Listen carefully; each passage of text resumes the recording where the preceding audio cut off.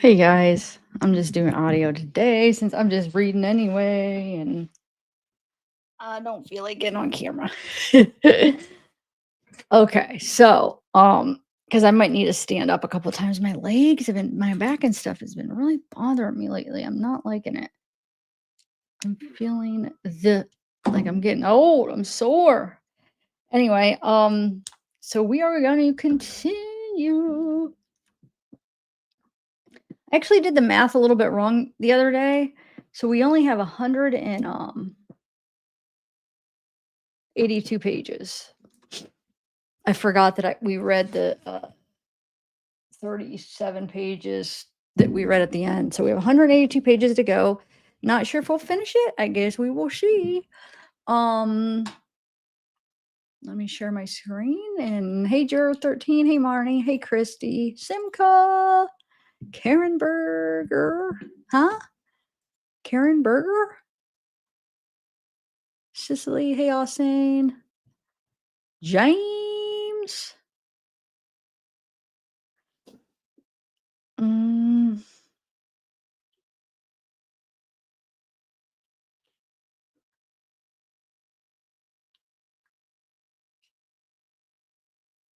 oh, he does? I actually haven't. I did see how they, Maddie and Ethan's parents are suing Moscow. You know what's crazy though? Okay, so I found that kind of odd. Not odd. I just found that kind of interesting. So, um, it was Kaylee's and Xana's families that were upset about the plea deal, right?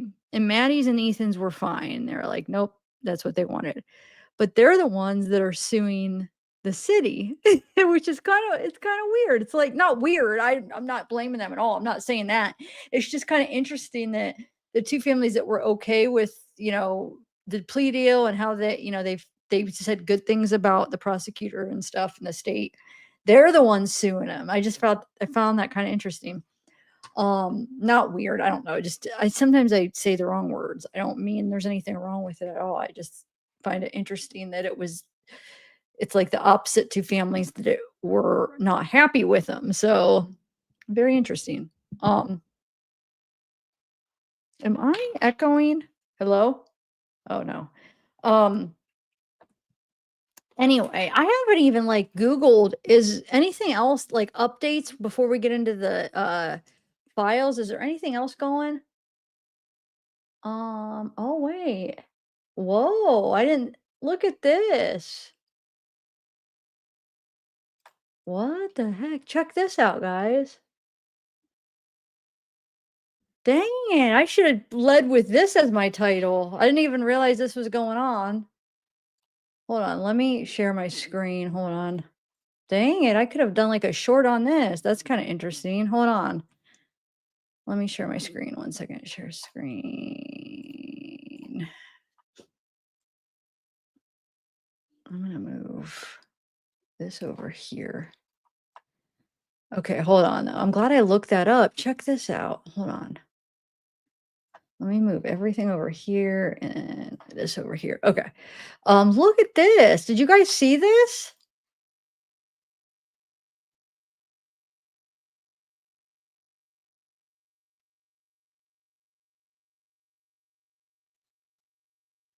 Oh, I see. I see. Look at this. What the heck? I did not know about this.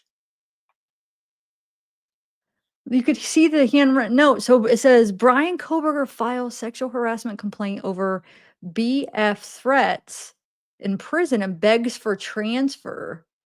Okay, so this says here, I could even make it bigger. I could actually read it, but if I'll make it bigger in case you guys can't. Oh, wait, hold on.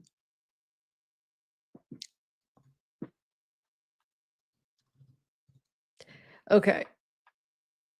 It says, as you can see his handwriting, because he has, I hate to say it, very similar handwriting to me. It says, as I continue the spy phase, I wish to discuss if I may be transferred to another AC SIG setting as B black. What? Not engaging in any of the recent something striking, flooding, striking, as well as being subject to, oh, this is hard to read. I guess I can't. Something by a minute by minute, subject to minute by minute verbal threats, harassment, and that are other bases. 2 of S block is an environment that I wish to transfer from if possible. I request transfer to B block immediately. I wish to speak with you soon. So, wait, hold on. I'm not engaging in any of the recent flooding, striking, as well as being subject to minute by minute verbal threats, harassment on that and other basis. Wow, he cannot speak English very well. Um, like that doesn't even, God, I thought Wade was a bad writer. Like that don't that's not even a proper sentence, is it? I mean, I guess these days nobody really speaks very good grammar or English anymore because we're all used to this internet, social media, texts. Like we don't need to do it. It's not important writing. I don't know. It's just they don't focus on that stuff anymore. So maybe, he's young. He's definitely younger than me. So I mean, maybe it's not a big issue, but they don't really, I don't think they focus that much on that in school anymore, but um definitely isn't very good at English. It was my least it was my I struggled with that. I mean, I did good because I had to work at it, but I was more of a science math person anyway too, but okay. Yeah, because it says verbal threats, harassment on that and other bases. What? I don't even know. But let me go back to where it says, I continue the spy phase. I wish to discuss if I may be transferred to another AC SIG setting as, so it says something as B block. Oh, B block. Okay, B block. Not engaging in, okay. Yeah. Wow. Okay. Bryan Kohberger submitting handwritten note begging prison officials to transfer him out of the J block. Oh, it says J block. Wow, that didn't look like a J, did it? That's supposed to be a J? No, I don't know. But anyway, um, out of J block at the Idaho Maximum Security Prison. 5 days later, he handed a note of concern to a guard in which he said he was being sexually oh, I don't believe it, by other inmates who were making threats such as telling him, I'll, well, yeah, you're in prison. Somebody that studied criminology and know, I mean, he should know the system. What the heck do you expect? That's been a thing for years that everybody knows. Prison is popular for that. You're in a cell long term. Some You're in a place where there's people that are going to spend the majority of their life and they all have these sexual urges. And what do? They just use each other. Sorry, buddy, that's the life. You chose that life when you killed 4 freaking people. You chose that life. That's a part of the life. Yeah, of course. Everybody probably gets threats, all the newbies and people like you. Wow, sorry, buddy. I hope they don't take that serious because I mean that's pretty typical, right? I mean that's what people joke about it. We hear about it. That's what everybody knows about it. Like, don't drop the soap. I mean, it's a joke, but it's because it comes from real stuff that happens. So I, sorry, bud, you're screwed.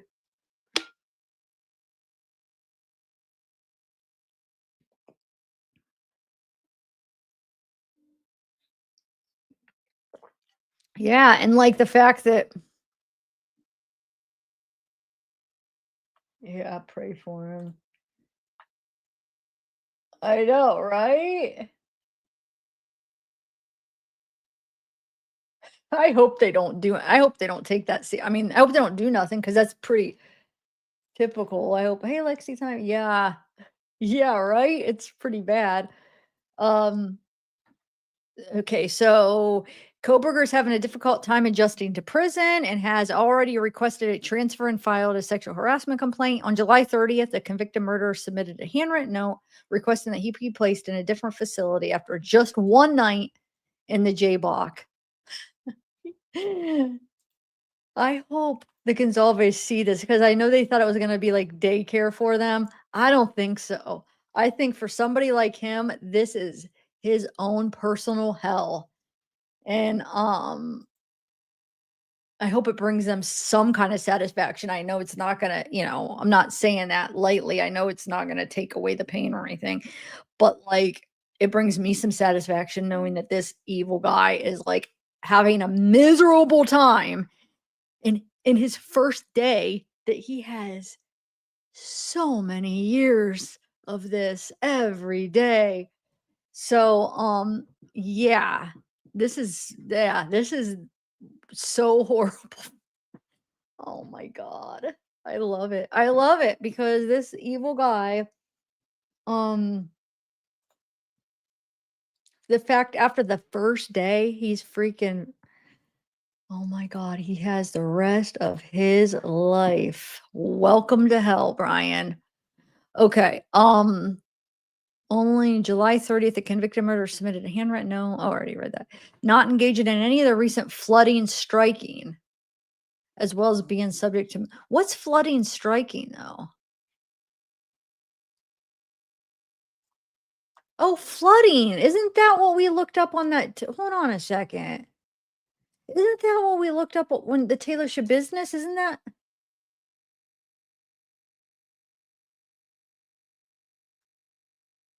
Wait, flooding. What is it in the prison talk type thing? It says in recent flooding, striking. When you Google it, bringing up like real floods. I'm trying to flooding. Oh, term in prison. Let me see. I have no idea what it means. Let me see if it. Yeah, that is. It is what. That is what I like. Thought that sounded familiar from Taylorship Business. They called it flooding when she was flushing the toilet. So in prison, flooding refers to inmates intentionally causing their cells to flood with water, typically by blocking the toilet and repeatedly flushing it. This act often a form of protest, a way to express frustration or dissatisfaction, or a tactic to gain attention or manipulate correctional officers. So they could do it for protest, for change of cell, for disruption, for attention seeking.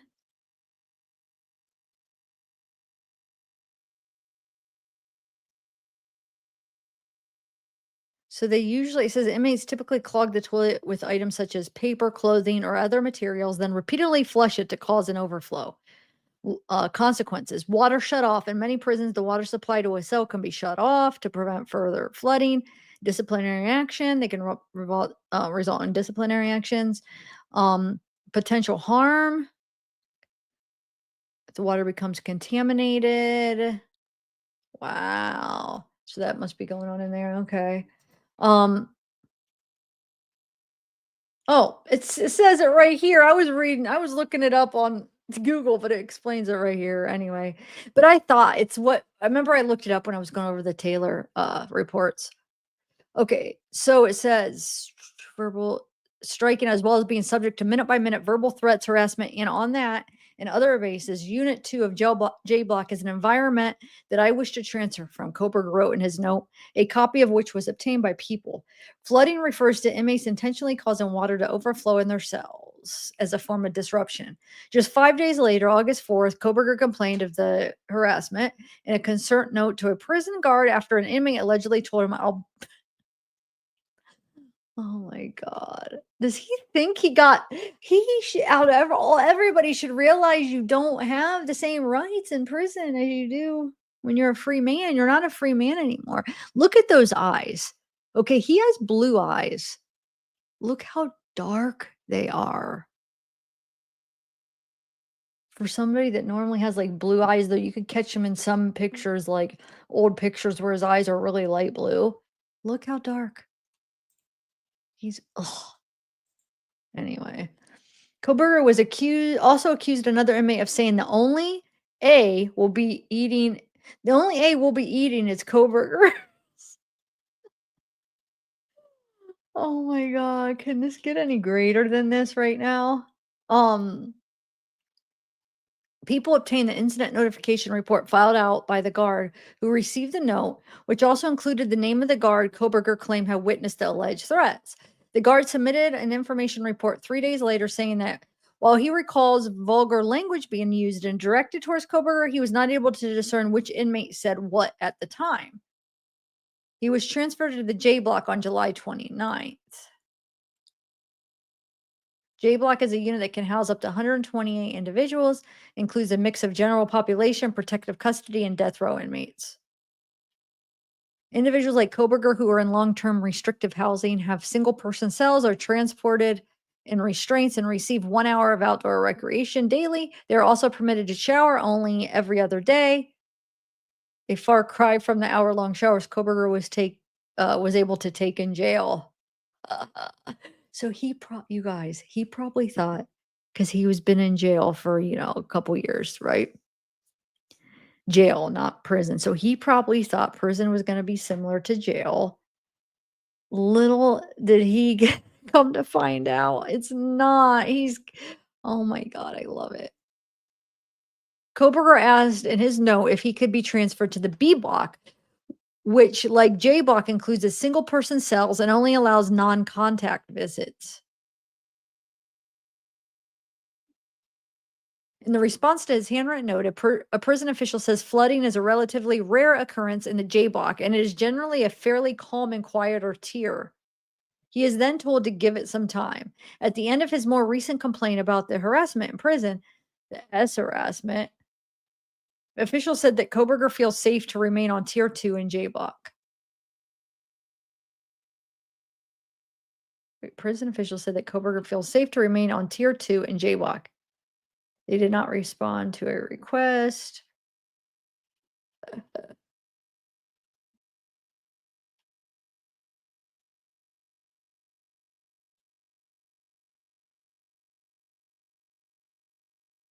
Coworker faced 13 formal complaints at Washington. Oh, yeah, we already read those. Okay.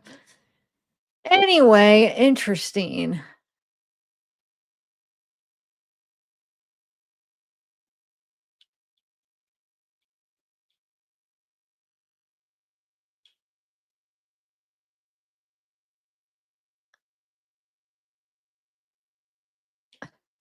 Oh no, prison isn't fun. What the did he expect? I hope every day is more miserable than the one before.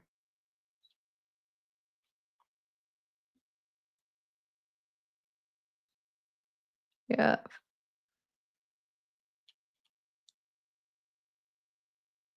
It just these kind of comments make me mad. Dude, we're in true crime. We talk about old cases. This is actually fairly new case. He just took a plea deal. No, all this new stuff's coming out, and when there's a new thing about it, we're in true crime. It's what we talk about. This is one of the biggest cases. So we're allowed to talk about it, buddy. It's just like people try to think they can control what people do with their channels or their media. Okay, so let me bring up the thanks. Hey, Delana.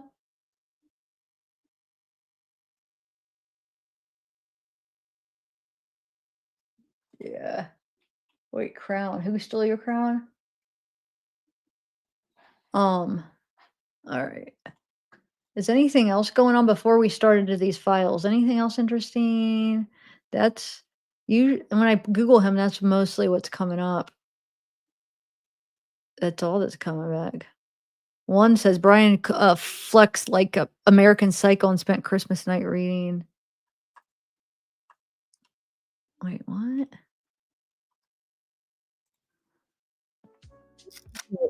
Investigators that interviews everywhere. Huh.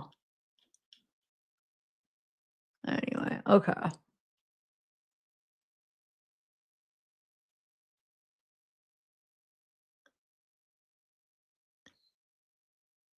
All right, let me bring up the okay.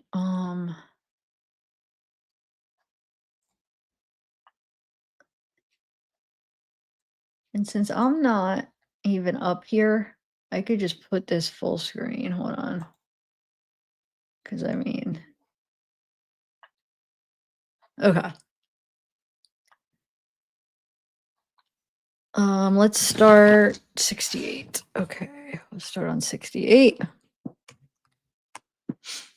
I figured, I was gonna like take a shower and, do a video, but it's like, out of all times, this is perfect time to take like, if you're not really feeling like it, all I'm doing is reading. You don't really need to see me. Most people just listen anyway on stuff like this when I'm like reading for like 4 hours at a time. Next one, I'll go on camera though.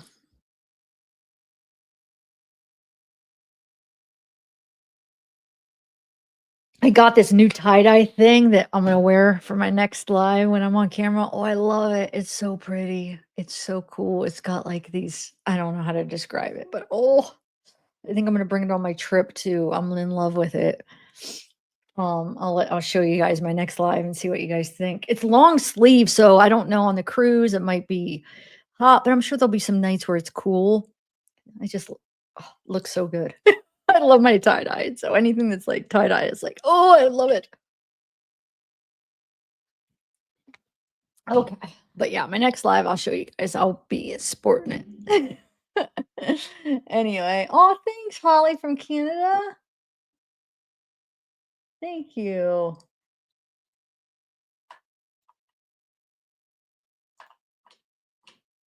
I appreciate that so much, so much. Okay, let's start. 68. So I think because I put, yeah.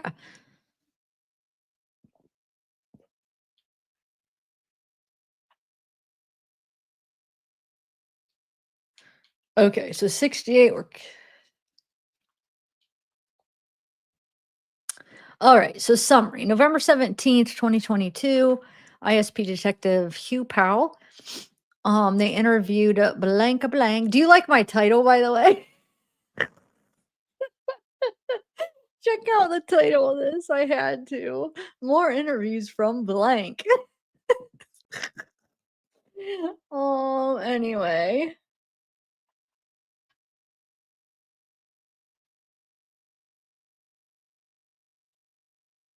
Wait, what? Oh, I know. I love being on camera too for you guys just because not the way that sounds, but because I feel like, I like to see somebody in the flesh, not in the flesh. In the flesh would be in person, huh? I like to see, like, I prefer to see the person, but like for something like this, I figured I don't really feel like it. I just feel like I don't know. I just figured since I'm reading, this would be a perfect time just to do audio anyway. I don't do it that often, but um, all right. So the interviews in reference to the murder of Madison. Okay, so they interviewed somebody. The interview took place in Pullman, Washington. Um, Blank is roommates and friends with Blank, aka Blank. Was seen with Madison at the Corner Club during the early morning hours of November 13th and were partners in a marketing project together.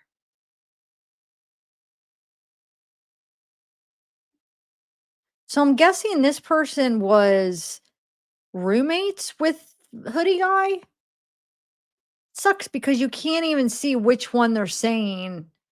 Like, not like even if we knew like one, even if they just labeled one as J, one as L, or just random letters, so we could see like which one are they saying was the roommate and which one was the person with them, so we could at least differentiate like who this person is without even knowing who they are. You know what I'm saying? Hopefully you're following me. But because they're all blank with nothing to show who's who, like you don't have a reference if they're saying that, okay, we see this, they're saying the person was with Maddie at the Corner Club, right? And then they're saying there's somebody as roommates and friends with blank, AKA blank. So I'm guessing since we already have an interview that we saw with Hoodie Guy, I'm guessing this they're saying that this person was the friend and roommates of Hoodie Guy, right?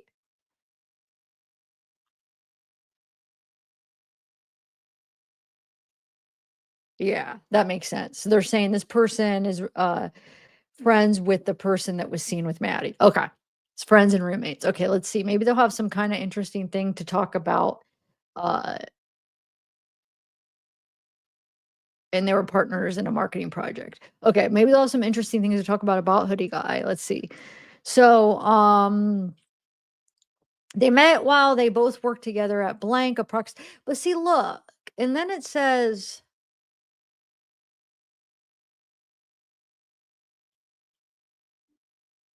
hold on a second. A minute summary narrative. Is this supposed to be the same thing? I'm guessing it's the same. Yeah. Okay, so they met while they both worked together at blank approximately 5 years ago. He has been roommates with blank on and off for the past couple of years, but mostly recently, a little less than a year. The other roommates in the house were blank and blank were a couple. He has never known blank to have a girlfriend since they have known each other, but knows of a former girlfriend named blank. But see, that's why I swear to God that the person was talking about Hoodie Guy before and said that they were he did have a girlfriend. Let me read this really quick again. Was seen with Maddie. Oh, at the corner club. Oh my God, I read that wrong. Forgive me. I read that wrong. I was reading that as the grub truck. And I was like, the only other person that was with Maddie at the grub truck was Kaylee. So never mind. This could be anybody. So basically, this opens the door to absolutely anybody that was roommates with somebody else ever and that basically had a roommate and a girlfriend once. I don't know. I mean, so take that back. This has nothing to do with Hoodie Eye. Okay, the other two roommates in the house were blank and blank and blank. Okay. He has never known blank to have a girlfriend since they have known each other, but others know of a former girlfriend named blank who he dated in high school. She now lives in Portland, Oregon. On November 12th, 2022, for approximately 9:30 to 10, he and blank went to Mingles after attending a dart tournament at the Moose Lodge. Shortly after 11, they left Mingles and went to the corner club. Both he and blank were drunk. He met a girl named blank out while at the club at 11:30 and did not see blank the rest of the night. He was unaware of who blank was talking or hanging out with at the club. Um, on November 13th, he got home around 1:24 a.m. and went to blank's room and saw he was passed out. He was surprised to see him home so early because he normally shuts down the bar. He has known blank to get flirty and handsy with girls when he gets drunk. He was unaware of blank being kicked out. There you go. Roommates of kicked out boy that we still what his name is. I swear, though, I knew his name back in the day, but I can't remember. And I don't think anybody has ever. I keep asking people if you remember, and nobody has informed me. I would probably have to go back to my old lives and listen to him because I think I am aware at one point what his name is, and I talk about him, but I cannot remember. It was a couple years ago. It was insignificant, really. It didn't pan out to be anybody, so it went out of my memory. Anyway, so this creepy guy though that got kicked out that was like all handsy and touchy and aggressive and coming on to girls and mad when they wouldn't respond. And then remember, didn't he ask somebody for their phone number and told him to give him his phone number and they wouldn't and he got mad or something. But anyway, he normally shuts down the bar, but he freaking got kicked out. This roommate does know he gets flirty and handsy with girls when he gets drunk. Sunday evening, they talked about the incident, and he remembers blank mentioning that he had a marketing class with one of the girls, Maddie. So that makes sense. So remember, Maddie is the one that was introducing him to the other girl that was there that did the interview, blank, blank number 28. So She said that she was at the bar, corner club, and she didn't know why Maddie was hanging out with him, and Maddie introduced him to her, and she was kinda confused because he was just like a jerk. But Maddie was kinda hanging out with him a little bit and introduced him to a girl, remember? That's this guy that got kicked, then he ultimately gets kicked out. So that makes sense. He had a class with Maddie, so she knew him, marketing class, and they did a project together. I think they set up a few, paragraphs up. So that's why he probably nobody else probably liked him or knew who he was. She knew him, kind of introduced him to people, and then he turned into a creep. At approximately 1:39 p.m., we concluded the interview. Okay.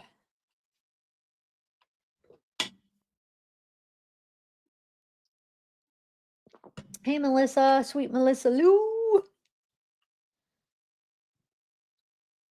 Okay. So on December 1st, Detective Snell obtained two CDs and receipts associated with November 9th purchase conducted by Kaylee Jade Gonzalez.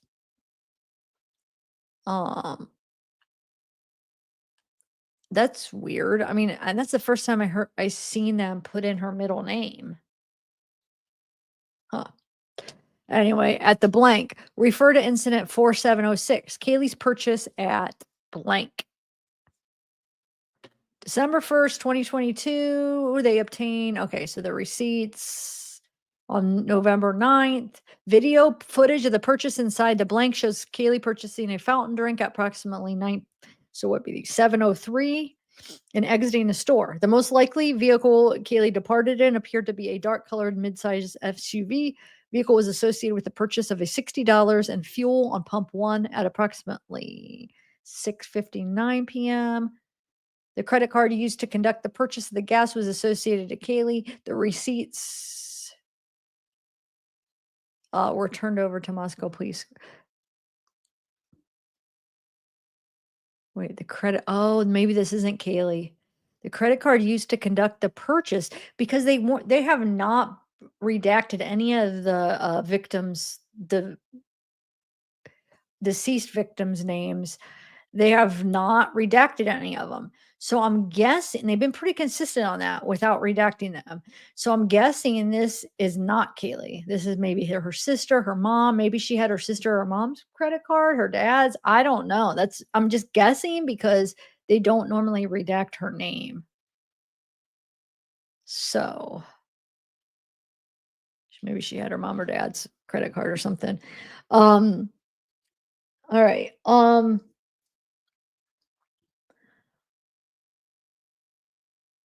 So we have detective was requested to utilize a small unmanned aircraft system to photograph the exterior of the residence and surrounding neighborhood located at 1122 King Road in relation to the homicide investigation. On November 18th, so that was November 18th,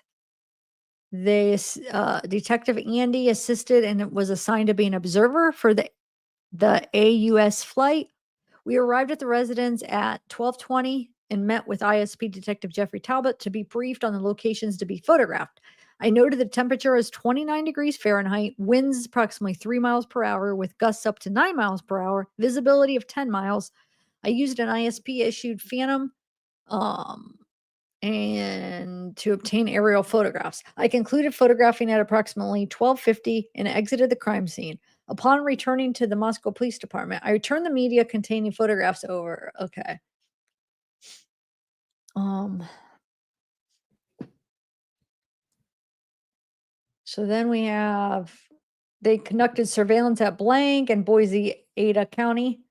Surveillance operation was conducted on a potential homicide suspect identified as wow, they did do a another surveillance operation. Who do we know lives in Boise? Maddie's boyfriend is from Boise. I'm wondering if that's who they were doing a surveillance on because we all know from studying true crime the first people they have to clear are the significant others, the boyfriends, the ones closest to them. And huh. Yeah. All right. So they conducted a surveillance at approximately 11:55. Surveillance units set up around the residence. The detective Pohanka observed three vehicles parked at the residence. The following vehicles were observed: so a silver something and a white something. Silver car, white car. The silver one was registered to someone. At 5:43, the detective Pohanka observed an individual believed to be, I'm guessing it's Maddie's boyfriend, Jake, leave the residence in the silver, took multiple routes in a random manner. The routes ultimately took surveillance units in multiple circles around Boise. At 6:32, Detective Pohanka observes him return to his house on Blank Drive. At approximately 8:11, detective observes an individual believed to be blank leave the residence. The surveillance units followed him to a gas station and they observed what appeared to be something go into the gas station, or they appeared to be this person going to the gas station. At 8:23, he left the gas station, drove to a residence near some street in Boise, and parked on the street. He did not get out of the vehicle. At 8:30, Sergeant observed an individual get into the blank with him. So obviously he was going to pick up somebody. So there's somebody got into the car with him and they left together. At 8:36, Blank and his passenger arrived back at the same gas station on Blank. They observed Blank and the passenger exit the vehicle and go into the gas station. At 8:41, Blank and his passenger left the Blank. At approximately 8:46, the surveillance units follows him to an apartment complex near the intersection, and all occupants of the vehicle got out and went into the complex. At 9:30, surveillance ended. On December 4th, Idaho State Police detectives set up a surveillance on blank in Boise, Idaho. Is it the same person or a different person? I don't know. At 3:44, I'm guessing it's the same person. I don't know. Let's see. Detective Pahanko observed an individual believed to be blank leave with his mom in the blank surveillance in the blank. Blank surveillance units followed them to blank and located at blank. I just spit. Oh my god. All these blanks. Okay, Idaho State Police Detective Sergeant Hopkins followed Blank inside and attempted to positively identify him. They identified someone who looked like Blank, but later was identified to be Blank's brother. That reminds me of that one case. Remember, they accidentally picked up his brother. It was at the Columbine shooting. He had his brother's ID. I don't know why that made me think of that because they just accidentally thought he was his brother. That's the reason, I guess. But anyway, at approximately 4:17, Blank and his mother arrived back at their house. Let me take a sip of this really quick.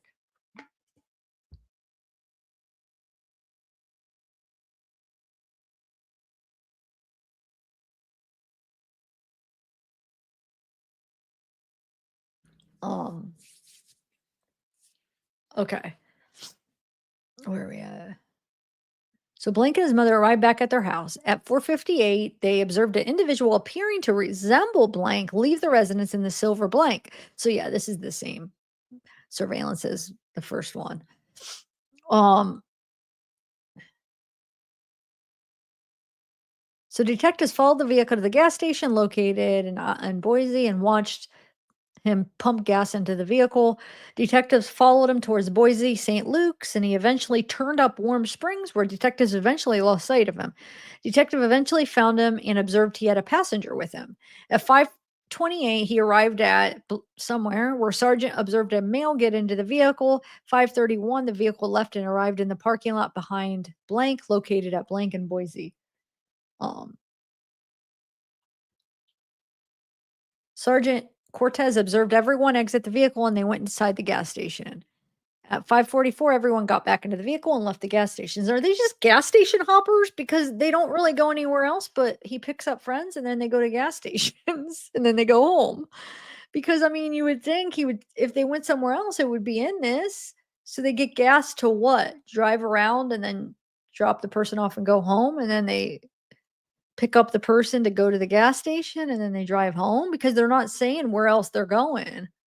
Um, Anyway, they got back into the vehicle and left the gas station. Okay. So at approximately 5:48, detectives followed him to a house located in Blank and Boise, where all occupants went inside. At 7:30, surveillance ended. On November 18th, Detective Richard Alderson was assigned tip 0247. I conducted the investigation into this tip, and the information gathered from this was relayed to the lead investigator. Um, According to this tip, Anne Blank, date of birth 1991, had supposedly exhibited stalking behavior and an extreme fascination with females in the past at blank. According to the tip, Blank changed his name to Blank. Whoa. It was a longer blank. He changed it from a shorter blank to a longer blank. Oh my God. ISP Detective Henley and I attempted to call the person providing the tip. That's true, Holly. Good point. I didn't think about that. I mean, it could be. They attempted. Wait, where am I calling? Or where am I going? Okay. They. Okay, Detective Henley and I attempted to call the person providing the tip, but she did not answer the phone. We went to blank to see if anyone else had knowledge of blank or blank. The manager and worker did recall blank, and they recall observing blank stalking behavior firsthand. Wow. They did not have any further knowledge of him and beyond these events. So, yeah, at whatever their place. Okay. They also told us about a college age male and female who had come into the store asking for a K bar. And then immediately after learning that blank didn't carry them. eh, Oh, they left after realizing that they didn't carry them. Okay. Detective Henley took over the task of acquiring the video of this incident. Detective Henley and I went to Blank's current employer, Blank, to see if she was working. She was not there. Detective Henley and I went to Blank, which was supposedly Blank's last place of employment. She was no longer employed there. And when we talked to the owner of Blank, he claimed he did not know of a Blank. When we asked if he knew anyone named Blank, he said yes and explained that Blank had worked for him approximately 2 months before terminating his employment because of his awkward social interactions with customers. He was not aware of any violent tendencies or stalking encounters from him. According to Blank, he was just simply an odd guy with awkward social skills. So probably according to him, or maybe his friend, a girl, I don't know.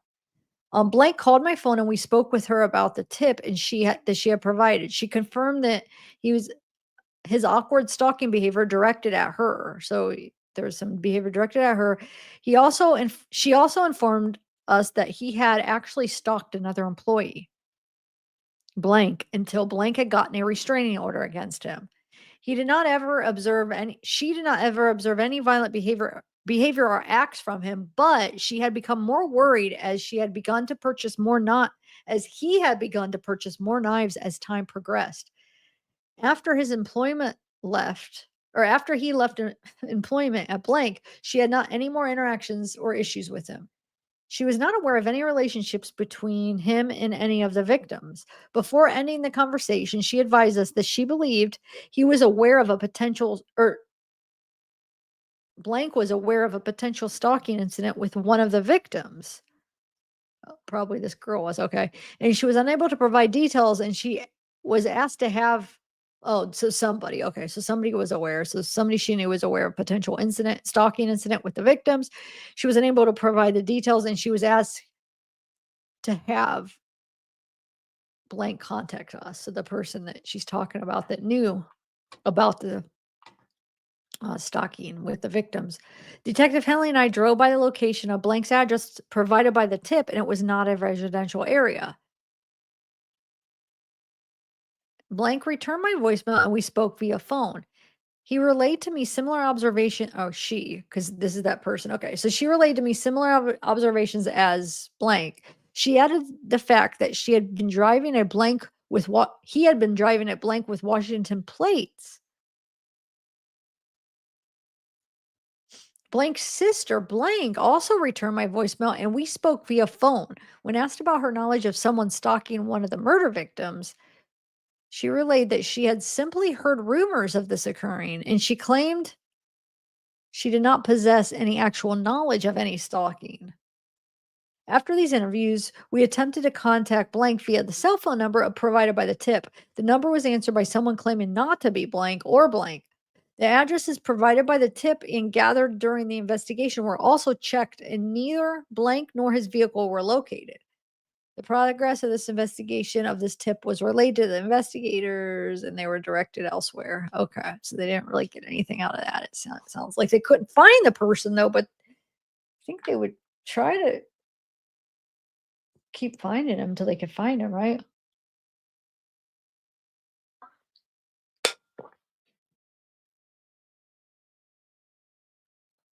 Okay. Now we have incidents 2228 and 2170. These are tips that were assigned to Detective Mark Hewlett on November 25th. On November 26th, I, Detective Mark, spoke with blank. Blank. The phone call occurred around 11:08 a.m. His phone number is blank. Had submitted a tip regarding a man she had met on Tinder. She told me that she had met 2 times with this person or blank. So these are fictitious names at her apartment in Spokane, Washington. She advised that both meetings were short in duration. She advised that the male she had met with was the same male as the male in the photos that she had submitted with her tip. She advised that apart from her tip, she didn't have any further information that wasn't mentioned. I asked her if she believed that the male could have some behavioral or mental issues. She told me that the male seemed very sound and very intelligent. She advised that the last time she had met with the male was Tuesday, November 22nd. Kelly advised that the male had told her that he owns a blank. No incident. 2170 was the tip that Spokane police officer Addicts called in regarding blank after he spoke with her. I advised Detective Schweck of this information and these incidents at my level are closed. And these incidents at my level are closed. Further interviews will take place in person. The original tip papers for the above tips were left with Idaho State Police. Tip papers contain Blank's personal information. Detective Schweck advised that the tip papers would be passed to the in-person interviewer.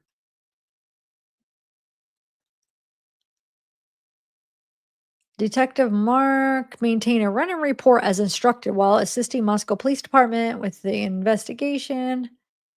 On November 25th, Detective Mark, was issued Incident 2228, Incident 2216.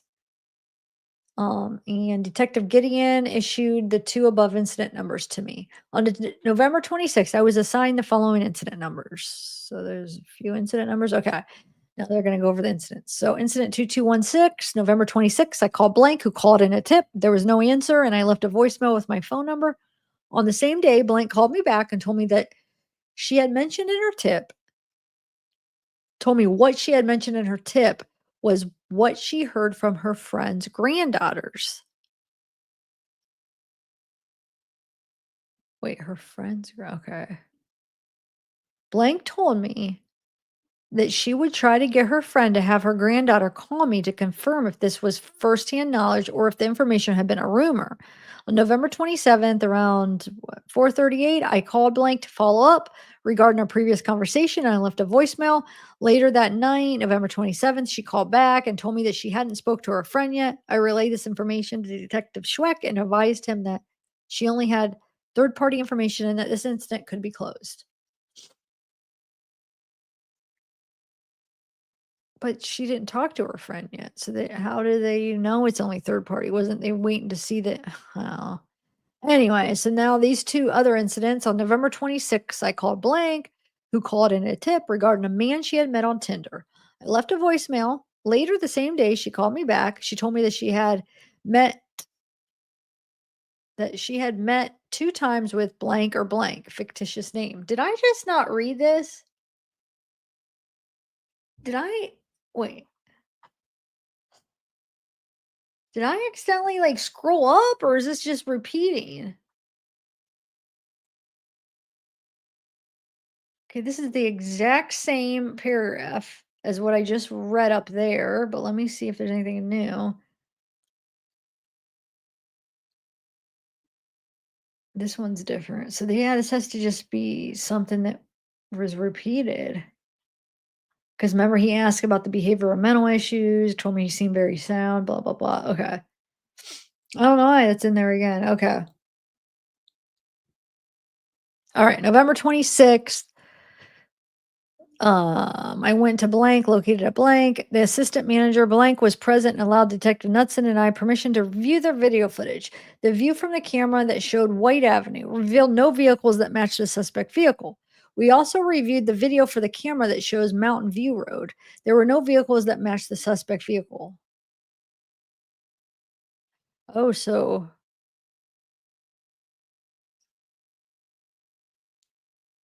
v- video footage for what though? Video footage. I don't know.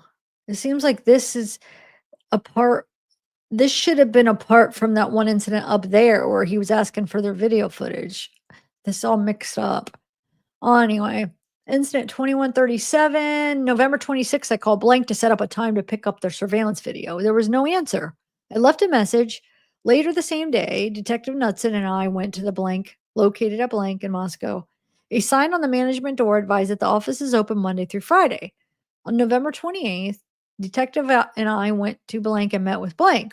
We looked at the only camera at the front of the store.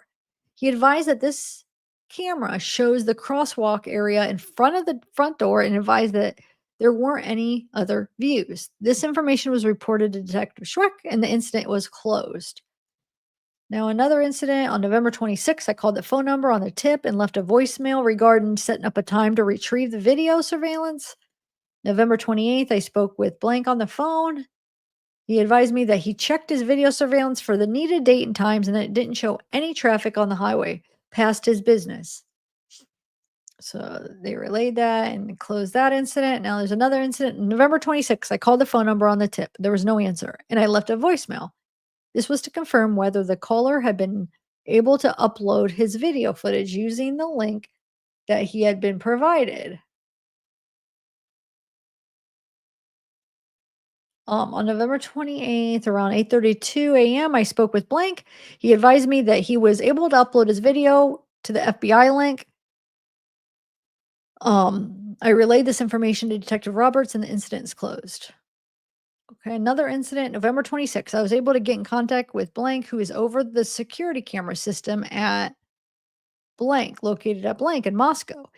He advised me that he will contact the store and let them know that that we would be coming to look at the video footage. Detective Knudsen and I went to blank. We were advised that they were unable to log into their program to come back Monday to get the video footage. On November 28th, they went back and we met with blank, the store manager. She allowed us to look at the video surveillance. I downloaded two small videos of the passenger cars that were driving north, turned the USB driver over to Detective Schreck, and the incident was closed.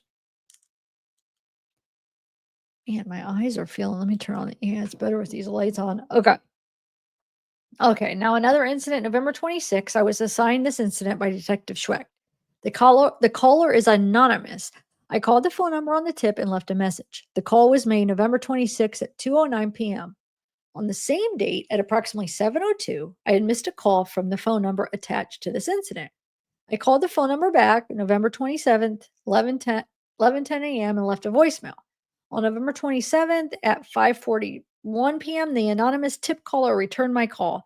This person advised that she was very close to the victims and survivors and that she had previously been at the residence the homicide occurred at, but left prior to.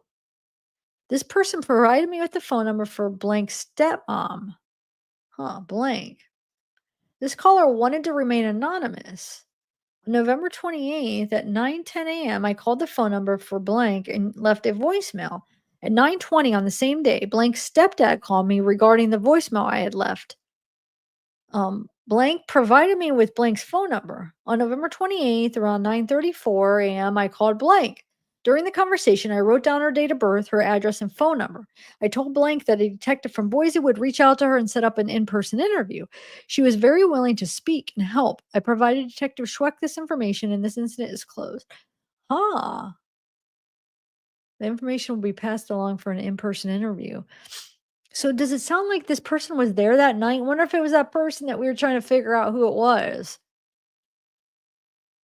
November 26th, I was assigned this incident because remember where it said Xana's friend stopped over, somebody to meet with Xana that night and left before the incident or whatever. Now, this person's saying that she was previously at their residence, wait, they were close to the victims and survivors and had previously been at the residence the homicides occurred at, but left prior to. Like, that's so weird. Okay,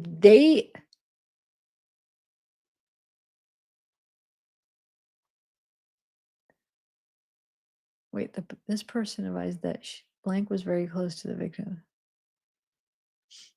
So, wait, this person's saying that she was really close to the victims, or she's given a name of somebody that was really close and was there that day previously. I don't know. But the weird thing is, then she gives the phone number for her blank stepmom. Oh, okay. So I bet you the person that was there, stepmom. I don't know. Anyway, November 26th, I was assigned the incident by Detective Schweck. This tip is regarding blank. A photo of a male with a beard was at the Grubhub in Moscow around the approximate time that the victims were also at the Grubhub. I think I know which guy, that guy with the beard. Well, yeah, it's the guy with the beard and the sweater, I think maybe they're talking about. The male in the photo had a large knife on his hip. On November 27th at 11:40 a.m., Detective Knudsen and I conducted an interview with Blank at his residence in Pullman, Washington. During the interview, he advised that he had interviewed for a job at Blank on November 9th and hadn't been back to Blank since. Blank advised that he doesn't go out to bars, and when asked about the Grubhub,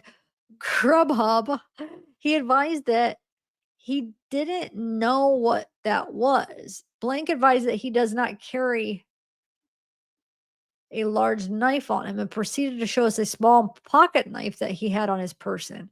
He advised that he had a few other larger collection knives. I saw two of the knives that he had on his person. He advised that he had a few other large collection knives. I saw two of the knives and oh sorry, I think I repeated it. I saw two of the knives and Blank advised that the other one was a sword. He is approximately blank and around blank plus pounds. He was not a match for the person who was in the Grubhub photos. I reported this information to Detective Schweck that blank was not a match of the male in the photo and that he did not match the description of the suspect. This incident was closed. Who's the suspect at this time? That's weird because Bryan wasn't the suspect at the time, right? So he did not match the description of the suspect? Are they just talking about the suspect of the photo? 'Cause, I mean, it says was not a match to the male in the photo, okay, and that he did not match the description of the suspect. So who was their suspect at that time? Huh.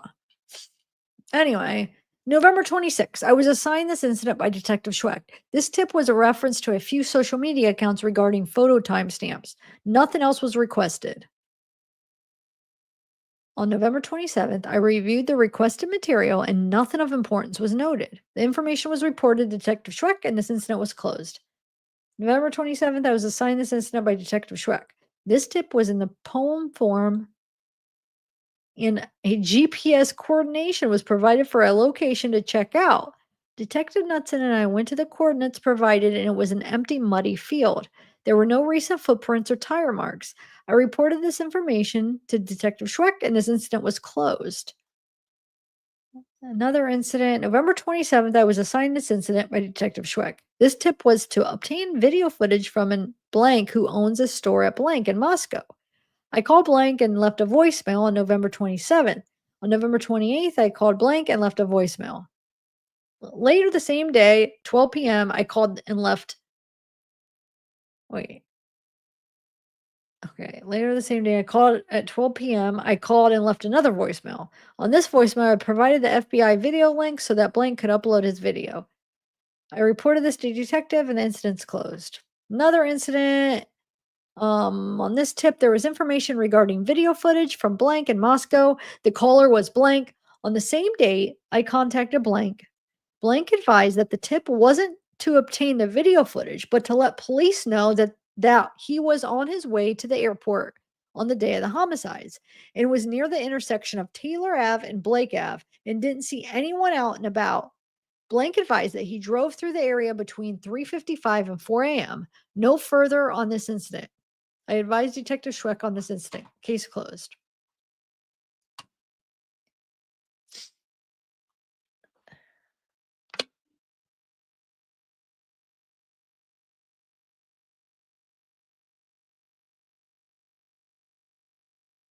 Ah, James, good point. I see. You're right. It might be that. You're right. That could be it.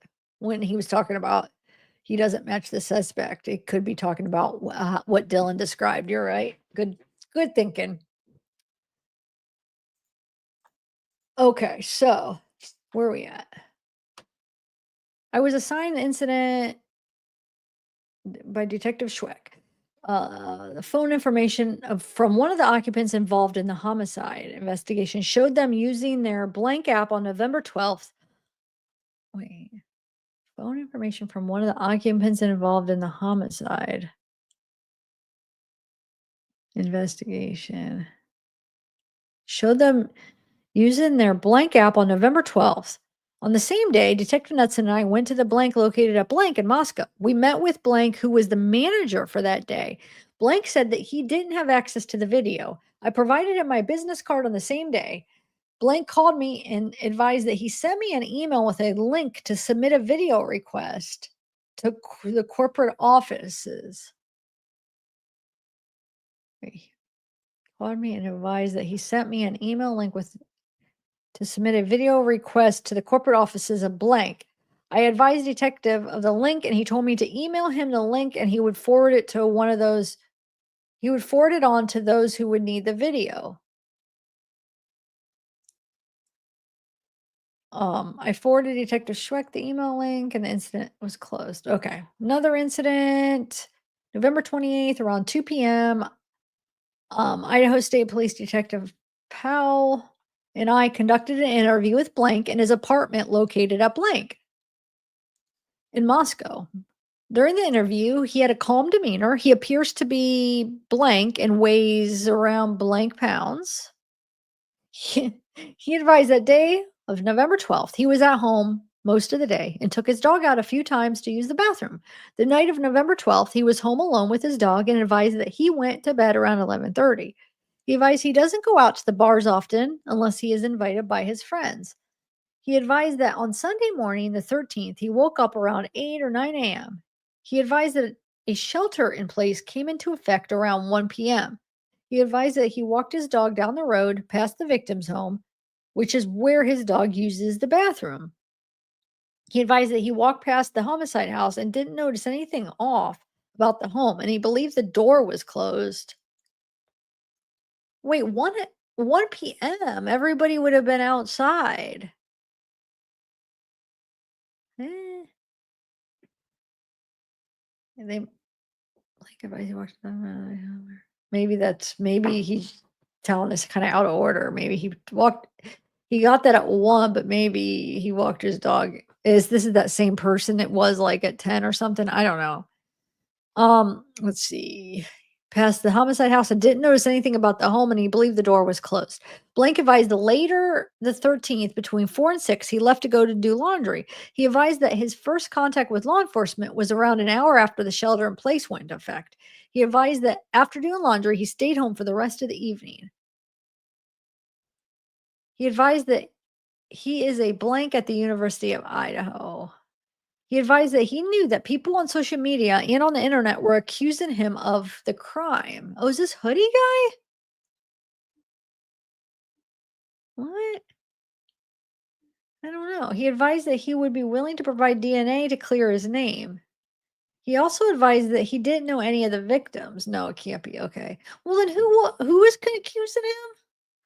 Let's if it's the dude, the chef, the cook guy, because I'm waiting to see if I could I know it's gonna blank out his name, but I was waiting to see if there's any hints of somebody that seemed like, I think his initials IM or I his name begins with an I. I know his name, but I'm gonna dox him, I guess, but I don't know. I mean, I could bring up old interviews, people interviewed him and stuff.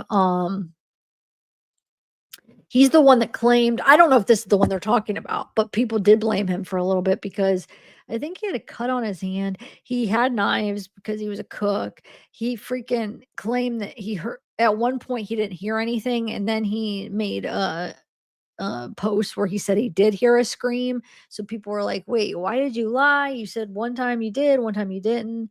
So it was just I'm trying to hold on, let me see something. It was just like inconsistency stuff. So people were suspecting, but I don't know. I wouldn't have guessed that's who they were talking about here. So I don't who else did they accuse? I know Hoodie Guy was in the hot spot at one point. This guy or um his name was Enan, or I think is how you say it. He was the cook. He was in the hot spot at one time where people thought he was, and then of course the boyfriend and ex-boyfriend. So I don't. Who can this be? Hold on one second. It could be Enan. I'm trying to find something real quick. Just give me a minute on my phone. Shoot, I deleted it. Dang it! I had a thing where but I do, I have old videos. I have a couple old interviews with him. Do you guys remember him? He did like those light didn't he throw like fire thrower or whatever and those sticks or whatever? Um, I think it was Harsh, Enan Harsh or Enan. I think his initials were IH, wasn't it? Anyway, is that who do you guys think that's who that they're talking about here? Because who else did they blame? I can't think of anybody else. Yes, that's correct. You are correct, Jer. Okay, so where are we at? Because, like I said, this can't be Hoodie Guy because he does know Maddie. This person saying he doesn't know any of them. That Enan guy would fit that part because Enan didn't know any of them. Um, let me see here. No, hold on.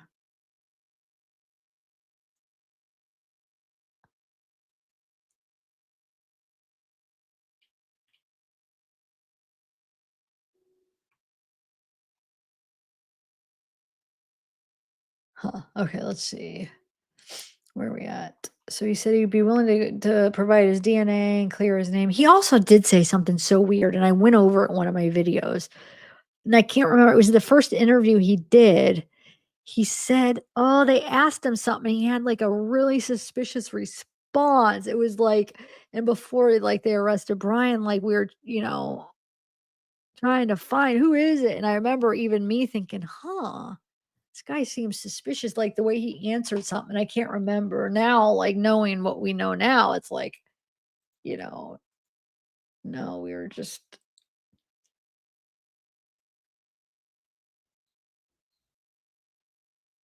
okay. So let me just continue here. Um, So I guess it says, okay, so Blank advised that he knew that people on social media on the internet were accusing him of the crime. He advised that he would be willing to provide DNA to clear his name. He also advised that he didn't know any of the victims. On 12/5, I downloaded the recording and copied it onto a CD. On or about November 29th, Schweck forwarded an email to Detective Edgley regarding Blank's employees who were potentially working the night of November 12th.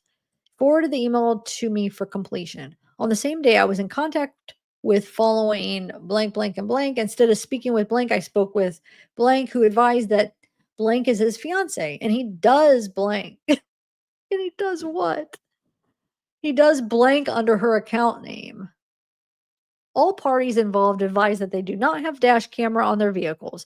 All further advised that none were in the area at or around the time of the incident.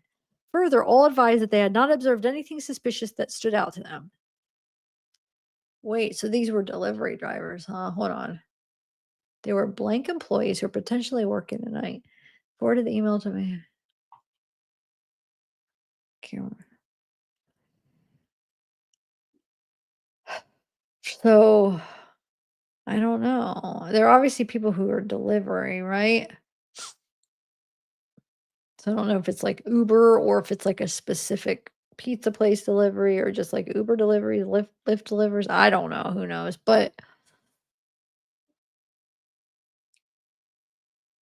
Okay, another incident, November 30th, 10:05 a.m. I spoke with blank to inquire if any of the blanks had dash cameras. Blank told me that there aren't any dash cameras on the vehicles. So it would be like more of a probably somebody that supplies their own vehicles, not like a Uber or Lyft, because that would be their own vehicles. They wouldn't personal vehicles, they wouldn't know if anybody has dash cameras, right? Who do you think they're talking about here? Like a delivery service place? Anyway, Blank further advised that due to short staffing, the area where the homicides took place and the neighborhood around that area hadn't had a blank for around 3 months. Hadn't had a what?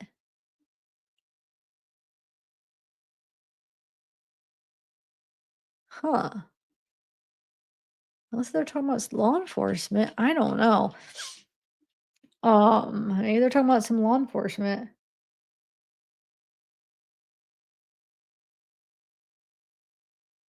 Oh, maybe. But this guy, no, then this guy said he would give his DNA. So then it can't be. Because look, wait, didn't he just say, I'll give my DNA? Said advised that he would be willing to provide DNA sample to clear his name. I don't know. Okay. So now we got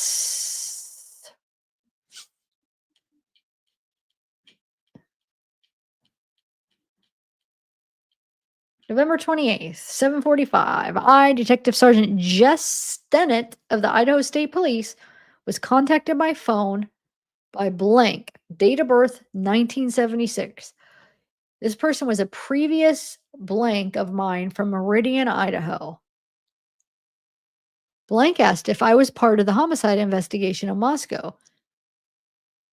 He asked because he had received a phone call from a person who claimed to be with the FBI.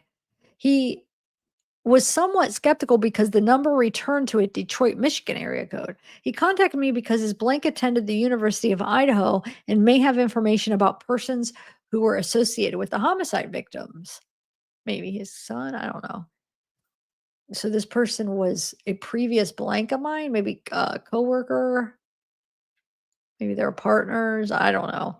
Anyway, so blank asked if I could reach out to his blank date of birth 2002. So it could be his son, his daughter, his nephew, his niece, somebody younger that attended the college. Okay. Um, and talk to her about what information she may have. So it's a girl. December 2nd at 11:05, the Detective Tolson and I conducted a recorded telephone interview with blank. Blank was attending university and was living in Moscow. She was the blank of her sorority, blank. She was classmates with Xana. She was not close to Xana, but knew her primarily through her ex-boyfriend, blank. So I wonder if she's saying through Xana's ex-boyfriend or through this person's ex-boyfriend. Anyway, last year while she was dating blank, she would visit, yeah, then it would be her ex-boyfriend, because while she was dating blank, she would visit Xana's old apartment on a weekly basis. She still saw Xana around campus in town, but she did not hang out with her like she previously did. She did not go to the current apartment 1122 because she was there on a regular because blank was there on a regular basis, so probably her ex. She added blank was a member of the blank fraternity. She described seeing Ethan at the old apartment when she was there with blank last year. So, like, when she was there with her ex, Ethan was probably there with Xana. Okay. She did not believe Xana or Ethan were officially dating at the time. Okay. So they were just probably getting to know each other, friends. Yeah, maybe. Some place company that had their own cars. Blank did not know any person Xana was dating last year. She did know one of Blank's friends and fraternity brothers had a crush on Xana. So one of her exes, I bet that what it was, had a crush on Xana. The individual's name was blank. She was not aware of anyone stalking or having issues with Xana. She was not close to Ethan. She knew him from last year while she would visit at the old apartment with blank. She primarily saw Ethan at blank parties. She did not know Madison or Kaylee very well. She described going to Maddie's house one time last year. She reiterated she didn't go to the new apartment because blank would go there frequently. She knew, so by the time her and her ex broke up, they hadn't been at, so what she's saying is like they weren't even at 1122 King Street when her and her ex were together. So by the time they broke up, I mean, I'm saying that backwards. By the time these girls moved into this King Street road, her and her ex were already broke up. So she never went to that house because her ex would hang out there, is what she's saying. Okay. She knew blank through her roommate who played blank with blank. Oh my god. She saw her at parties but did not have a relationship with her. So that's probably um I'm guessing since they don't block out Kaylee or Maddie's name, I'm guessing this is one of either Dylan or Bethany, right? Anyway, she saw her at parties but did not have a relationship with her. She described blank last year. Uh, Blank expressed concern because she had seen blank at parties. She did not know blank personally. She did not know her sorority sister blank. She described blank and blank being close friends. Oh my lord. She knew blank, date of birth 2002, from hanging out last year at the old apartment, but did not know much about her. So probably the other roommate, the one that she's not talking about here, if that makes sense. This is what I'm guessing. This one up here, she's saying,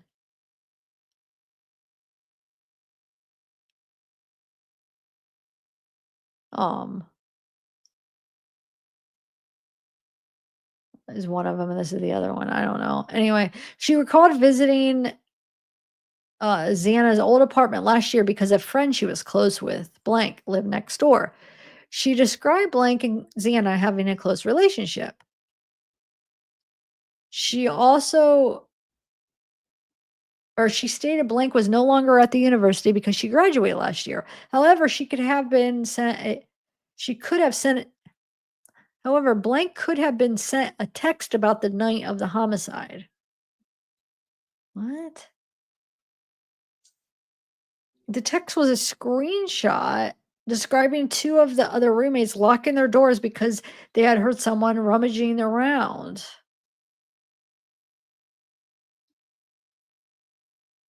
Huh. So it says could have been sent a text, but this doesn't even make sense. It has to be a mistype or something. Because then it said, and then it sounds like she did send a text because she knew exactly what was said, describing two of the roommates locking their doors, huh? Blank detailed the day of November 12th.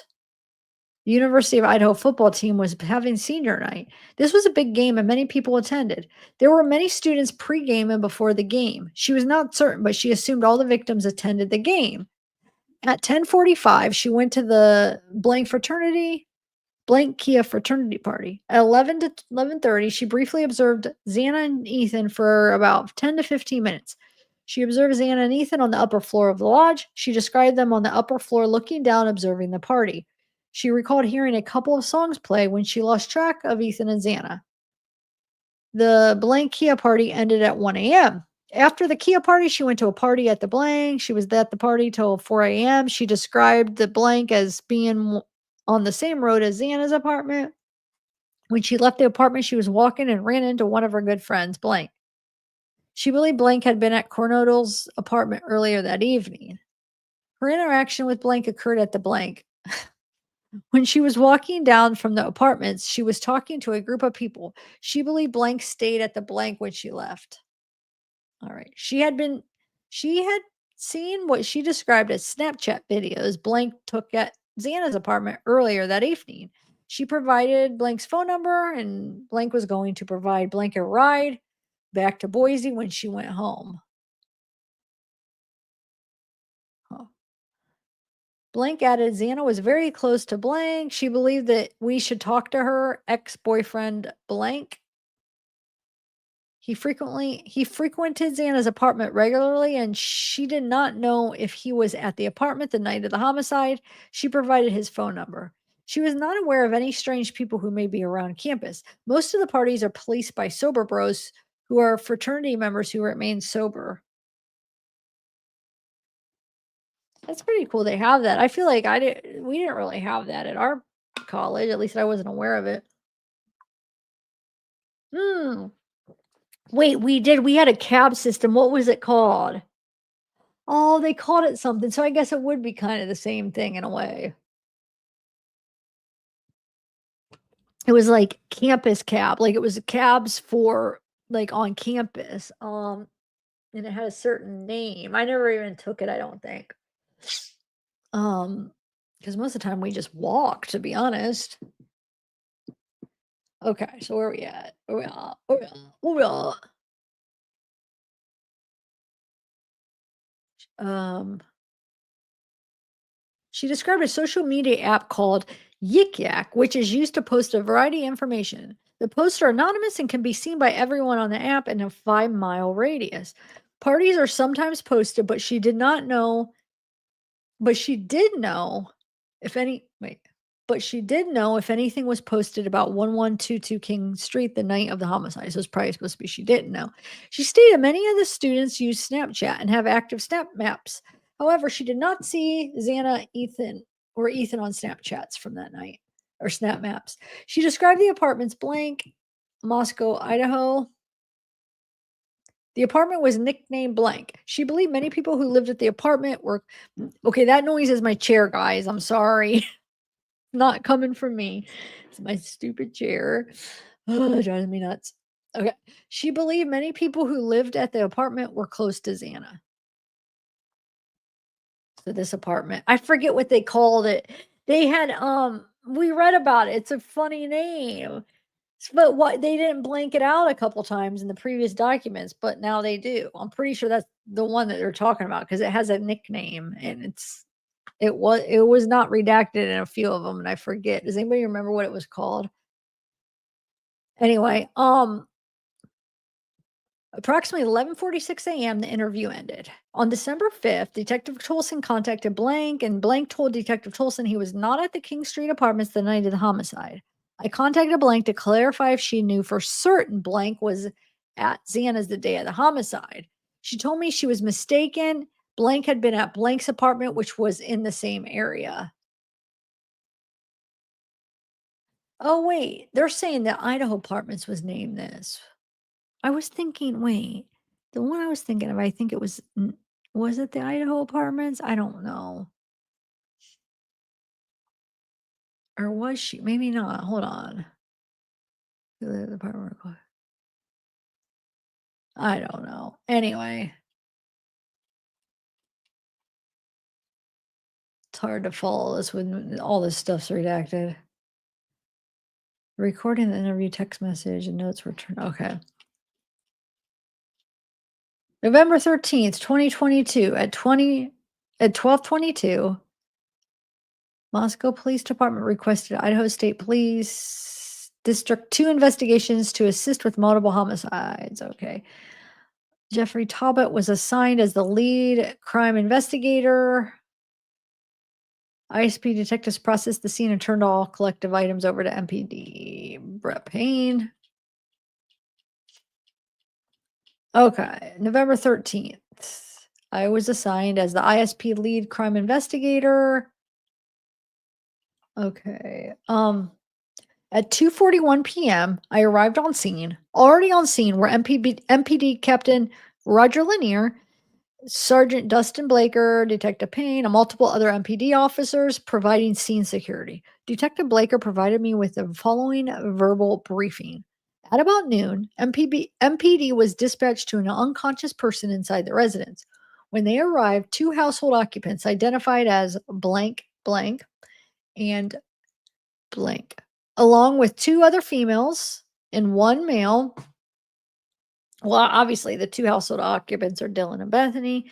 and then along with two other females and one male were outside the residence. The male, identified as blank, stated when he had entered the house, he grabbed a knife from the kitchen and cleared the first and second floors. He then placed the knife on a table inside the living room. When officers entered the house, they found two deceased residents, Xana and Ethan, inside a bedroom on the second floor.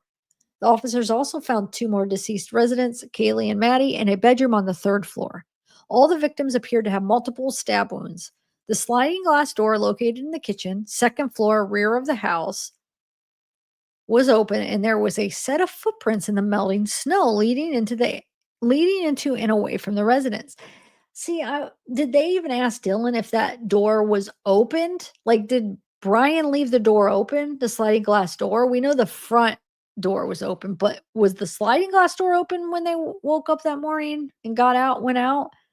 They might not even know because they might not even have checked. They might have just called their friends over, had them left in the front door. Then by that time, people were coming in and out of the house a little bit. So by the time the cops might not know if who left the door open. Maddie or the two roommates might not even know if it was open because they might not even have went and looked. I feel like they didn't even check. So does anybody know if it was left open, the glass door? Like that night? I don't think anybody knows. Because how could cops know for sure? Because when they got there, people were already in the house, and then how would Dylan and Bethany know? Because I don't think they were too scared to go over there. Anyway, because what I'm saying is even if when the cops come, that door was open, it doesn't mean that it was open that night. Anyway.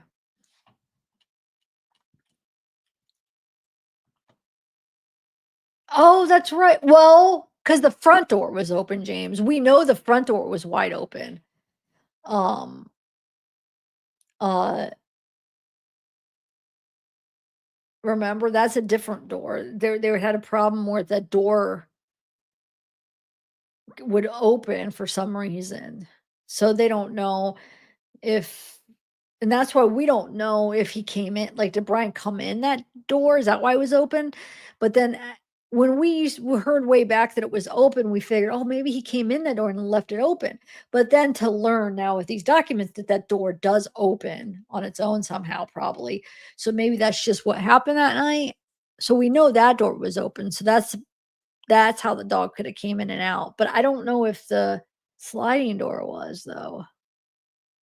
No, I know, but juror, we don't that doesn't mean anything though, because what if it was one of the friends?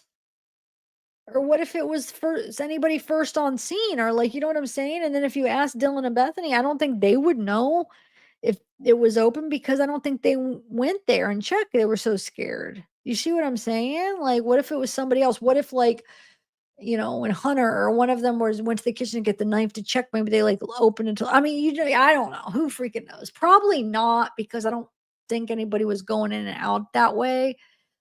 But I don't know. That's what I'm saying. Just because one of the people saw it open when they first got there, was it the first person on scene? Because was the Moscow police the first person that got there? Yeah, I think it was, huh?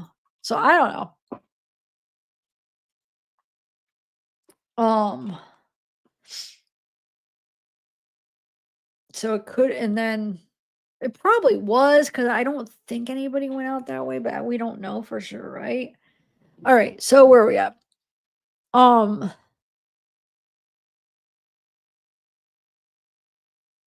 that's kind of crazy that I think so. Like when he left, he just maybe just walked out and didn't shut the door.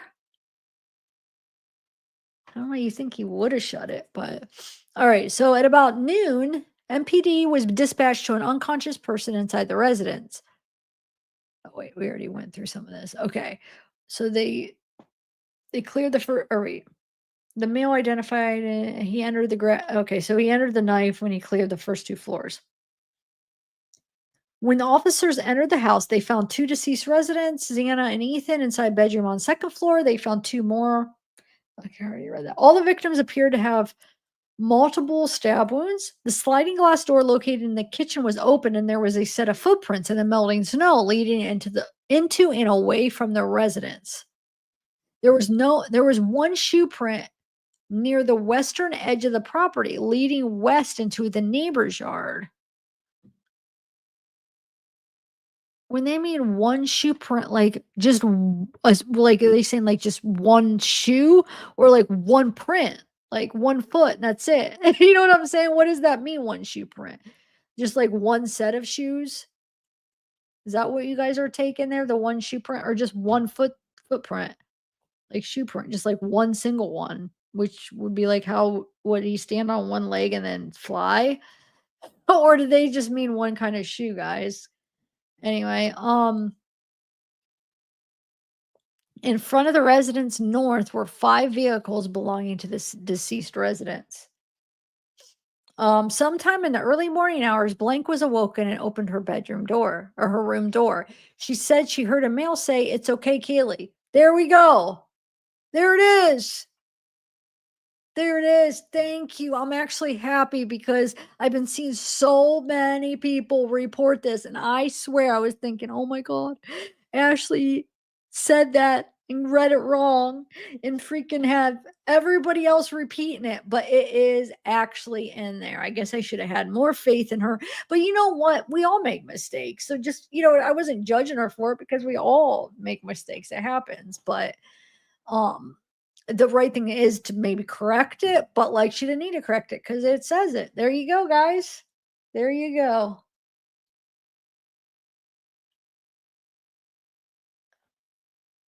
Um, it's okay, Kaylee. That's where it came from. I'm here for you and crying. She then shut her door. A short while later, she opened her door again and saw someone 5'10", approximate 5'10" inches tall. Um,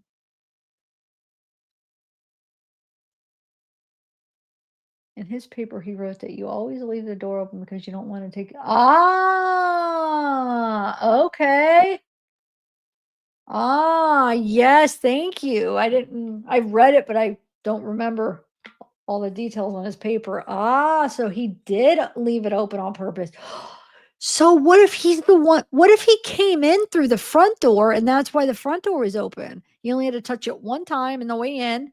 Doesn't need to go, but then you would think he would go out that way too, because then only has to doesn't even have to touch another door. But he did get kind of off whatever because of I think, he got confronted by Kate Xana, so plans changed.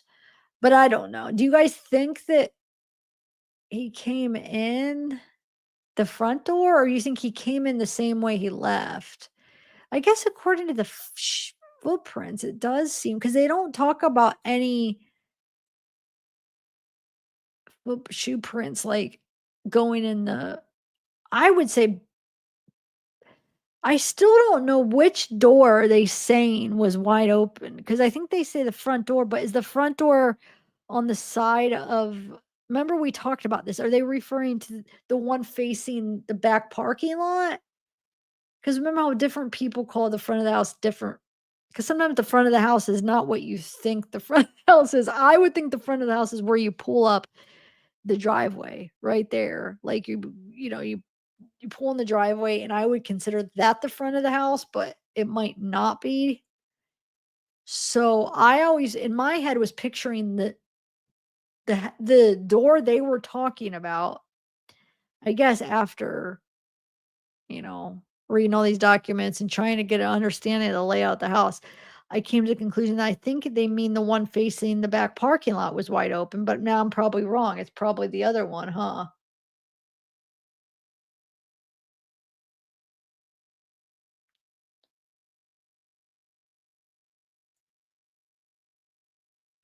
No, I know. What I'm asking is what door was wide open? I know I guess the sliding glass door supposedly, well, I mean, not I shouldn't say supposedly the cops when they came, that door is open. But when the person said, I think did they describe it as the front door wide open? I don't know. They described one of the doors as wide open, right? I was not the sliding door, but one of the other doors, right? I don't know. Maybe it was the front. Like, was it what I'm asking, was it the one where you pull up and driveway or was in behind? Because that actually probably is pretty important because if it was the one where you pull up where the driveway, I don't think that would have been Brian. I don't think he definitely wouldn't have came in that way. But I do think he could have came in the other way. So I don't know.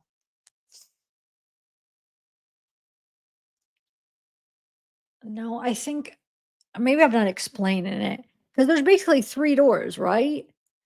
Isn't there two doors, like regular doors, and then there's the sliding door?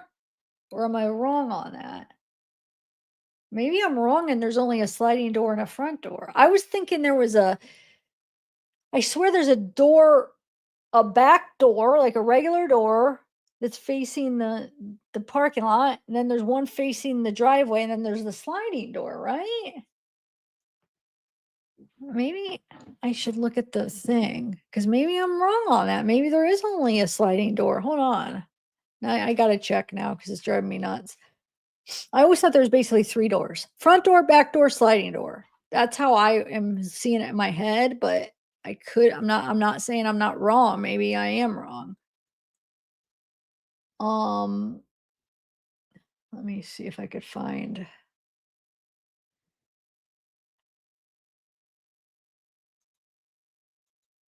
Oh, you know what? Real quick, I know where I could do. I can do that. My thing's frozen.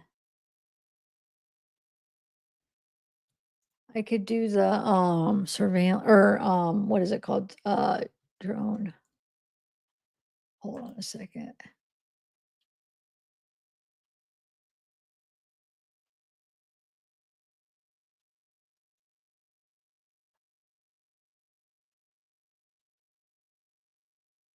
Is that?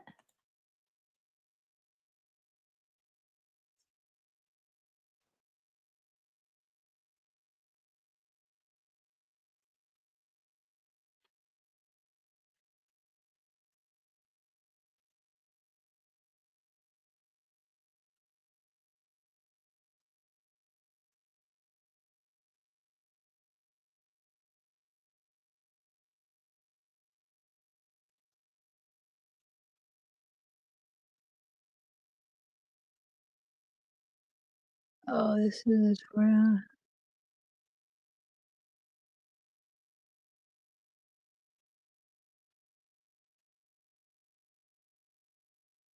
Huh. Wow. Oh, wait, I didn't even share my thing. I thought I was shared it. I'm sorry. Oh my god, I'm And over here watching this thinking I these shared it. homes are really close together. It's already tore down there though. Hold on. A lot of college student housing here. We'll have Hold more on, from the guys. courthouse Sorry. tomorrow.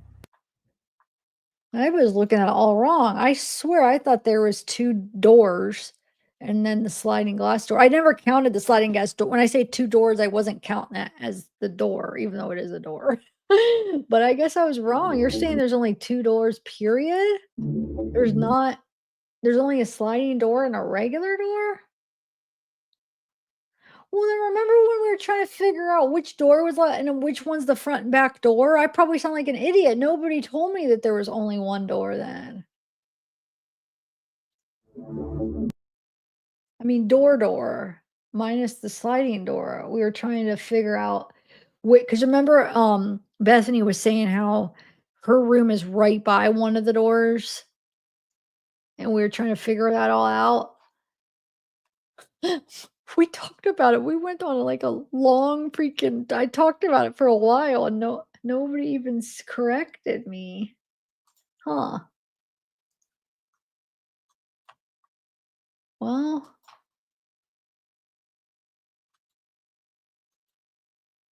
swipe. Hold on a second.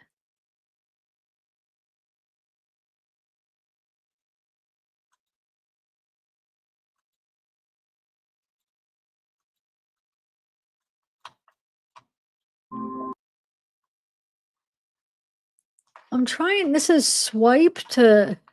How do you swipe? Wait, where'd it go? One of them said swipe to look around. I can't swipe anything, right? This is, this is where the virtual was. It's not there anymore. You can't find it anymore. They took it down. Okay, how do you swipe here? It's not letting me. Okay, this sucks. That sucks, but it won't swipe or it won't let me. I mean, there's not, it won't go through all the 16 of them. Here's that, Hey guys, well, here's that drone footage. Let me just see something. So you have this door, which I would consider this the front door, but I remember saying it before and people was like, no, that's the back door. But I would say that to me, this is what I would consider the front door. Um, and I think actually the person said the front door was wide open, right? So I think this door was wide open when the person was walking their dog, right? But I always thought there was another door back there, not the sliding door, but another other door.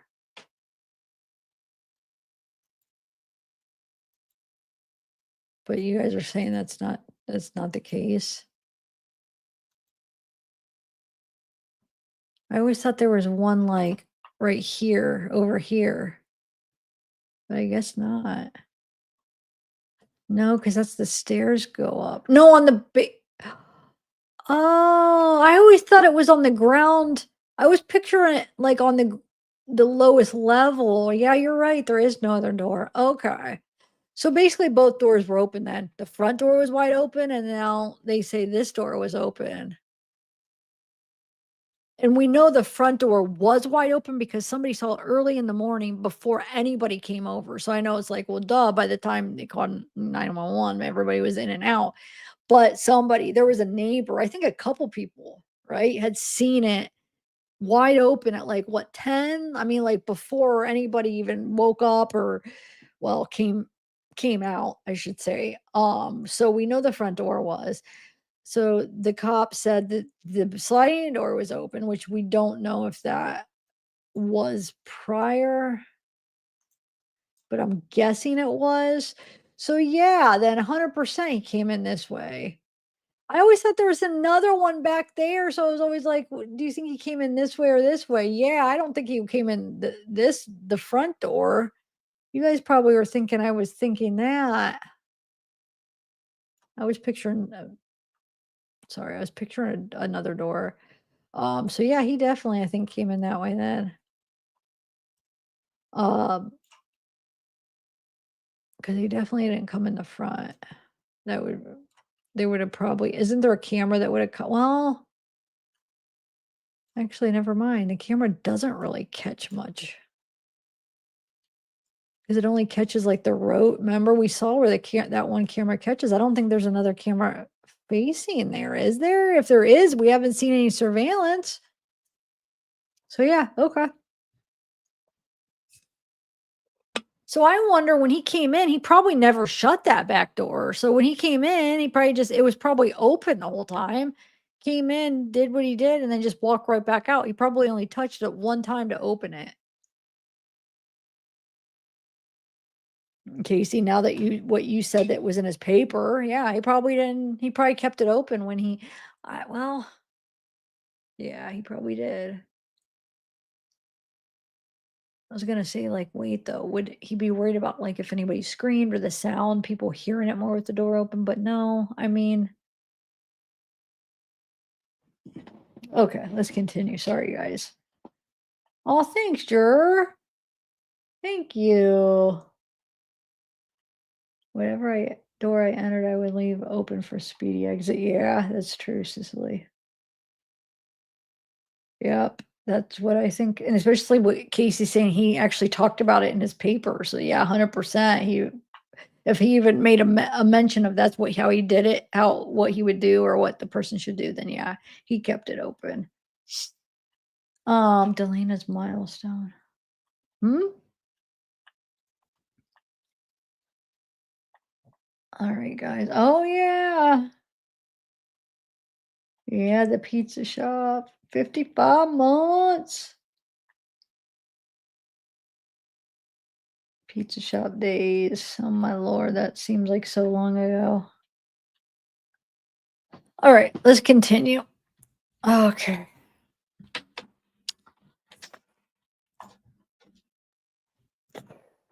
That's interesting though that they did a surveillance on, Maddie's boyfriend, which I'm pretty sure is Maddie's boyfriend.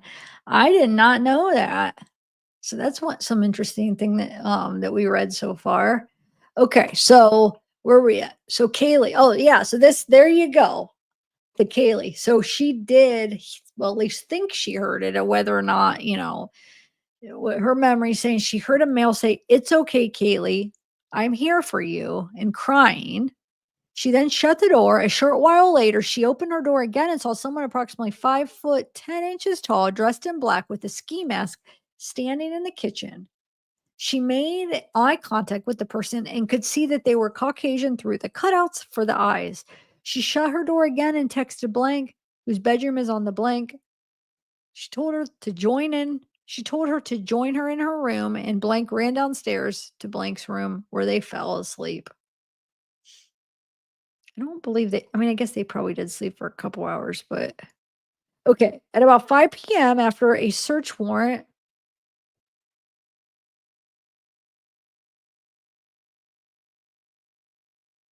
sorry, was signed, Detective Blaker and Payne and prosecuting attorney Bill Thompson, Ashley Jennings, and I entered the scene and conducted a walkthrough. As we entered the front north facing first door, I observed the following. As you enter the residence from the front door, there's a bathroom in front of you, south. There is a bedroom to the right, west. It appeared to be unlived in. To the left was a staircase to the second floor and a small hallway. As you walk east down the hallway, a small mechanical room was to the right. The hallway ended in a bedroom. Um, and Bethany's bedroom had clothing on the floor and the bed was disheveled. Her dresser against the north wall had a broken door and a drawer was partially opened. There didn't appear to be any blood inside the room.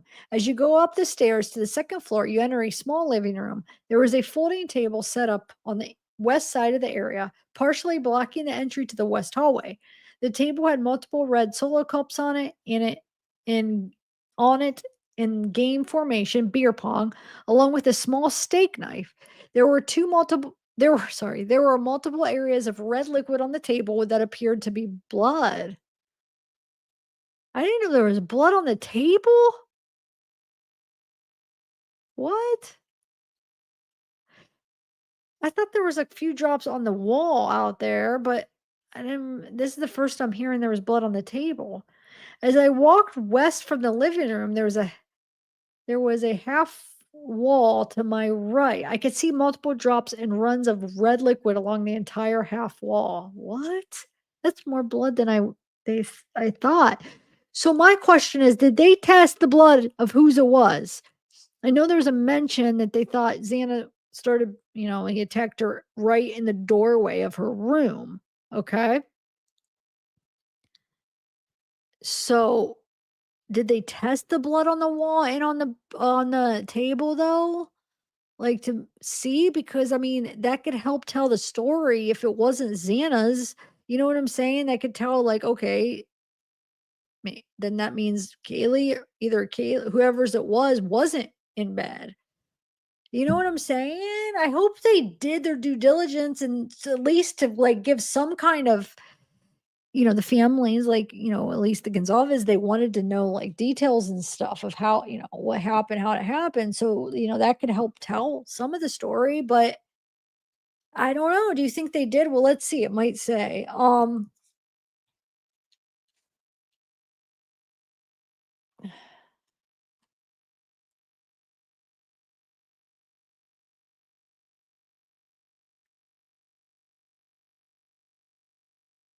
well, yeah, to see if it was blood, but did they test whose it was? All right, let's see. Um, Across the half wall north, I saw more red stains. Okay. Wait. Okay, it runs a liquid entire along the entire half wall. That's where we left off. And then across the half wall north, I saw more stains on the wall above the first and second floor staircase. Oh, Wait, the first and second. Okay. The stains and liquid were consistent with cast off and appeared to be blood. Continuing west down the hallway, there was a bathroom to the left, with the hallway ending in a bed at a bedroom. On the north wall of the hallway near the bedroom door, there appeared to be a red colored transfer mark at approximately my shoulder height. Wait, where is it? On the north wall of the hallway near the bedroom door. Man, that means like whoever it was just kind of like leaned up against the wall, right? And got it like they were bleeding and got the blood on on the wall.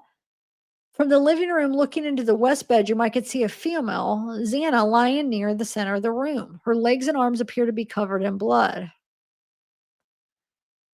As I entered the bedroom, I saw multiple drops of a red liquid near the entrance and multiple red colored drips on the door above and below the doorknob. So was it on the doorknob or just above and below, I wonder? Wow.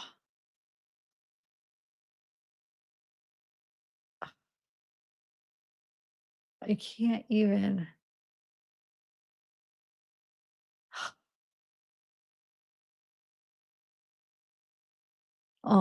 A male, Ethan, was laying in the bed, partially covered by a blanket and comforter.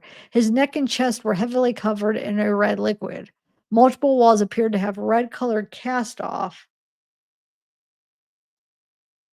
Um,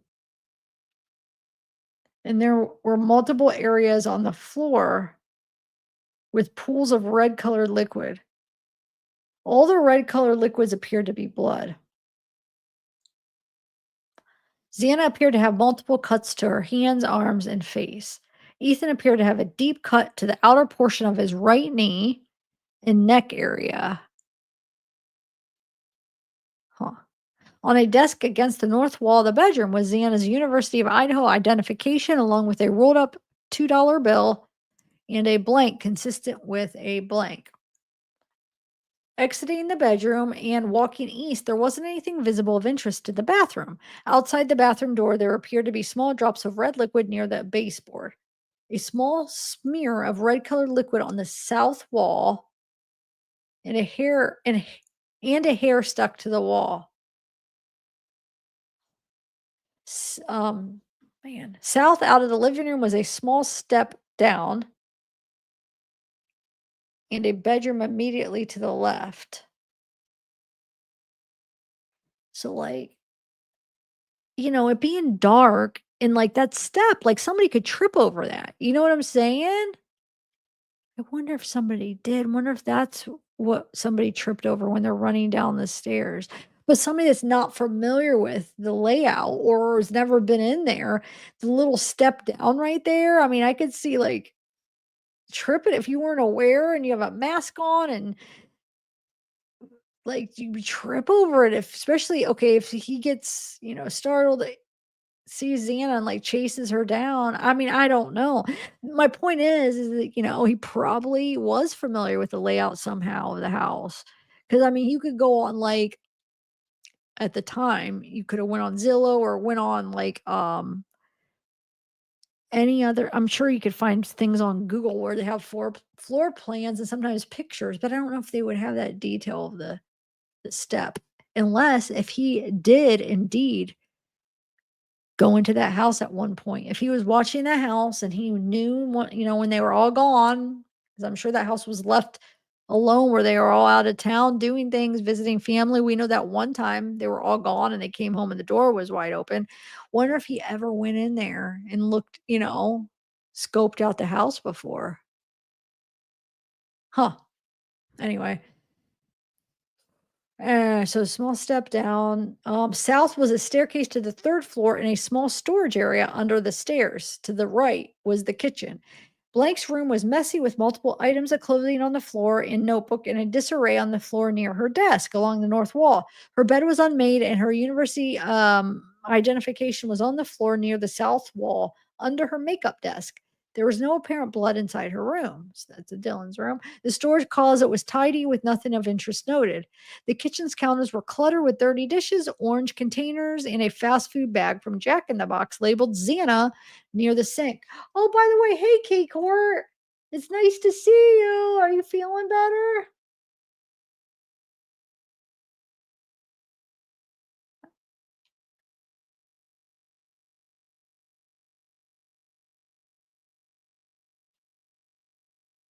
Oh, you're alone?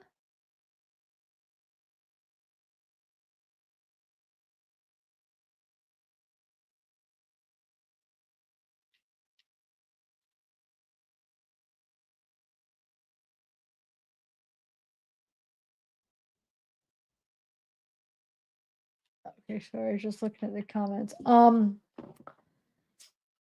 It's good to see you here and hopefully feeling better. Yeah, I agree, James.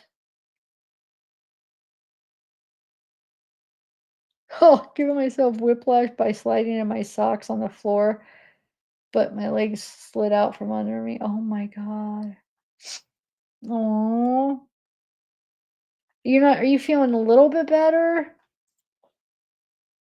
I hope you feel better. She got COVID. Well, that's your business. Sorry. I don't know if I should. Okay, good. You cheered it. Okay. I was like, wait, is that my business to say? I was just about to say she has COVID. Aw.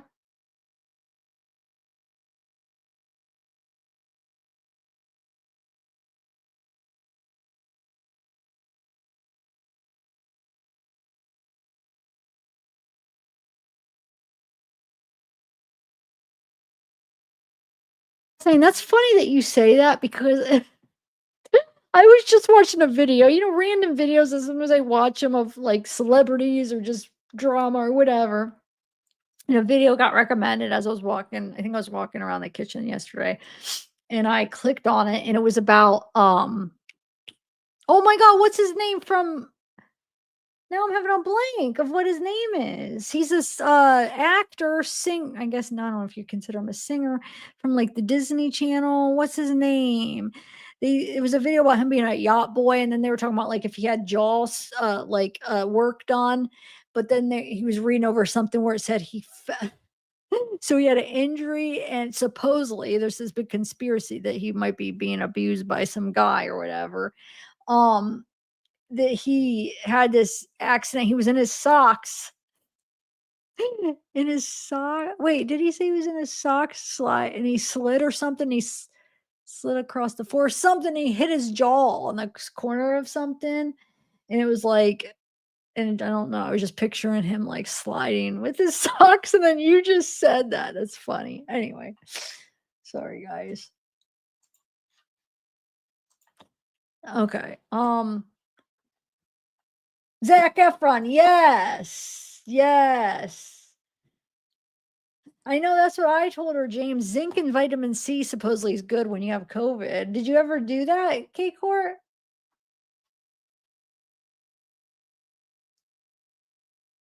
Okay. Um, where are we at? The kitchen counter is cluttered with dirty dishes. Okay, wait, where are we at? Okay, so there was no blood in her room. The storage closet was tidy. The kitchen counters were cluttered with dirty dishes, orange containers. Okay, the fast food bag with Jack in the Box labeled Xana near the sink. The sliding glass door was just over halfway opened. Oh, there we go. So it wasn't complete. It was just over halfway opened, which you would think. Wait a minute. So if he wanted to, like, you would think he would want to, you think he would want it as open as wide as possible. So he makes sure when he goes through it and out of it, he's not touching anything as he's walking out and in it, right? Like, just halfway. Yeah, I guess halfway open, he'd be able to get out without like squeezing out, right? On the outside of the window on the south wall, there were two handprints and a possible face print on the glass. There were also red colored drips on the north side cabinet near the sink.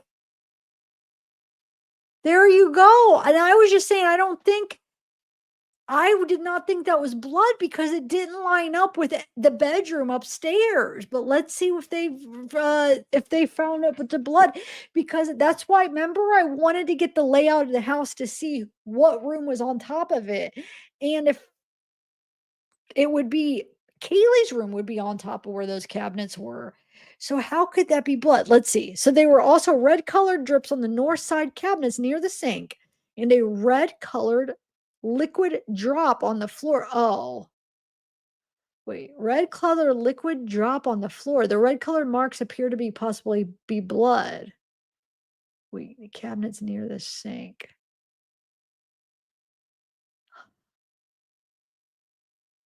It doesn't matter what wall on the kitchen, what side it was, because that's why if it was anywhere in the kitchen, right? Anywhere above it would not be Maddie's room. It would be Kaylee's room because then there's those stairs separating it. And that's why it doesn't matter which wall of the kitchen the cabinets were. There, the bedroom on the top, it would not match up with Maddie's bedroom. Okay. But that's interesting that there was a drop of blood on the floor, because remember I was like, "Oh my god, how did he get out without any drops?" Which I think he wiped the knife up before he walked out, and I also think he had something, those shoe covers over his shoes.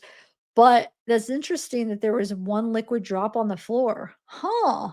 So this is giving us some new interesting information tonight. I didn't know there was blood on that table with the cups, which I guess we haven't seen they tested that yet. It just appeared to be blood. And I didn't know there was a drop of blood on the floor in the kitchen. Yeah. I didn't know there was so much blood in the living room. Like they made it seem like it was just outside of Xana's room. No, like there was stuff on two of the other walls in the living room. It sounds like a lot.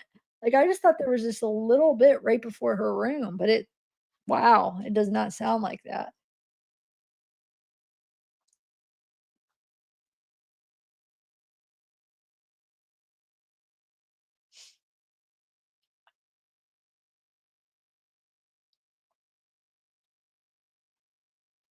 James, he could have been wearing something that just like you pull off real quick and then just he could have put it in a plastic bag.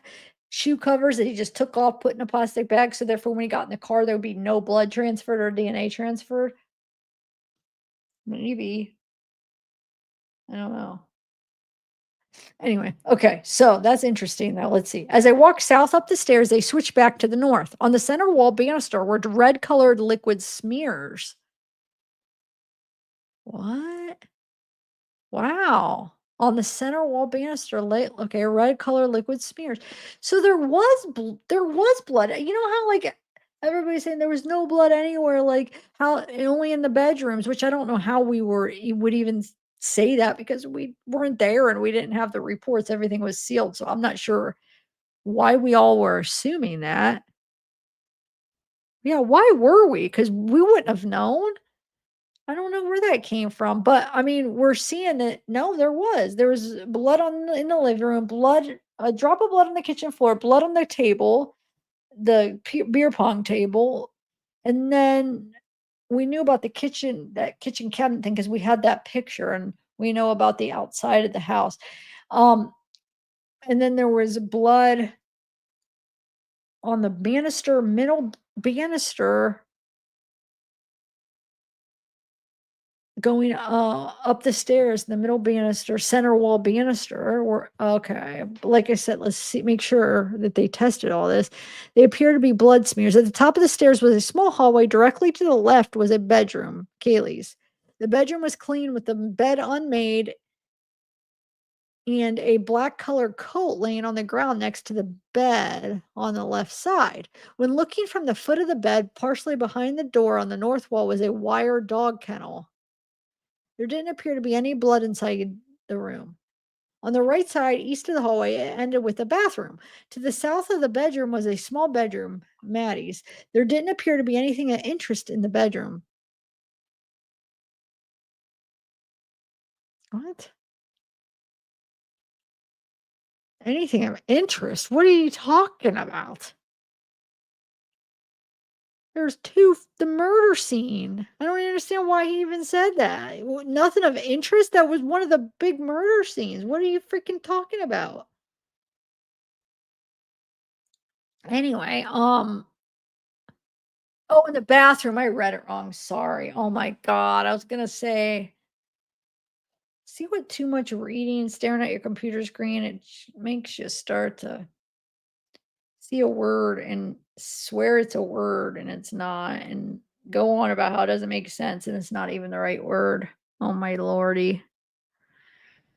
Okay, nothing of interest in the bathroom. Makes sense. Sorry, guys. Sorry for the flip out there. As they entered the bedroom, there was a bed directly to the left. On the bed were Keely and Maddie. They were covered by a beige color comforter with a large pool of red liquid near the center of the comforter. Multiple walls in the ceiling had multiple areas of red color cast off.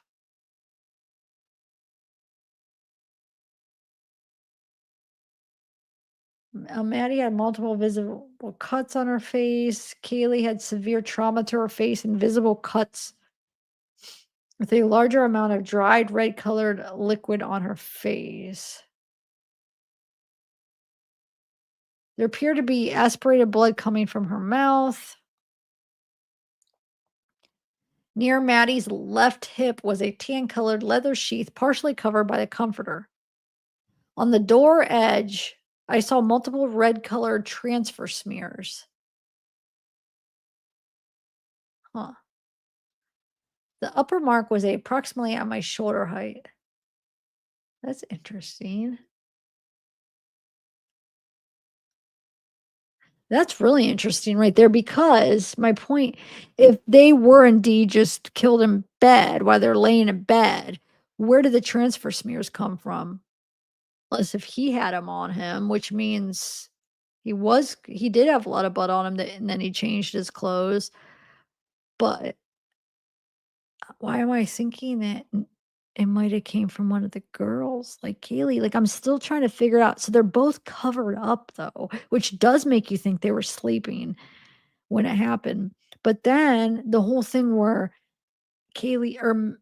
Dylan swears she hears Matt or Kaylee coming down the stairs, right? Like she thinks Kaylee's coming down the stairs, and Kaylee runs up the stairs, and it's Kaylee saying somebody's here, and then she hears Bryan say, "Kaylee, I'm here for you." Makes me think she wasn't in bed, and then you got a blood transfer of somebody probably with bleeding that like walked by the door, unless if it was him, had blood on him, and he freaking transferred it. Like I said, because I do think he had something, some kind of clothes where he's able to rip them off real quick and put them in a plastic bag, maybe before he even walked out of the house, but maybe not. I mean, he could have done it as he was walking out of the house in the yard. I mean, I don't know. Because now, because I think with as far as his shoes, I think he had those shoe covers, so he could have took those off right away. But his clothes, maybe he did right when he walked out. I don't know. You know what I'm saying? Like, if he covered his feet, then he could have walked out without, tracking anything out. And then before he got in the car, he could have put his clothes in a bag. I don't know. I mean, obviously he had it planned, and if anybody were able to do it, would be somebody like him that knows, how to do stuff like that. Um, you're right, juror. She was confused, so she might actually not have heard what she thought, and she might not like the person running down the stairs might not have been Kaylee. It might have been Xana. Okay, so and it says all the red colored liquids in the room were consistent with blood. At about 5:24 p.m., I assigned Detective Jake to start a pre-evidence processed video. I directed ISP Detective Gideon Roberts to start scene overview photographs. Detective Hugh Powell to complete a scene sketch after the vehicles were videoed and photographed. Um,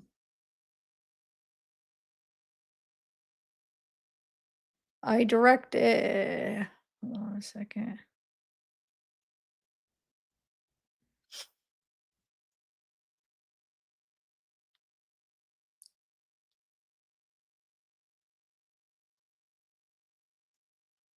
I directed Sergeant Darren Gilbertson to search them. The vehicles were a blue-colored Honda Civic, Arizona registration blank, a silver-colored Range Rover, Washington trip permit blank, a white-colored Chevy Cruze, a red-colored Jeep Wrangler, a black-colored Ford Explorer. At 6:30, I started 3D scans of Xana and Maddie's room. At 7:05, Detective Powell and Detective Schweck and I started marking the evidence with numbered placards cards. Detective Robert photographed the exhibits. The following evidence was recorded. Okay, so we got shoe print casting, latent print. I feel like I went over this already. Okay, shoe casting located the west of residence near fence line. Okay, shoe print casting located west of residence near fence line. So the shoe prints there. Latent print collected from exterior south kitchen window. South kitchen window? Huh. Latent print collected from exterior of kitchen sliding door. Oh, the window that had the handprints that I don't think was I don't think it was Bryan because he wouldn't be this stupid enough to unless if they were from gloves. But remember we looked at those and it did look like it was bare hands. It's probably just some other thing, somebody else doing it. So then we have collected from exterior of south kitchen, latent print collected from exterior of kitchen sliding door, latent print collected from front door exterior lock. Huh? Anything come of that? Um, Oh, there's probably so many prints. Never mind. Everybody in and out. Yeah, never mind on that one. Xana located on floor two, west bedroom. Gray colored iPhone located on the floor next to Xana's left side. Pink colored laptop located on a chair of floor two, west bedroom. Ethan located on bed of floor two, west bedroom. Pink colored iPhone located on bed of floor two, west bedroom. Pink color laptop located on desk of floor three, east bedroom.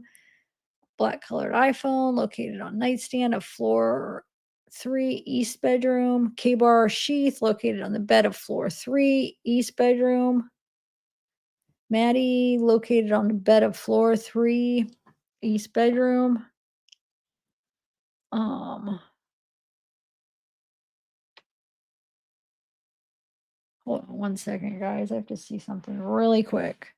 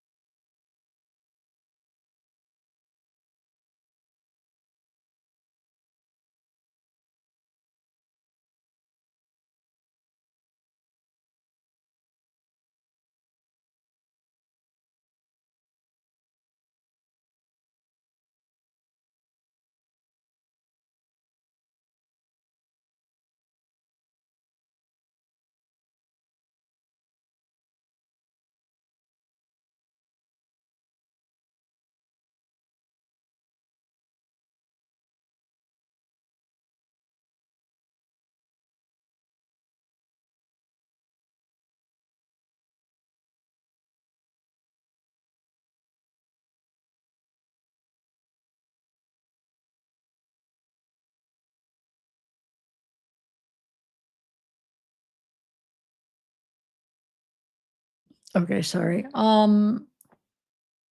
Kaylee located on bed floor three. White color blanket located on foot of bed, floor three, east bedroom. Tan color comforter located on bed of floor three, east bedroom. Okay. Um, So blanket comforter.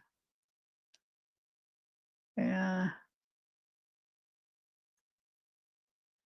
At about 8:15 PM, Short's funeral home, along with Latah County Coroner and Assistant LCC, they arrived on scene to remove the bodies. Before moving the bodies, Sergeant Gilbertson and I put paper bags over all 4 victims' hands, along with Xana's left foot for the preservation of evidence during the autopsies. I wonder why her left foot and everybody else is just hands. Any thoughts on that? The 4 victims' hands and then her left foot. Huh. They have a blue iPhone. They had a blue iPhone located under the head of Kaylee. Jewel vape pen located under Kaylee on bed. Wonder if that's the vape that she's told her ex Jack, like, oh, come pick up your vape. Latent print collected from doorknob of floor 2 west bedroom. Wait, doorknob of floor 2 of west bedroom. Okay. Steak knife, blood swab, blood swab, blood swab. Okay. Oh, above floor on 1-2 staircase. Floor 1 staircase, both south wall of the floor. Let's see. Blood swab, south side of the hall. Blood swab collected from wall, floor 1-2 staircase. North wall, hallway near west bedroom entrance. Blood swab on the light switch of west bedroom. Blood swab collected above the floor of the west bedroom. Blood swab collected between bed and nightstand of floor 2.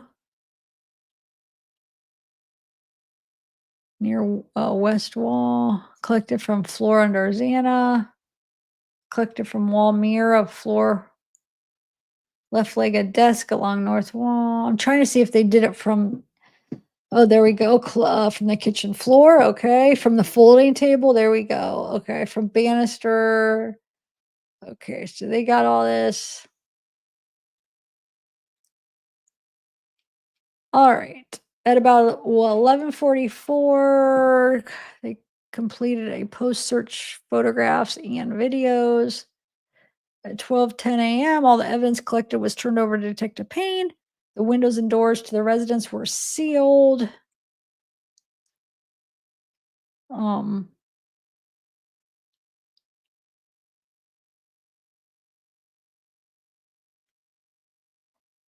remained on scene. I entered the scene to evidence. Hold on one second. I got to take my medicine because I'm going to get my INR checked. I want to take it early. Give me one. You know what? While I'm waiting, I'll play a video while I do this and then I'll continue. I could play the one about them suing the count or the city, or what one do you want to watch? Let's see, Bryan Kohberger. Let's do.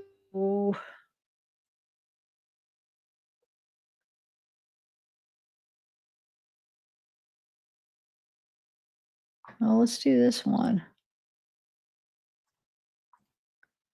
No, that's fuck. Never mind. I can't. Hold on.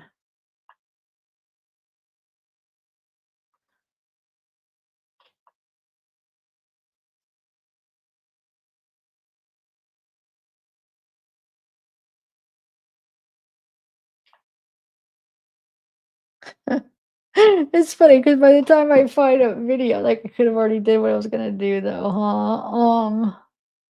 Shoot.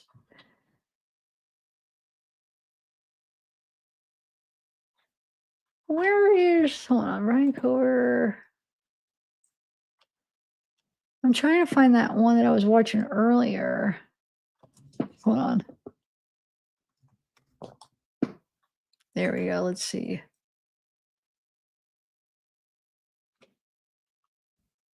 What the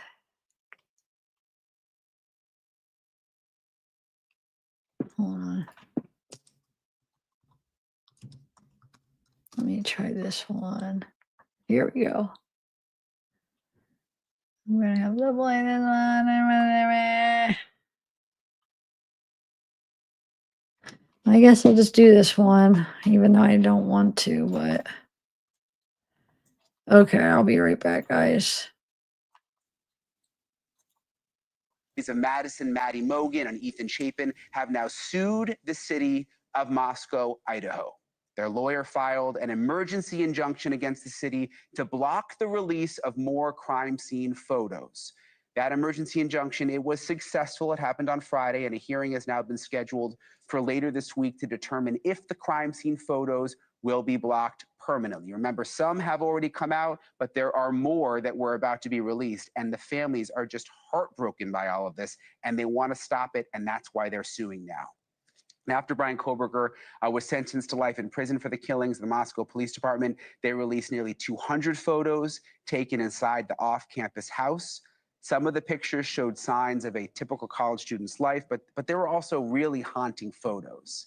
A bed covered in blood. We're not going to show them to you, but I'm going to tell you what they were, so you know why the parents were so upset. There were beds covered in blood. There was blood spattered on the wall. There were these big blurred sections of the photos where you couldn't see what was under the blur, but you basically knew. And that was enough to just devastate the families. So we at News Nation decided not to air any of the photos. Didn't feel they added anything to our coverage. But multiple media outlets did. They're all over the internet. The family members didn't even get a warning, by the way. There was no call from the city of Moscow or from the police, from the prosecution saying, tomorrow these photos are going to come out, or hey, do you want to come to the police department and see what we're about to release so that you can process it first? Look, that's happened in other cases. That happened with the Gabby Petito case. I remember the FBI called them up and said, come down, we're going to meet with you and we're going to show you everything we have before we release it. That didn't happen with these Idaho families. Several members of the victims' families spoke out against the release of the photos. There are reportedly about 180 more photos from the crime scene that are set to be released. Earlier today, I spoke with Leander James, that is the lawyer who filed the injunction on behalf of the families, had some really interesting things to say about why he does not believe the crime scene photos should be released. This is what he said. They had reached a point by the time of the sentencing that they actually had some closure and were able to sort of start to move on somehow. Well, then they get hit with this. All of this ugly stuff getting released. And I mean, there's photographs that we don't want released that we probably can't stop. They're going to be released anyway. The inside of the residence and so forth. That's bad enough. But to have the death scene photos out there, who wants to look at this stuff? I mean, this is just plain wrong. And me personally, I'm a fan of the First Amendment. I appreciate what the media does, and I appreciate transparency and the right of the public to know. But there is a line there somewhere, and I think we're over that line.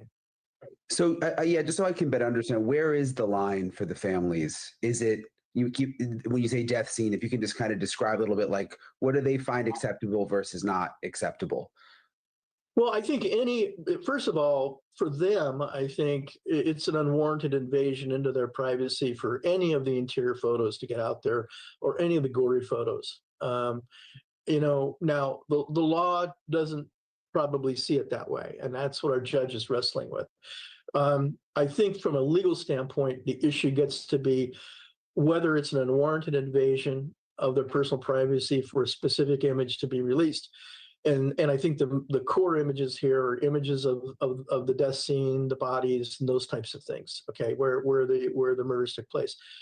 Those I think are the most objectionable and are an unwarranted invasion and should not be released. I would ask anybody who sees this to think of the parents and the family members of these kids who were killed and to think about how they would feel if they were in their situation, and to not view these photos. Please don't look at them if they're out there. And I would also similarly say to any news organization who didn't do what your organization did, who actually has published them or is thinking about publishing them, I would implore them not to go there. Don't do it. And I don't want to sound threatening. I think as a matter of just morality and ethics, I think it's important not to go there. If they go there, though, they put me in a difficult spot where then we have to consider whether they have a legal liability for the damage they're causing by publishing these photos. And like I say, I want peace. I don't want conflict. So just don't publish them, and there'll be no conflict. And so Mr. James said that they tried to work it out with the city first. They didn't immediately decide to sue the city of Moscow, Maddie Mogen's family and Ethan Chapin's family, but that they couldn't work it out, so they filed the lawsuit. Thank you for watching. Subscribe below and down. Okay.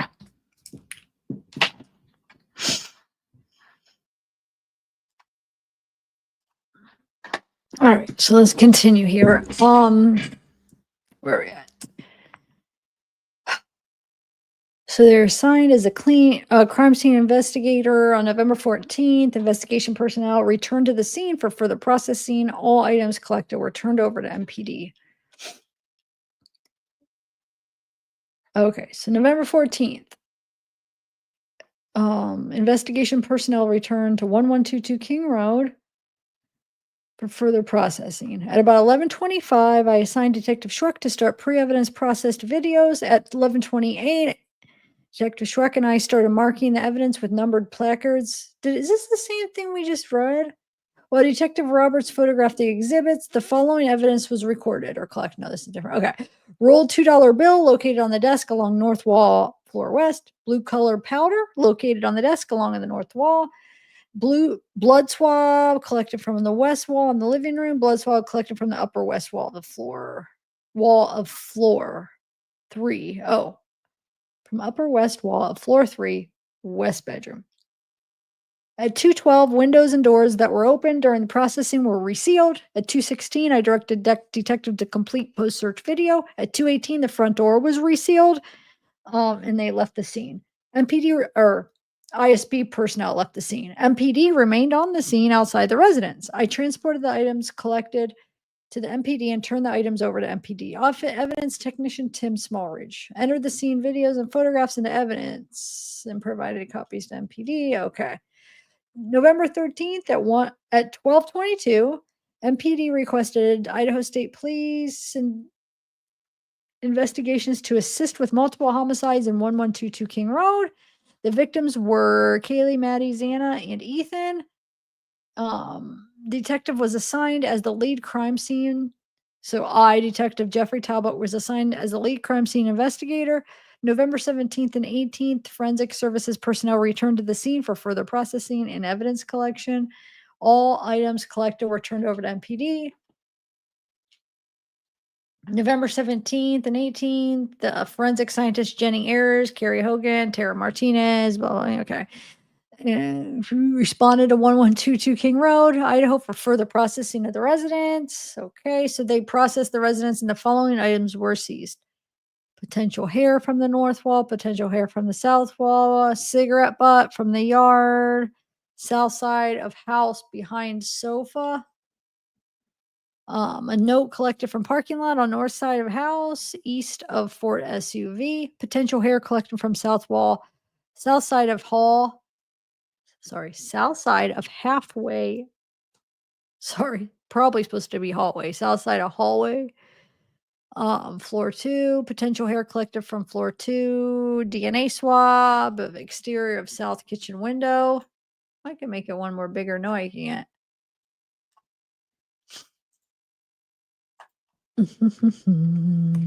There we go.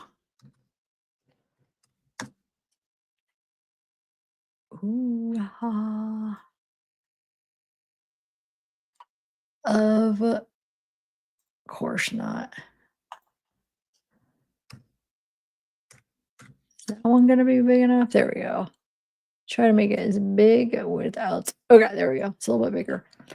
So then we got potential hair, cigarette butt. Okay, DNA swab collected from exterior of south kitchen window. It's just a shame that none of those hairs are from Bryan. And there's some DNA swab from the window from router modem located in the alcove north wall of living room. Blood swab refer to forensic report for locations. Latent lift cards collected from the exterior of south kitchen wall or kitchen window. Sorry. Okay. After ISPFS processed the residents, all items collected were turned over to me. They resealed the windows and doors that were open during processing and left the scene. I resealed the front door and transported the evidence to ISP, placed them into a secured temporary evidence locker. Law enforcement remained on scene outside the residence. On November 19th, they provided me with a copy of the photographs and video taken. I transported the evidence collected to MPD and turned them over to the evidence technician. I entered the scene of photographs into evidence. Okay. Then we got November 13th at 12:22, Moscow Police Department requested Idaho State Police District 2 investigations to assist with multiple homicides at 1122 King Road. The victim, okay, let's see. So this guy is, seems like most of these reports are Jeffrey Talbot. He's assigned as a lead crime and scene investigator. November 19th and 20th, ISP personnel returned to the scene for further processing and evidence collection. All items collected were turned over to MPD. All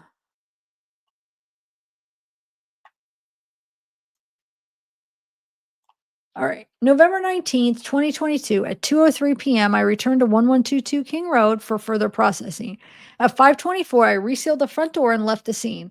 MPD remained on scene outside the residence. November 20th at 8:16, I returned to 1122 at 8:58. Detective Hugh Powell and ISP Trooper Kristen Noah arrived on the scene to assist. I marked the evidence with numbered placards. While Detective Powell and I photographed the exhibits, the following evidence was recorded and or collected. Power cord located on floor next to east wall, floor 1, west bedroom.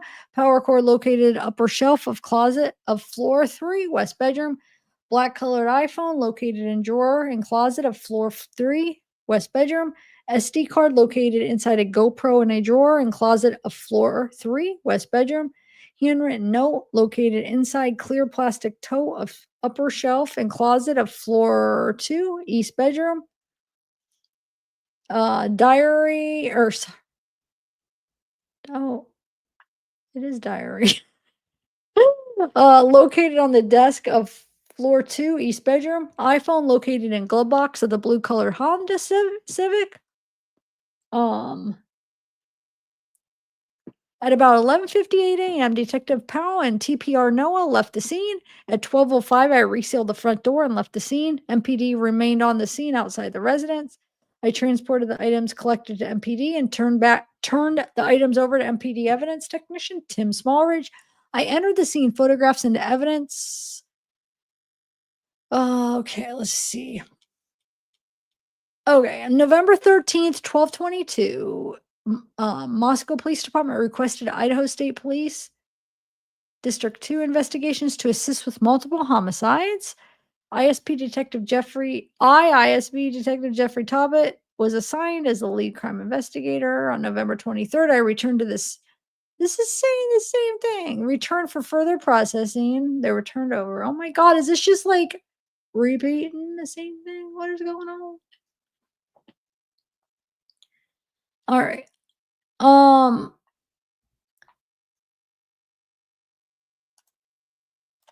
November 23rd, 6:23. You went back. Oh my God. So okay, it is just the same thing because he's saying the same thing, but he's going back another day and getting more things. So exhibit Van's portable speaker located on top shelf of rolling rack along north wall, floor 2, west. Blue colored UE portable speaker, black colored JBL portable speaker. At about 7:30, I resealed the front door, left the scene. Okay. And we got an interview. So they interviewed Blank, referenced his knowledge of the homicides that occurred on November 13th in Moscow, Idaho, and he was accompanied by his mother. So, they interviewed Blank in reference to the murder. Okay, the interview.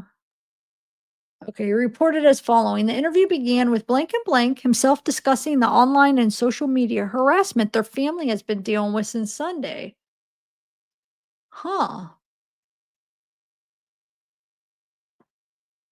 Blank informed me that their family and friends informed me that their family, friends, and even her medical practice is now being pulled into the online rumors. I informed Blank I wanted to focus on the days prior to the homicide. Oh, shoot. He described the days prior as usual. He went out to the bars on Thursday night for early weekend, then stayed home Friday to recover from a hangover and complete some school assignments. He then went out and drank on Saturday and stayed home to recover and watch football on Sunday. It was a typical weekend. He can't remember that weekend being any different. I asked him if he knew about the sorority formal on Friday. He said maybe, but he really does not pay attention to such activities. He stated there's always something happening on campus and he does not follow all the activities. I wonder who this is because so it's somebody that because they were being harassed. So it probably is one of the people that people were kind of suspicious of, you think? I don't know. Let's see if there's any clues onto who this is. Okay.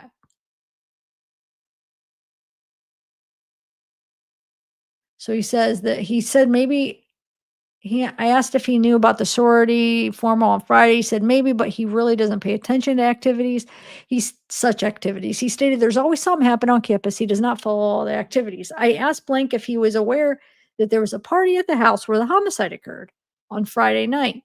He said he was unaware of a party on Friday, but thought there was a party at the house on game day, Saturday. However, he was not sure there was a party at that house because there were 6 to 7 houses on King Street on that Saturday having parties.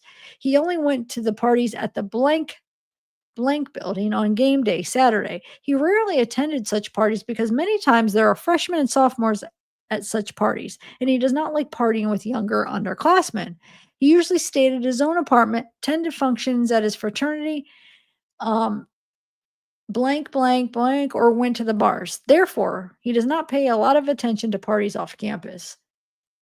I asked him to walk me through his entire day on Saturday, November 12th, 2022. He informed us it was difficult since he was drinking all day that day. He did not attend the game, but did go to the party at blank. He went back to his apartment, then later out to the bars. He claimed he did not remember a lot of specifics, but there were people everywhere. He knew some of the people many he did not know. All right, this is annoying me because it's not fitting right. There we go.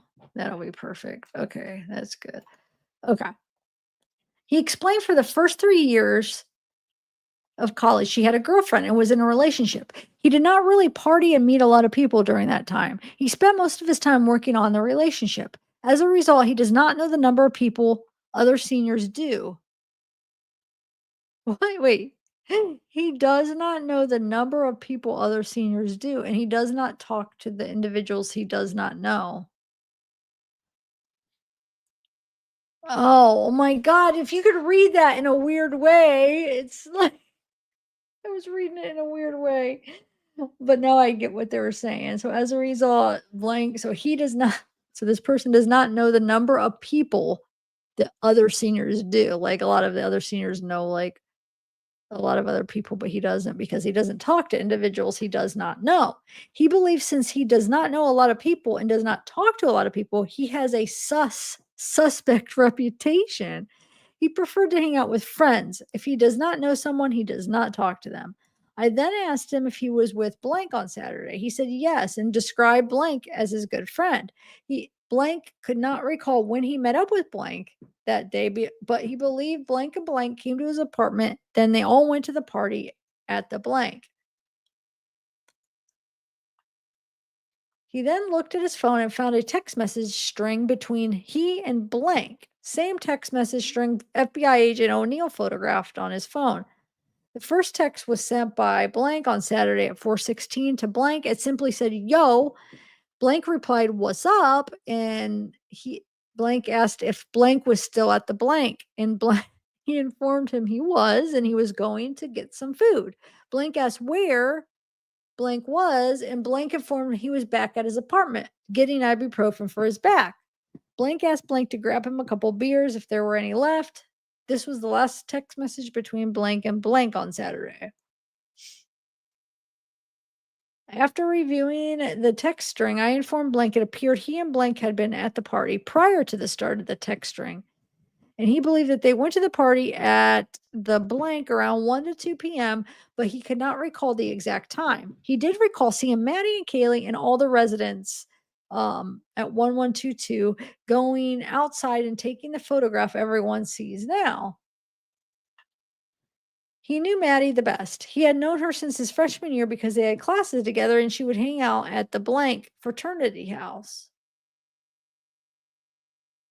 So is this either hoodie guy or guy that got kicked out of the bar? I wonder. I feel. Anyway, let's see. Blank said while attending the party at the blank, he made several trips to his apartment to stretch and deal with his sore back. He claimed after the text string with Blank began, he did not return to the party at the blank. I asked Blank if he remembered going to the blank house with blank blank. And he replied, not really, then said that is why he agreed to go to the other bar with Kaylee and Maddie when they asked. Hoodie guy, this is hoodie guy. Right? He does the same thing every weekend and it's hard to remember. Right? Let me see. I think.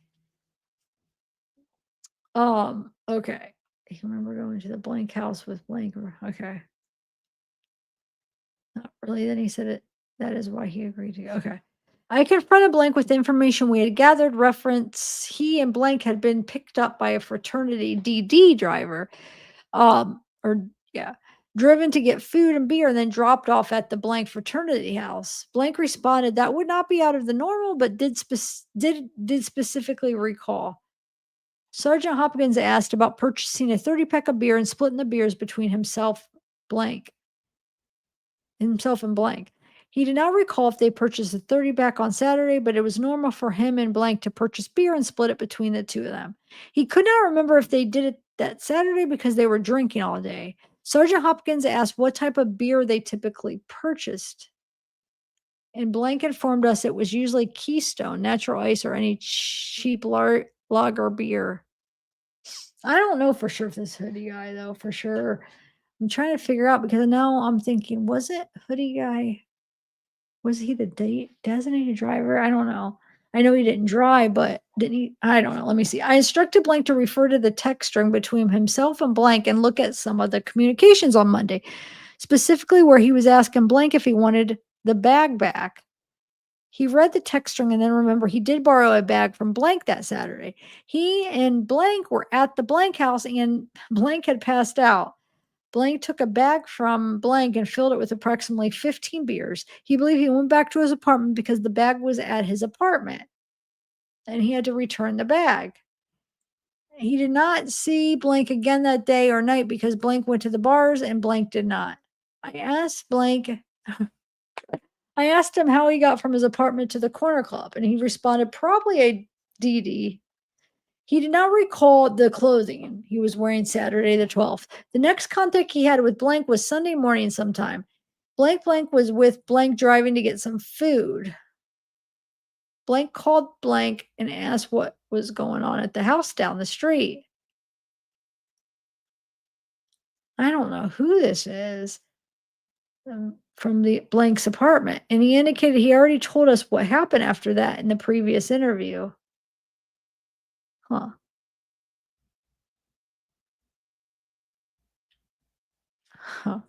Blake could not remember anything out of the normal that weekend. He had said goodbye to Maddie and thought he would see her in class after they got picked up at the food truck. So it is hoodie guy. Yeah.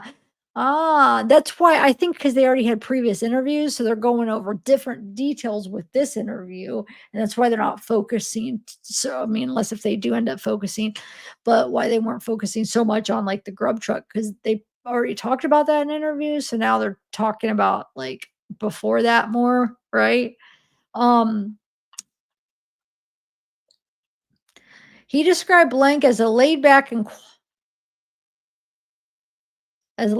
quiet. If people don't know him well, they would view him as an outsider. He's very quiet and will not open up unless he knows you. He said he is a great guy and he knows he would not have done this for sure. Who are they talking about? Wait. He had said goodbye to Maddie and thought he would see her in class. After they got picked up at the food truck. So who is he talking about? So somebody described somebody. So I'm guessing they're talking about hoodie guy is describing somebody as laid back and quiet. But I'm thinking that sounded like more like hoodie guy. But then who is saying that about hoodie guy? So aren't they talking to hoodie guy right now? Hoodie guy is described as, or wait, somebody described somebody as laid back and quiet. People don't know him well. They would view him as an outsider. He's very quiet, will not open up unless he knows you. He said, Blank is a great guy, and he knows he would not have done this for sure. They have been friends since the 7th grade. Oh, they're probably talking. I don't know. They attended blank, and University of Idaho together. He always had Blank's back, and Blank described Blank as a ride or die buddy. So they talk about his roommate or something? Blank informed us Maddie cared about Blank because they used to be close. Blank and Maddie had an on again, off again relationship in the past. So, oh, is he talking about? I don't know. It worked for Blank because Blank did not want a girlfriend, but Blank claimed it was difficult to describe because Blank did not really talk about those things or brag about girls. So I'm wondering if they're talking about this person, maybe hoodie guy's roommate or friend or whatever, right? Is the one that Maddie had an on again, off again relationship with. And that's who hoodie guy's describing right up here, thinking, no, he wouldn't have done that. He is quiet outsider. But I still don't know who it is that's Maddie's ex that knows freaking hoodie guy. It's either roommates or friends in the same fraternity, right? And do you guys know who that is? Her ex? Anyway, Blank knew Blank and Maddie had gone on a trip to Cabo, Mexico with a large group of students during spring break last year. He did not go to the trip because he did not go, but the trip was arranged by a guy in Blank's fraternity. He did not have a sexual relationship with anyone else living in 1122 King Road. Anyone else? Oh, maybe this Blank is Maddie's ex, maybe. Xana had been in past relationships with Blank and another guy, Blank. Wait. And another guy, Blank, did not know, but she appeared happy with Ethan.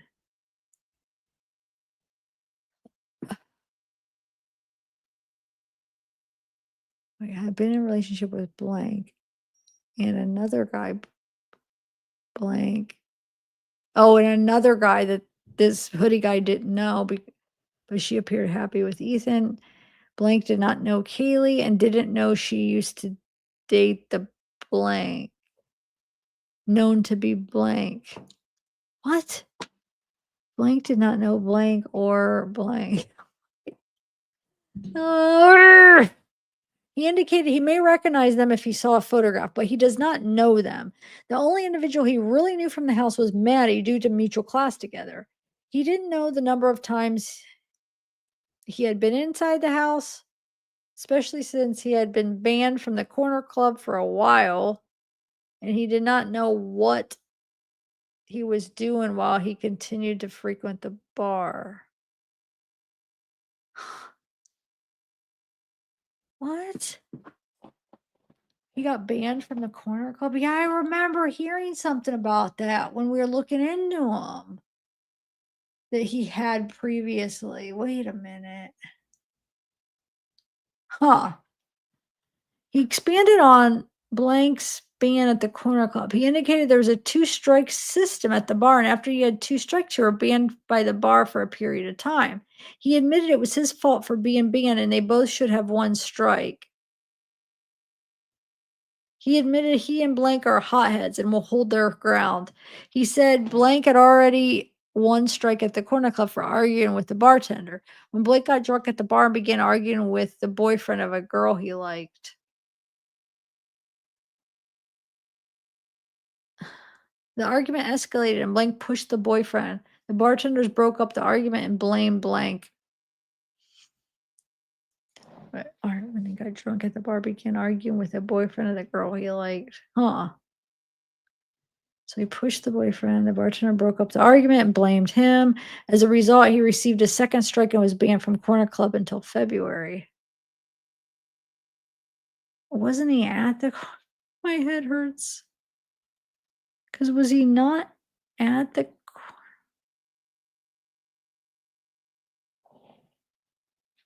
Corner Club that night?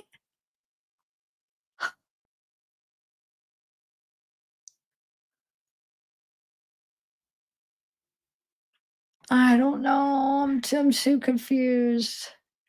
Was he just there? I mean, was he just there after and ran into the girls outside the Corner Club? Or is this not the hoodie guy? It's gotta be hoodie guy because who else could it be?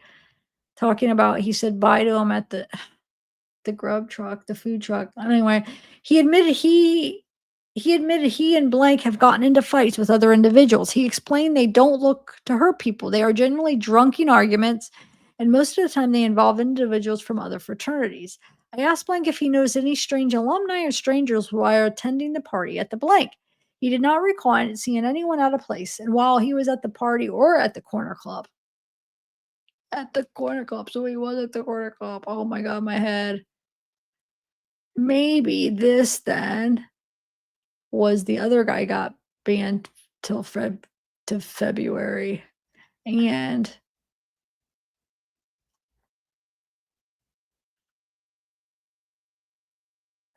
so, hold on a second. He could, which is so confusing because a lot of times, I don't know, this could be reading like so the person talking, like hoodie guy did not know the number of times this other person had been inside 1122 King Street, especially since this other person had been banned from the corner club for a while. And he did not know what this other person was doing while he continued to frequent the bar. He expanded on this other person's ban at the corner club. So maybe these blanks are this other person that he got in a fight with. Even though if like you were to guess how this story reads, you would have guessed that he was talking about himself, but maybe not. It could be this other person. Okay. So he's saying he indicated there was a 2-strike system. He had 2 strikes. You were banned at the bar for a period of time.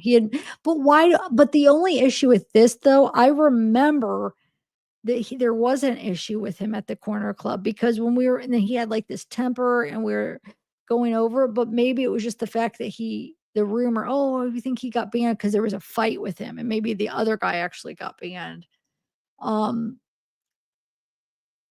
So it says Blank admitted it was Blank's fault being banned.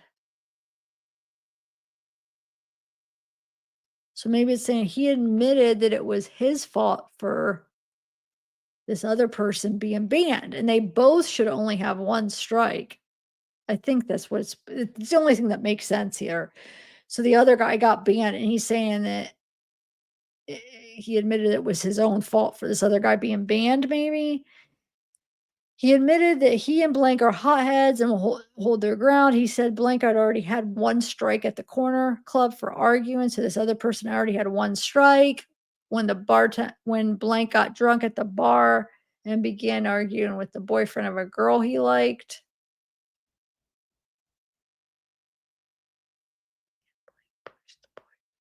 No, but see, this part's what doesn't make sense.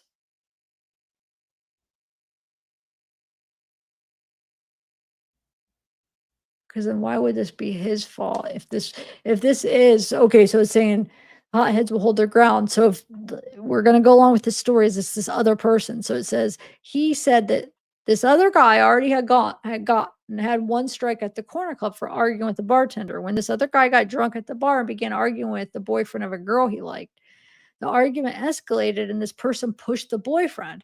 The bartenders broke it up and blamed this person. As a result, this person received his second strike and was banned from the corner club until February. It could be that. But the only thing that doesn't make sense in that is where it says, where is it at?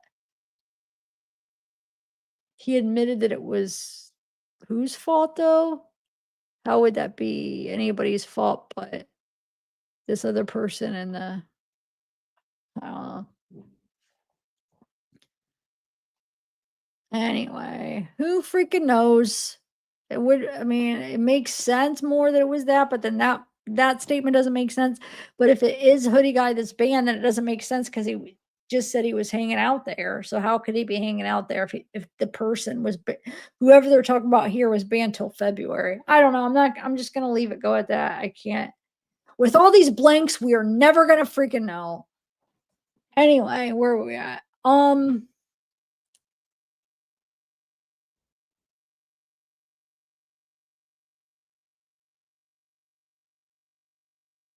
Okay, so, well, when they were at the food truck, he believed the girls were going to another. Okay, wait. Oh, I asked to notice a strange alumni while attending the party at the blank. He did not recall seeing anyone out of place while he was at the party or at the corner club. See, it's showing. So he was at the corner club. So anyway, blank said after the girls were picked up from the food truck,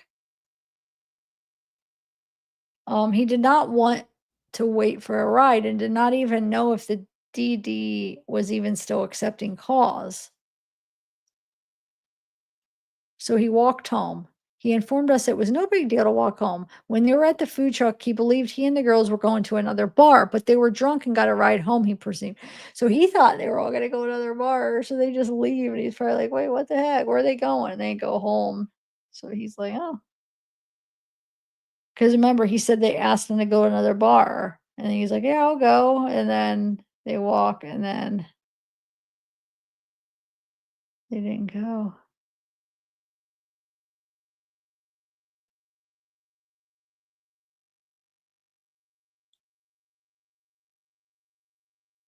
Okay, sorry.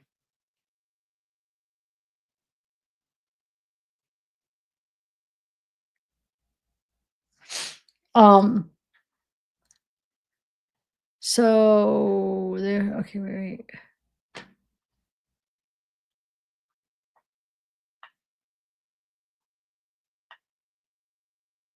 Due to the homicides and the rumors circulating around the campus that classes could go online, he made the decision to return to Boise. On his way out of town, he stopped and saw Blank. Blank returned the bag he had taken to transport the beer on Saturday and an HDMI cable he had borrowed to watch football. He was active in the Blank's fraternity, lived at the fraternity house, paid rent and his dues. He was also the Blank for the Blank fraternity. He is also a Blank member and he has been since freshman year. He only pays his dues, which gives him access to the fraternity and one meal a week.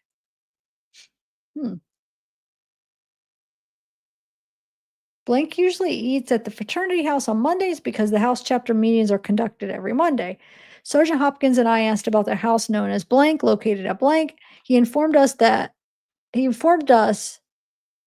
there's Blank is an off-campus house associated with the Blank fraternity. Upperclassmen often transition out of fraternity house and move into Blank. Sometimes other individuals will rent a room at the house. At one time, a football player was living there and even a professor stayed there for a while. That's weird.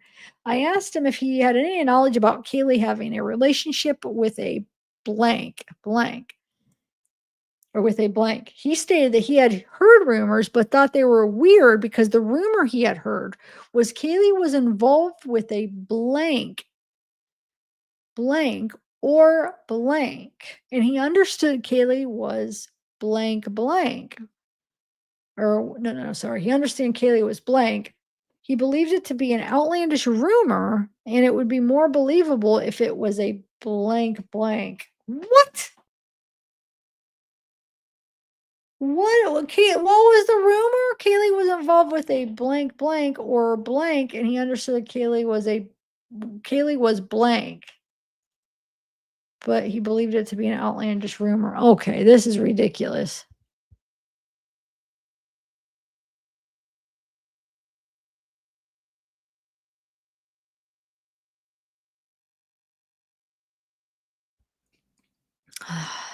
I have no idea. Involved with and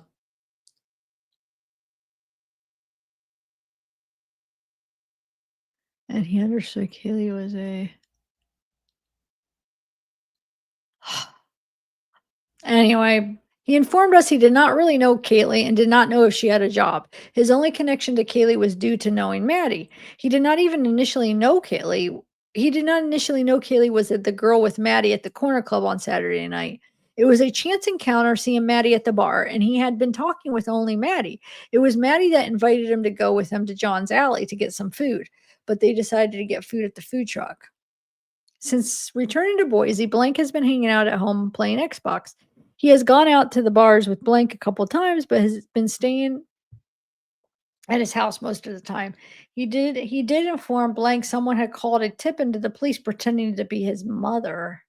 Wow. Oh, maybe. Yeah, maybe they're saying involved with a girl, like a woman blank or blank, a woman something, and then he understood Kaylee was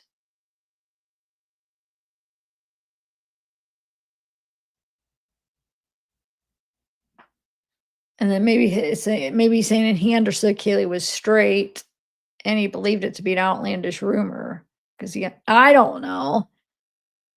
Or because I'm thinking they're saying, oh, you heard it was involved with whatever, and then understood she was, or it could be the opposite. He understood, or he could be like saying about the rumor, he understood she was gay. But I'm thinking he's saying if it is something like that is involved, maybe he's saying involved with a girl blank, but he understood her to be straight. I don't know. Who knows? I mean, that would fit. That would fit. I'm trying to think what else would fit. Um, yeah. Okay. Anyway, so where are we at?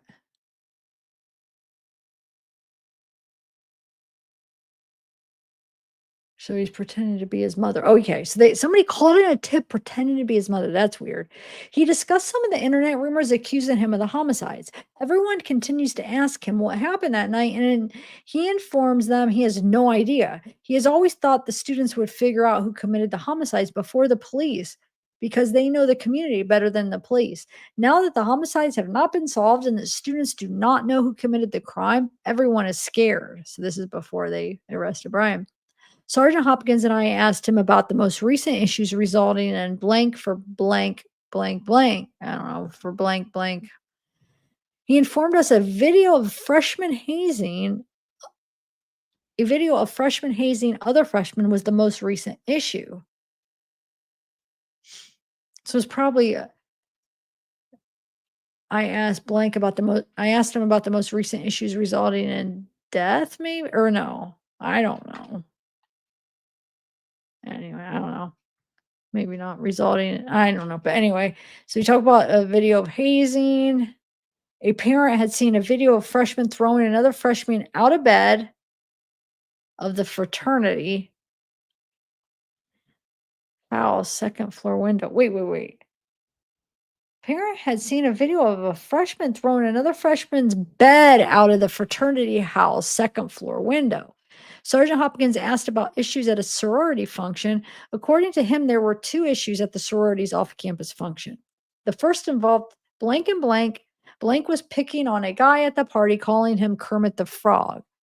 Eventually, a scuffle broke out, and Blank was just backing up Blank once the scuffle started. The other incident at the same party involved a couple of blank freshmen throwing hangers and causing damage to the facility. These issues did not cause trouble for the blank fraternity since it was not a blank function, but the individuals involved are in trouble themselves. At the end of the interview, I asked him if he would consent to us getting a set of major crime fingerprints from him before he left. He agreed, and ISP Forensics printed blank. At approximately 1:32, major crime prints were completed and blank left the District 3 office. On November 25th at 10:22 a.m., they returned. We got a lieutenant and detective.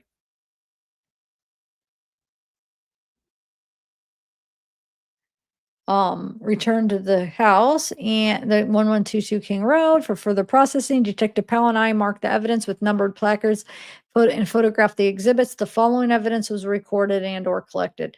Amazon Fire Stick collected from rear of television located on the west wall. Kindle located in the bottom shelf. North nightstand of floor 3 west bedroom. Canon portable printer. Located on the top of a mini fridge against the north wall. Amazon Fire Stick.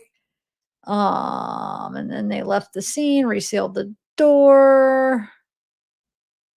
Okay. Then they have November 15th, Detective Brett Payne authored a presumptive search warrant for blank, Moscow, Latah County, Idaho, in regards to an ongoing quadruple homicide. Nothing of evidentiary value was found. Okay. On November 15th, Detective Howell had canvassed the residence of a person of interest. Blank, blank, blank, a Moscow ID. So it's probably the name and then the address. Sorry, Moscow, Idaho. While canvassing, Detective Powell identified possible blood on the door. Oh, we read some of this. Did I already read? No, I know some of this stuff overlaps, so let me make sure. Unless if I missed writing down something, but it's not in the stuff where I kept track. So I mean, I don't have me as reading this, so it's just probably some stuff that overlaps. Because remember about this where it says they found that blood, I think it was, why do I feel like it was at, oh no, sorry, this wasn't at, oh yeah. I think this wasn't it Bub Hoodie guy they found blood in, like some blood in his house and stuff or in the hallway? Let's see. The warrant was granted based on presumptive identification of blood found at the entrance of the residence. At about 7, Detective Powell and I arrived at the residence. I tested the suspected blood with a presumptive hematine blood test. The test was negative. I processed the door and exterior walkway with luminol and used alternative light source to check for possible blood or cleanup. Nothing of evidentiary value. But I think the one of, why do I feel like whatever, and I think it was Hoodie guy had blood. I think that really was blood, but it probably was not a different one because this could be something different.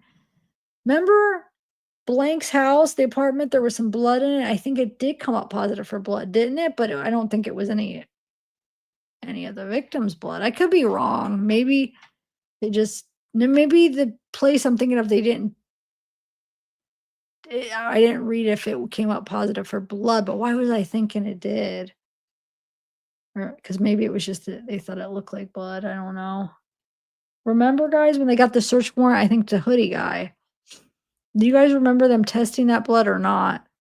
Or do you remember seeing the results of the blood? Sorry. I know they tested it, but okay. So anyway, so multiple suspected blood samples were collected.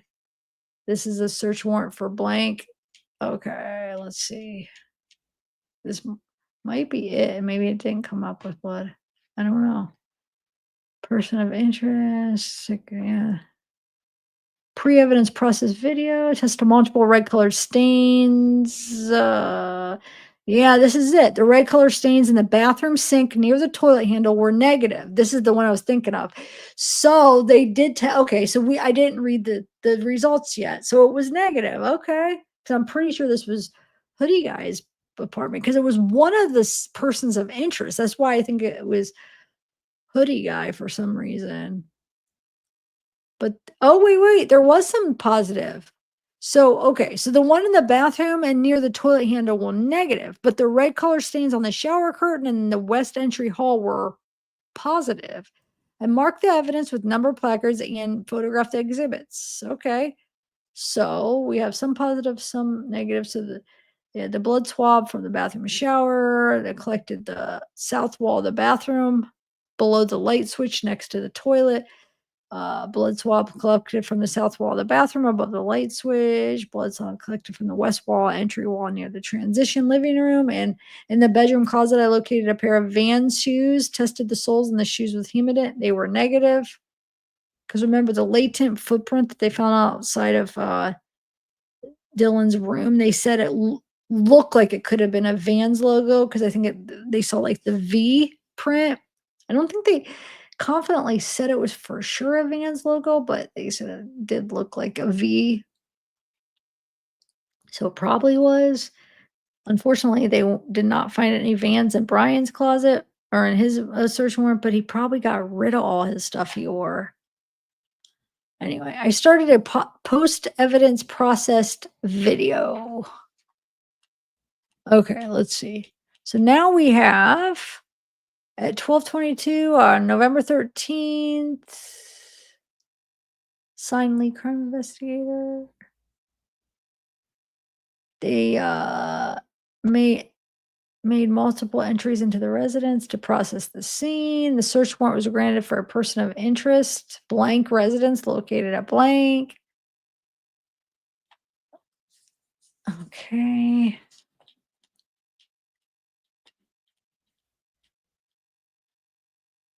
Approximately 11:25 on December 1st, they contacted blank regarding a lead pertaining to Moscow homicide investigation.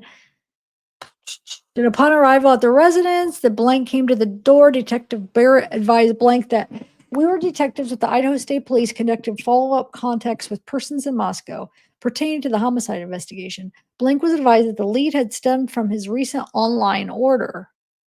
Blank advised us the following. He was aware the homicide investigation had been following the information that has been released in the news. He had heard on the news that the weapon in question was possibly a K-bar knife, and he was aware that no suspect had been arrested.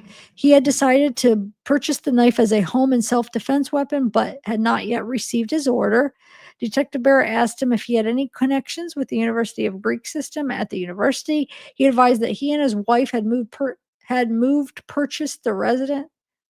He advised that he and his wife had purchased the residence in June 2022, and they had purchased the residence from a person who was a financial supporter of the sorority system. Huh.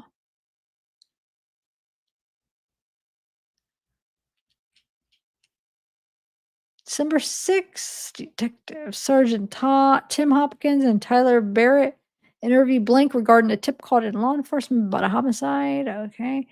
Blank is the mother of blank. Huh. Wait. Okay. Because they interviewed blank regarding a tip called into law enforcement, which occurred in Moscow. Blank is the mother of blank. The interview took place at blank in Boise. She did not call in a tip. She has never called. She only knows what blank tells her. She received the text when it first happened and was concerned for blank. She learned it was 4 people later that night with her husband. She has been home since the week before Thanksgiving. She went in for an interview with the FBI before Thanksgiving. She was home December 3rd and is currently home. She has been good, and he is good. Very responsible kid. Frat life has been good to blank. Moscow is a small community. They all work, play, and go to school together. She knew the victims and was friends with them. Or he did, right? Or, huh. Xana was familiar with blank's frat house. He knew all 3 girls and was familiar with Ethan. As far as she knows, they were all friends. He went to Cabo with his frat brothers. He's a pretty honest person. He's not too attached with any girl. He's friendly with a lot. The girls seem to like him. So what? This sounds like they got a tip about her son, and now they're talking to her about him, right? She does not know of any she does not know of him getting in trouble. He was at the day party at the blank. Maybe at the King Roadhouse? I don't know. He left the party to get something to eat and drink, and then he went back to the frat house. Okay. He should have alibis because he took the fraternity DD. Someone is there to corroborate his whereabouts. She does not know what type of room he has at the frat house. He has talked about how his room is set up. He was the blank on the frat blank last year. She does not think blank is on blank this year. The frat was on suspension from events a couple years ago. The current members have to clean up from the past. A lot of the frat life is over her head. She thinks it's a little disconcerting someone would call in this tip. Her phone number is blank. She has a white blank and she has a white blank and blank he drives at school. He does not drive it very much.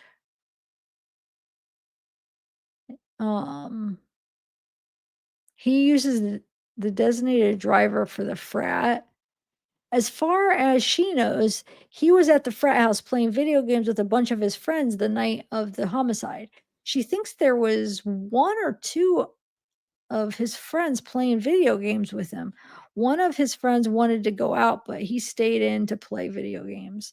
Her husband's phone number is blank. Exhibits 4301. Audio of the interview has been placed into evidence and is being maintained in Idaho Falls ISP District 6 evidence room. Okay, on November 21st, State Police Detective Sergeant Hopkins, several other ISP detectives were asked to travel to Moscow and assist with the Moscow Police Department homicide. Okay, okay. Ouch. Between the dates November 26th and December 6th, Detective Tim Hopkins from the Idaho State Police and ISP Detective Derek Brown were assigned several tips to follow up on and conducted several interviews related to the tips.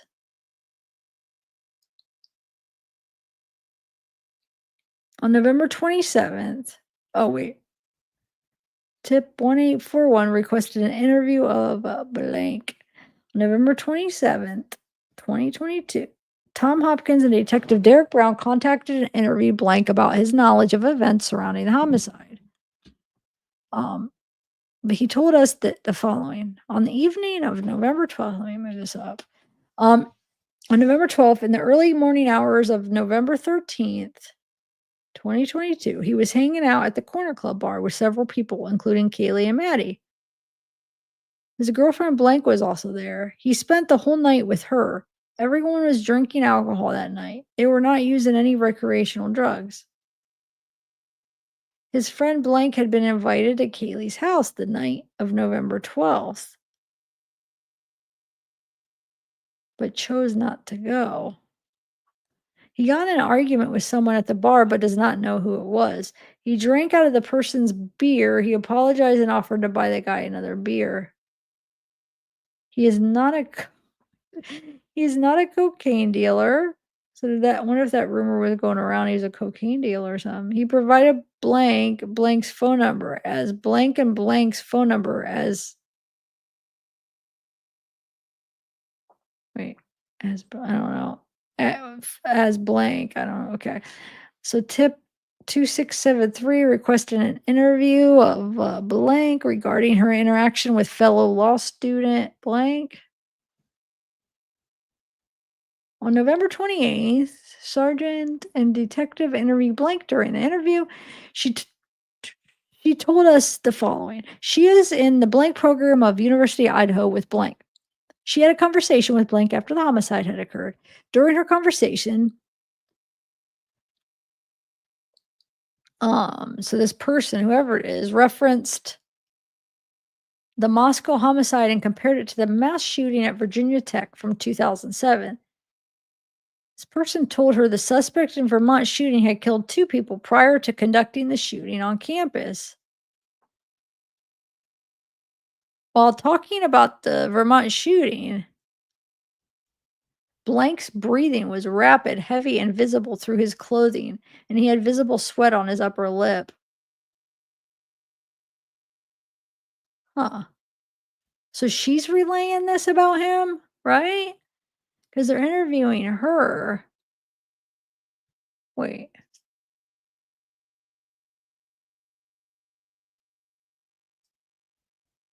Yeah, right? Anyway, w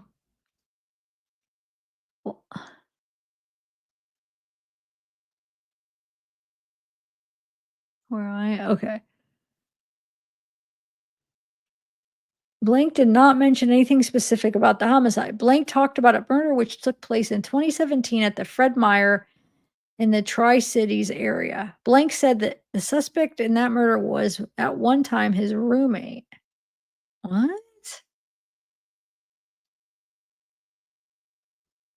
But who's she? Because now I'm confused.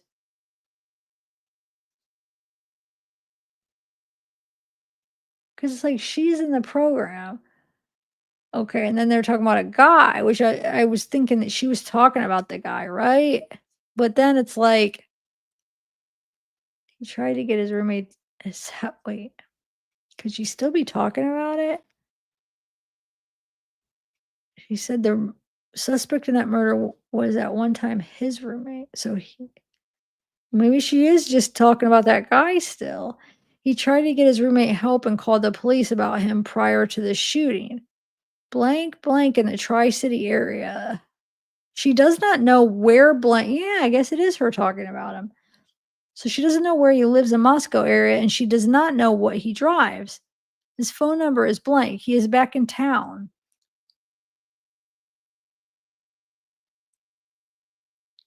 Hmm. Wait, a conversation with blank after. Okay, so yeah, she's talking about this conversation you had with some guy, right? Okay. So she doesn't know what he drives. She has his phone number. He's back in town. Blank was his birthday. On November 13th, she was invited to a brunch for blank. She did not attend the brunch. On November 30th, Sergeant and Detective interviewed blank, and blank maybe told us the following. We were talking to him because he was a Marine. He does own K-bar knives. They are in a safe place at his property in the Tri-Cities. Blank was his birthday. He and some of his friends went to Rico's in Pullman. He met a woman there named blank, phone number blank.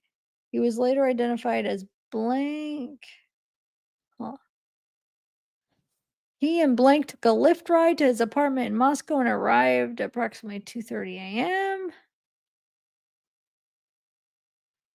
Huh, to his apartment in Moscow. Okay. He was very drunk and he was giving him his right. Maybe she was giving him water. She stayed with him until the morning of the 13th. I feel like ow, this girl is talking about this guy that she talked to him after the murders. Okay. His roommate blank answered the door and let him and blank into the apartment. She showed me the lift route and wait, his roommate blank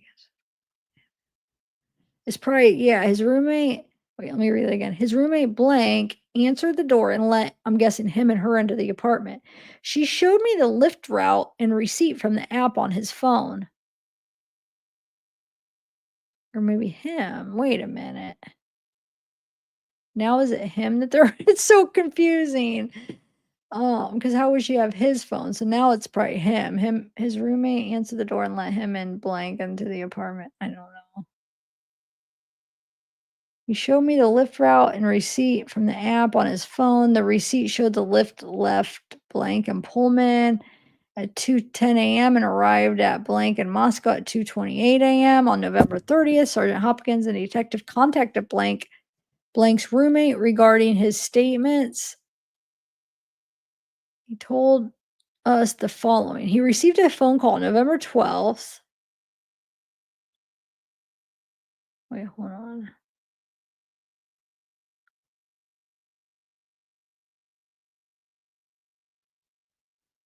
Huh. So he told us the following. He received a phone call November 12th to open the door for blank to let him in. He was drunk and was with a girl who would not show her face to him. Huh. So was this, I wonder if this is the roommate. Yeah, this is the roommate. And now he's talking about the incident where that girl was with this guy and then what? The girl that was talking about him up here, maybe? I don't know. It's confusing. Anyway, so he's talking about this girl wouldn't show her face on December 1st. That's kind of weird. On November 12th, though, that was that night.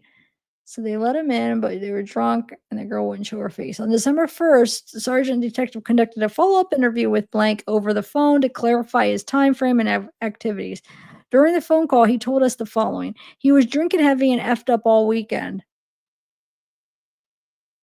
The days kind of run together. On the 13th, he went to the brunch and then hooked up with Blank, later identified as Blank, for dinner. Came back to the house and stayed the night.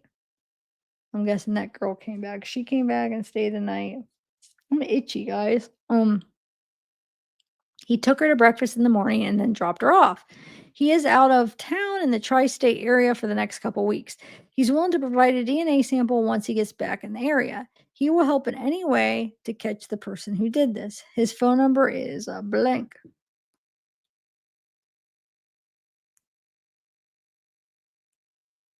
Are you guys still following? Well, as much as we can. On December 1st, Sergeant Hopkins and Detective Brown contacted Blank, Washington driver's license, blah, regarding his activities. He told us the following. She met Blank the evening of November 12th. So maybe she told us the following. Okay. She met Blank the evening of November 12th. They were at Blank and went to bar hopping. She was very drunk and could not find his friends. She was given Blank water and they took a lift back to Blank's house in Moscow. The house stunk like dogs. She stayed there the night. She stayed there that night. She did not go to brunch on the 13th. She met with him for dinner on the 13th. They had dinner and then stayed the night together. She has not seen him since the morning of November 14th when they separated. Okay, so dinner on the 13th. Wait, she did not go.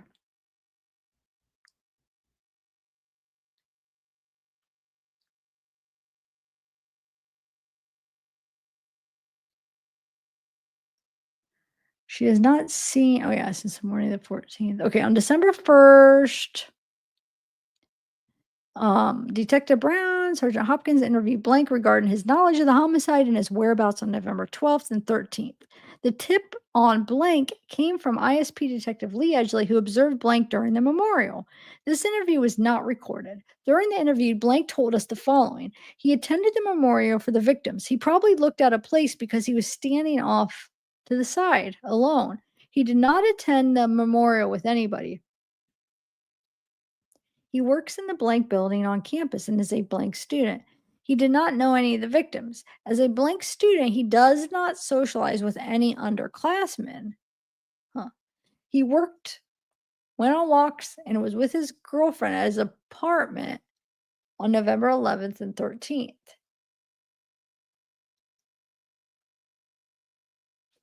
He drives a white what? A white what? He did not want to provide a DNA sample. On December 3rd, 2022, Detective Brown and Sergeant Hopkins interviewed Blank over the phone. The interview was not recorded. He refused to give us any personal information and would not say where she got her info. Oh, she refused. Okay. Would not say where she got their info. Is this the one that wasn't? Wait, this is the girl that came back with the guy, right? That wouldn't show the roommate her face? Right? Huh? Why is she so secretive here? During the interview, she told us the following. She has a friend of a friend from out of state who has looked into the case. This is somebody else. I don't know. She read the case on the websites and believes blank is involved. Her friend found blank from the blank fraternity website and looked at his eyes. She does not know how her friend of a friend picked out this information. Huh. On December 3rd, wow, it sounds really scientific here. Oh my God.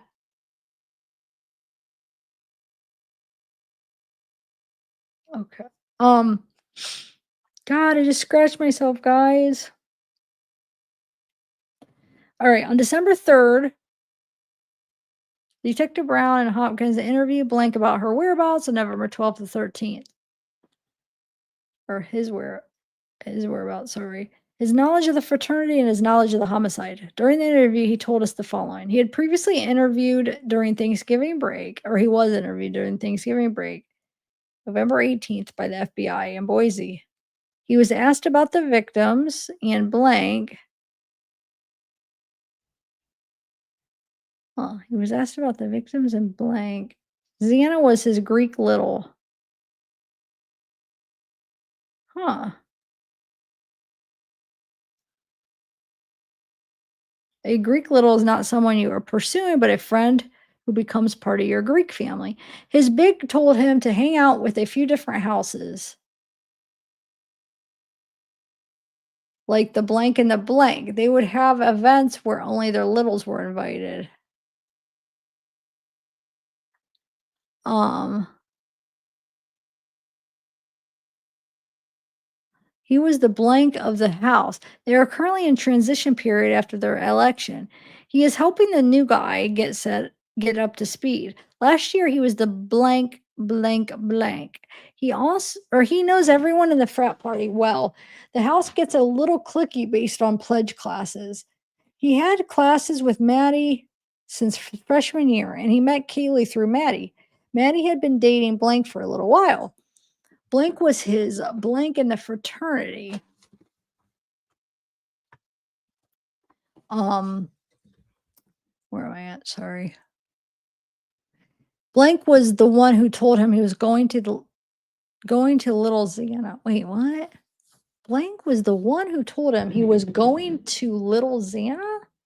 Oh, to Little Xana, like he was going to be her little, right? Blank, his little blank is taking over for him as the blank. He knows blank very well, and blank will be done in the semester. In a semester, sorry.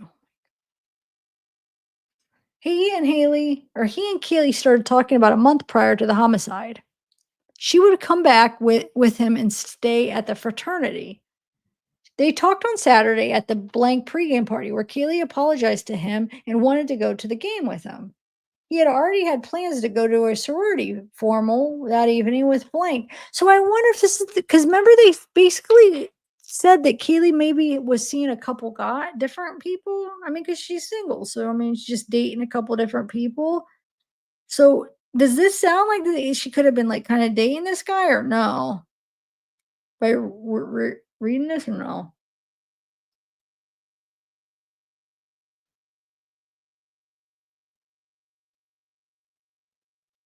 I don't know. Unless if they're saying Maddie had been dating blank, was blank this guy that's talking? I don't know. Anyway, she would come back with him and stay. Wait, he and Kaylee started talking about a month prior to the homicide. That's what I don't know when they said started talking. You know how sometimes people use that as like they're dating, they started talking?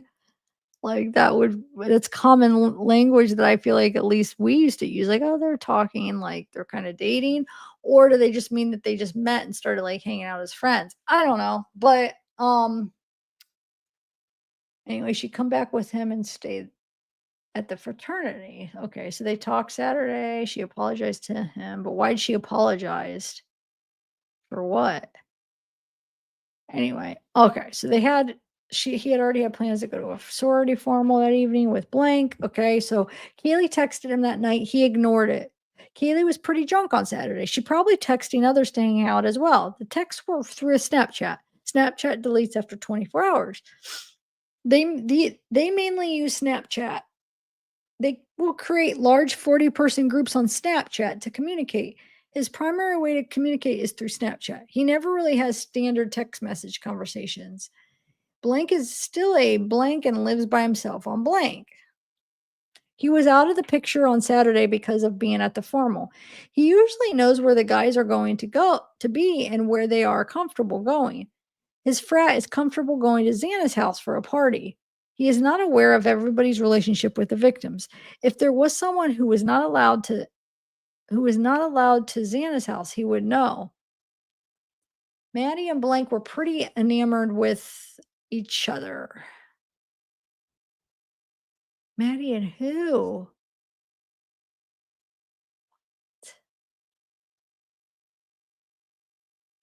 He does not know who is hooking up with who within the group of people. Huh. Blank is dating Blank from Boise. So that'd be Maddie. Huh. Blank and Blank from the frat house had gotten with Blank. He feels pretty terrible about what happened. Oh, what happened? Blank and Blank was the last Blank of the fraternity, and Blank was visiting for the weekend of the homicide and was staying at Blank. Blank is a cabman at the end of Blank. November 13th, between 11 and 12 o'clock, somebody got a hold of him and told him something had happened at Xana's house.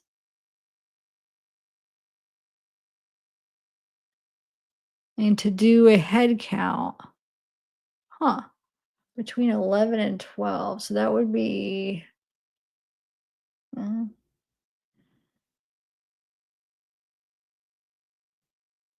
So someone got a hold of him. A head count is a sprint through the house for people to count their pledge class and make sure they can get a hold of everyone. Blank was the only house member they could not get a hold of during the head count because he was with the people who found the bodies.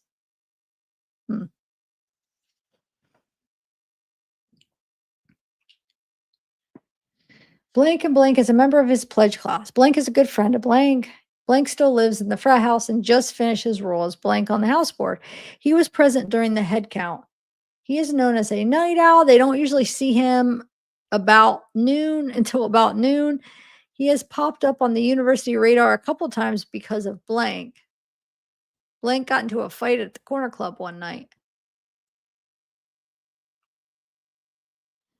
Why, he just recently, approximately 3 or 4 weeks ago, got into a fight at the Blank formal. Is this hoodie guy they're talking about?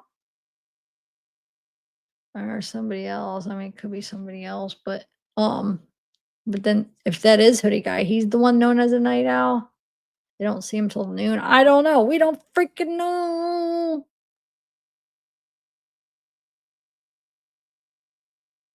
Oh God. Anyway, all of them were at the corner club and nobody saw the altercation. We got into a fight at the corner club one night and just recently, approximately 3 or 4 weeks ago, got in a fight at the university is still looking into the fight at Blank's formal event. He was gone on the weekend of the formal. It looks like he was in the wrong place at the wrong time and got caught in the middle of an altercation. He recommended to the university that Blank write an apology letter to the university and to the sorority. The Blank house is now waiting to hear if they are on suspension or not based on the formal incident and a couple of hazing allegations. Blank and Blank were both involved in the incident at the formal and are knocking on death's door. They will probably get cut from the chapter. Because I feel like he weren't they talking about how he was probably gonna get the hoodie guy he did get in some trouble with the fraternity too and was gonna get kicked out. And so I don't know. Are they talking about him right there?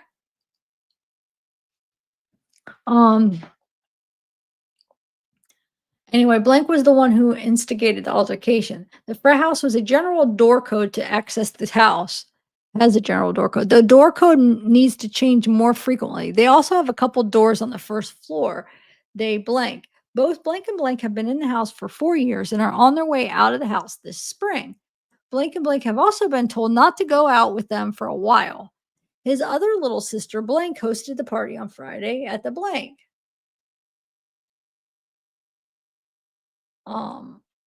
He gave verbal consent and signed a written consent form for law enforcement to download the contents of his cell phone. The written consent form has been added as an e-file. His phone was turned over to FBI agent who coordinated the download of its contents. At the conclusion of the interview, his phone was returned to him. On the 13th, they woke up, did the head count, and tried to get a hold of their friends. He checked on everybody. He called Blank and checked to see if he was okay. He and Blank went to get food at McDonald's and checked on the guys at blank. At blank blank. Getting hold of Xana. All right, where are we at? While he was getting food with Blank, Blank was doing all right. They talked back and forth about getting a hold of Xana, speculating that maybe she was talking to the police. They tried to stay positive. At 3 or 4, they got an update from Blank that 4 people were dead. By Monday, almost everyone had got home. He was talking to Blank that day and was onto some Snapchats and into some Snapchat with others about what was going on. Blank and Blank are 2 from the house he hangs out with the most. Blank stayed over with him Saturday night. Blank was in his room with him all night. Blank is a blank, blank, blank. He was at the party at the Blank until about 4. Then he went to sober up so he could go to the formal with Blank. The formal was held at Blank. They got back to the Blank at about 11. There were probably about 60 or 70 people in the apartment attending the party at Blank. Once he left the party, he detached the events from the night. He detached from the events for the night. So Blank drives a blue Blank, Blank drives a silver Blank, and Blank drives a Blank, Blank drives a white, small white car, maybe a Blank.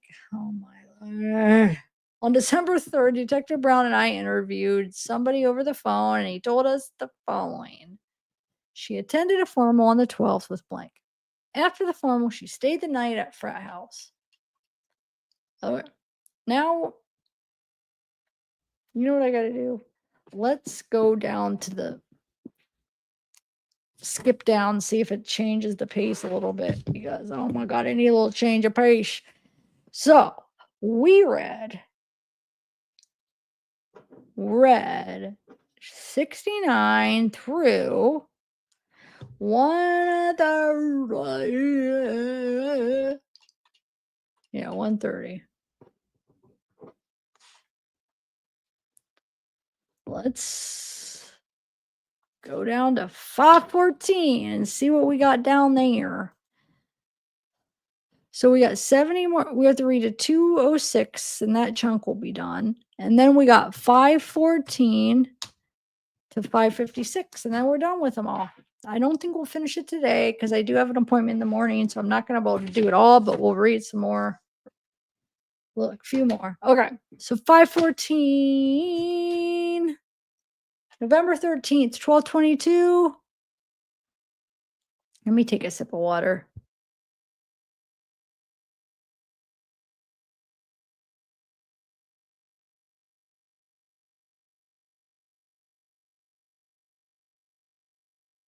Okay, 540. Or wait. November 13th, 1222. They requested I was. Okay, so Detective Talbert was assigned as the lead crime investigator. January 27th, the request of the defense counsel of Katuna County Chief Public Defender Ann Taylor, Matt Nodal, collected multiple items from the resident. I was present during his collection.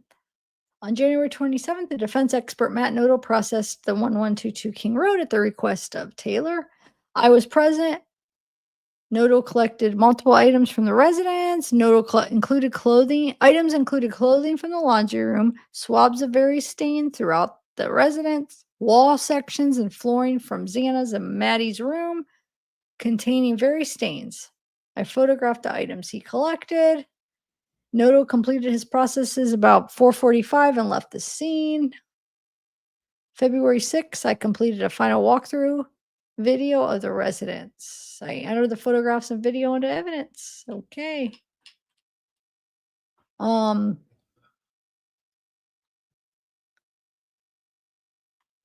So they requested Idaho State Police to assist with multiple homicides. So Talbot was assigned as the lead investigator. On March 9th, I processed Kohberger's 2015 Hyundai Elantra for additional evidence at the MPD evidence garage. All items collected were turned over to MPD. March 9th, the vehicle, oh my lord. Vehicle, huh. The vehicle was secured inside the MPD evidence garage. MPD evidence technician Tim Smallridge was also present. I photographed the items, processed and packaged the items. The following was collected. Exhibit 001, turn signal, wiper activator from the steering column, gear shift and boot from the center console. Okay. What else?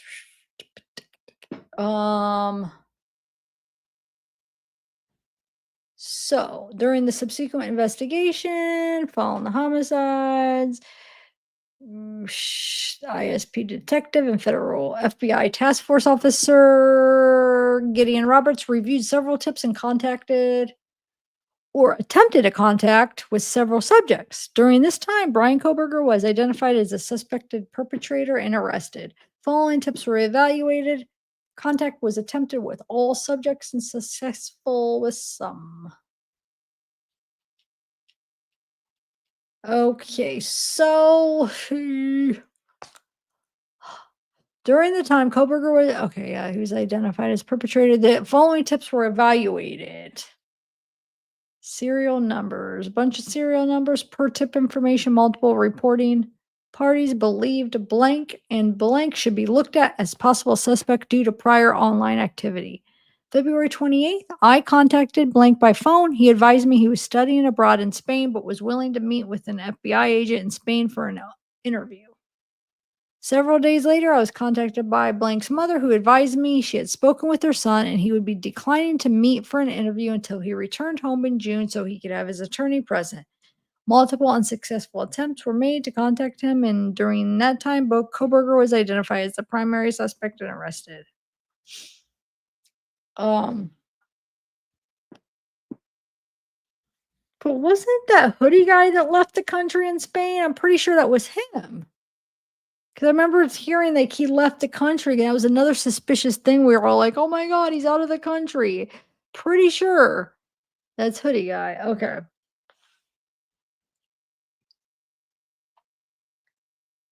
All right. It's per tip information. A reporting party believed two brothers from the blank family who were allegedly at the University of Idaho should be looked at as possible suspect due to alleged conversations heard at California campsite after the homicides.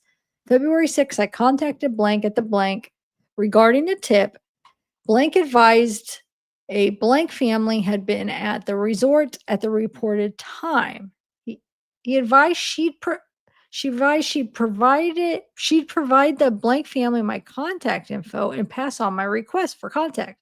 February 28th, I contacted the staff at the university and inquired about the validity and existence of there being enrolled student brothers from the blank family at the time of this report.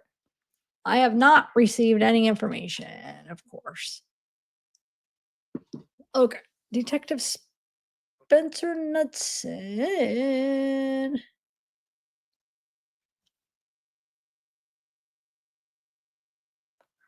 Maintain a running report. Okay, so lead 5839, December 2nd, Detective Spencer Knudsen with the Idaho State Police investigation, along with Detective Tyler Barrett, conducted a phone interview with Blank. Blank stated that he is next door neighbor of the victims. He stated that he was in a slight altercation with a kid named Blank at the Corner Club bar earlier in the spring. He provided us with the name of Blank, who was his roommate. Okay, this incident can be closed. All right, now we have another lead. They conducted a phone interview with somebody, and this person stated during last semester he had an altercation with Blank at the Corner Club bar. Is this the same thing?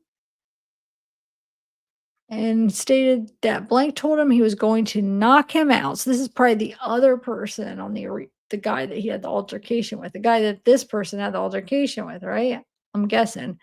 Anyway, so he had this altercation, and this other person stated that told him that he was going to knock him out. And he stated that Blank was really drunk that night and had no further contact with him. This incident can be closed. Now we have another lead with the Idaho State Police investigation. Okay. They conducted a phone interview with Blank, and Blank has stated that she talked to Detective Lake on Tuesday after the incident happened. He stated she called in the tip on Blank, who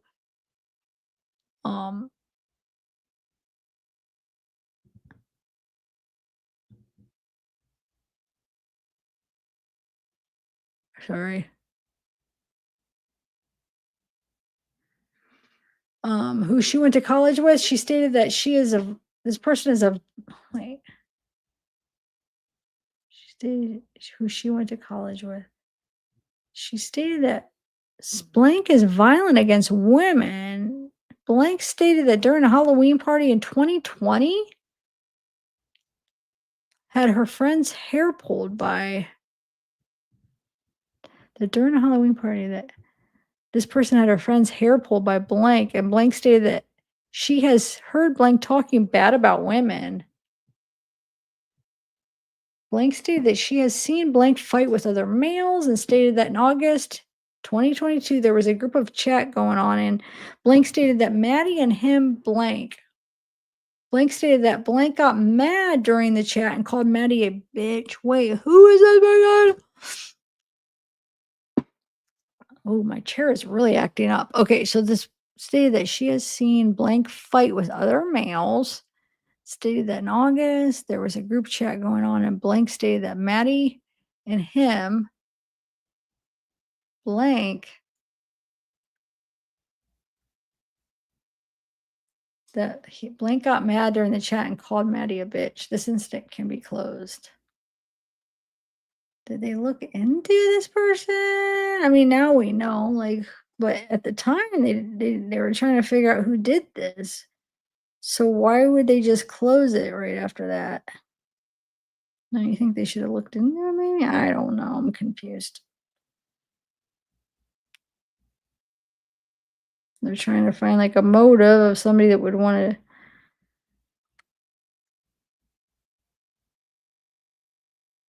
I know that's not like a, I don't know. Anyway, let's move on. Okay, so oh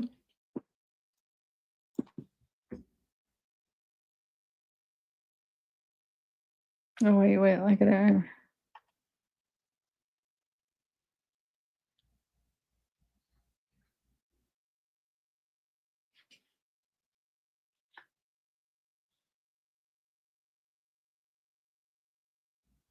Hold on one second.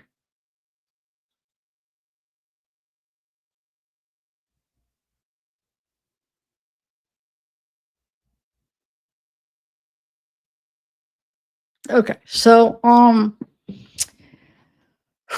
getting burnt out right for the night, guys. Okay, so FBI Task Force Gideon Roberts interview Blank regarding his interactions with Bryan Kohberger. Blank was identified as a Blank and Kohberger as a teacher's assistant for one of the classes Blank was enrolled in. Following the service of a search warrant on WSU, the search warrant was a part of an ongoing homicide investigation. Okay, let's see.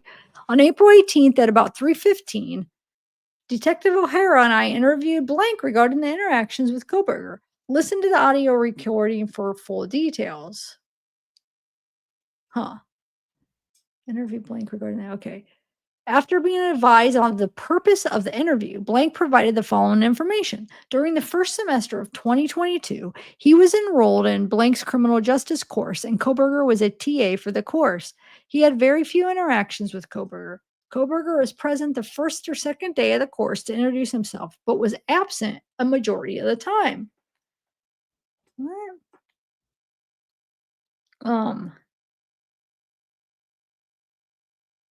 Oh, he was so when Kohberger was a TA.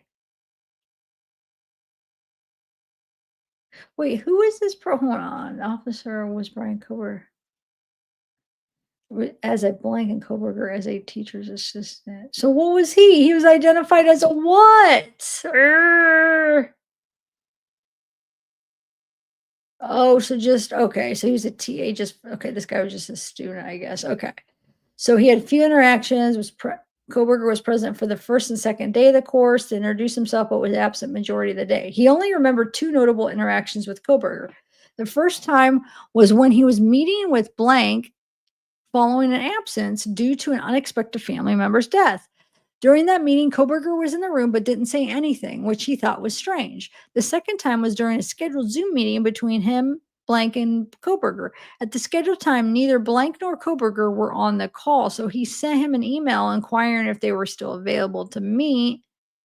See, I remember reading this. I don't know if it's just overlapping or if I did read this page and I just somehow forgot to mark it. But I know a lot of the times there's repeats. So I keep scratching myself, guys. Why did I do that? Okay.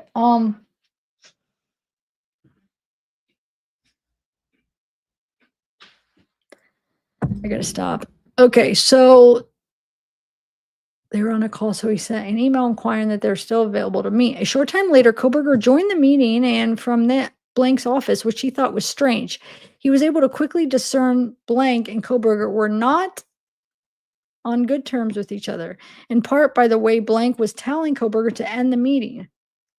A short time after the Zoom meeting ended, he received an email from Blank advising him Blank wasn't upset with his questions, but instead he Blank,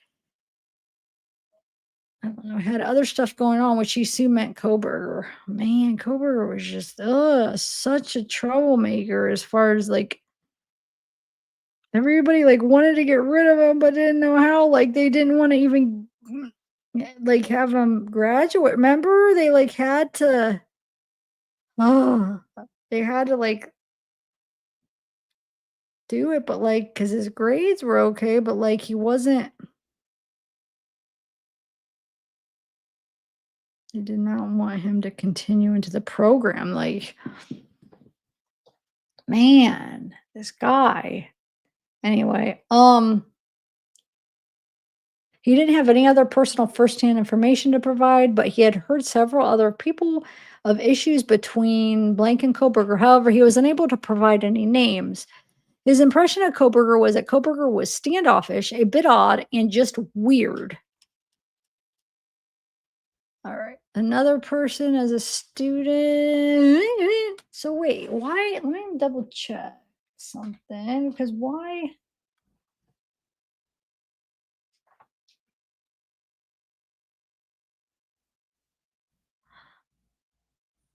Oh, wait a minute.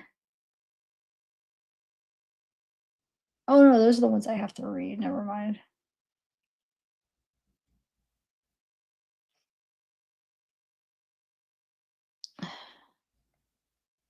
Yeah. No, I mean it's okay. So, I spoke with Blank at MPD in reference to Kohberger being her TA in her Blank class at Blank. Blank provided the following information during her interview and emailed me screenshots between her and Kohberger.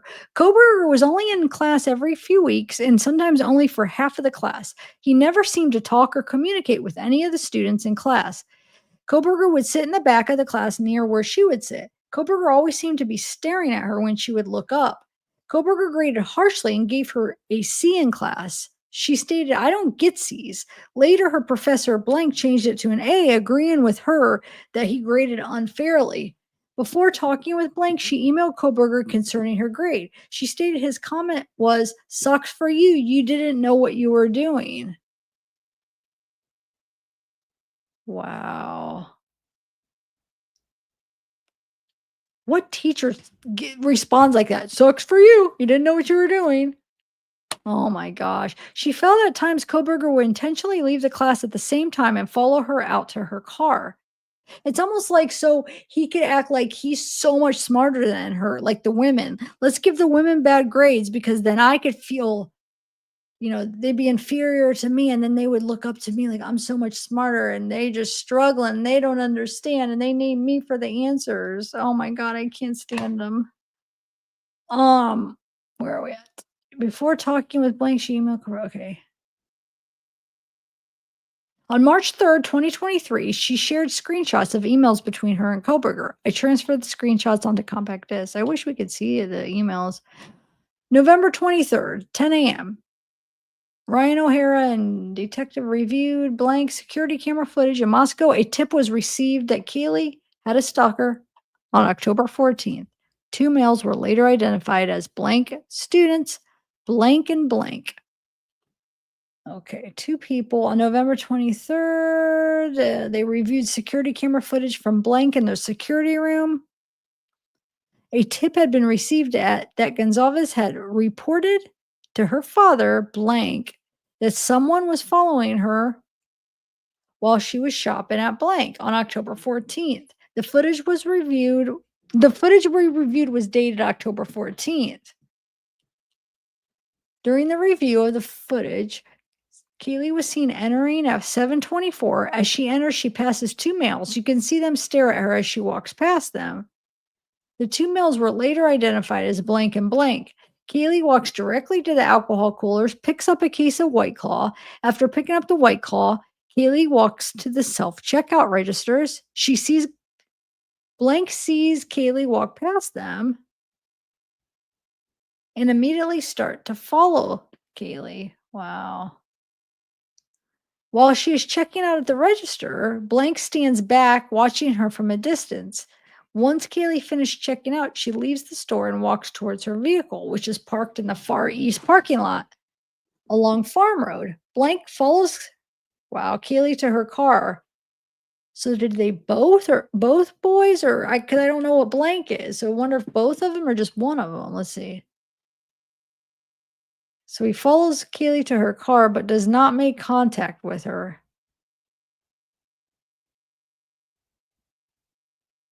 He turns and walks back inside and meets up with, so it's just that guy. So this is the guy I'm pretty sure that they were talking about because the defense brought him up and they said, so that then the prosecution, I think, was saying how they looked into him and it was just some guy that, because this is one of the guys they were gonna point to as maybe a possible suspect, right? And remember, the prosecutor said, well, this guy, they talked to him and he just said he just didn't, he wanted to talk to her, but just kind of like chickened out type thing, right? Which could be it. Like he could have been telling his friend, like, oh, I have a crush on this girl. Oh my gosh, she's coming in. Like, I want to go talk to her. And then he chickens out. Could be just something as innocent as that. Anyway, so blank and blank finish their shopping and check out. As they're walking to exit, they pass the self-checkout registers and both stare at an unknown female checking out in the self-checkout.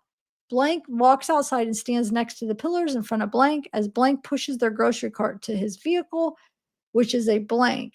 Once the unknown female exits and walks past, you can see them start to follow her. She seems to be aware that he is following her and does a loop past her vehicle and walks toward the vehicle she came in. Blank did not appear to make contact with her and continued toward the vehicle.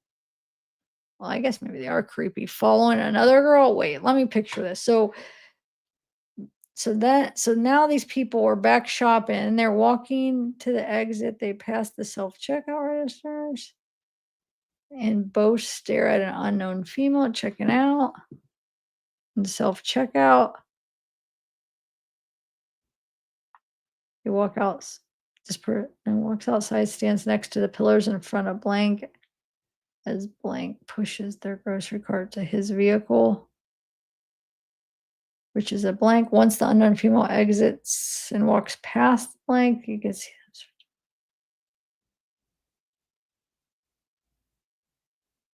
Huh.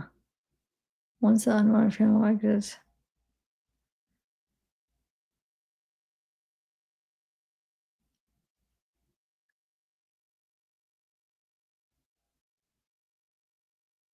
And then walks towards the vehicle she came in. Huh.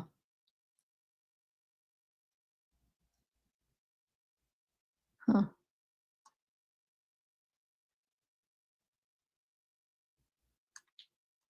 Detective Adams and I interviewed blank at his apartment in blank, Moscow. This is a summary of the interview. He identified his friend as blank. He and blank will go grocery shopping at blank together on blank after school. At times, blank will see a girl he wants to talk to and will sometimes follow a girl outside and outside the store and try to talk to her outside. He will do this because he is really shy and doesn't want to be rejected in front of his friends. Huh. On December 1st, Detective Adams and I interviewed blank, and blank has been a student at the blank for almost 2 years. Goes grocery shopping with blank every blank after school. I show blank a clip from security camera of him following Kaylee out to her car when she was leaving.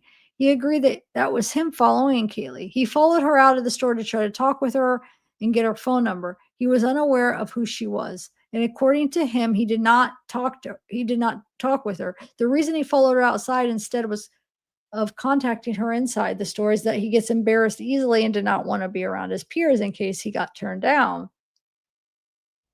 He stated that after checking out that same evening, he saw another girl he wanted to talk to that was checking out in the self checkout line.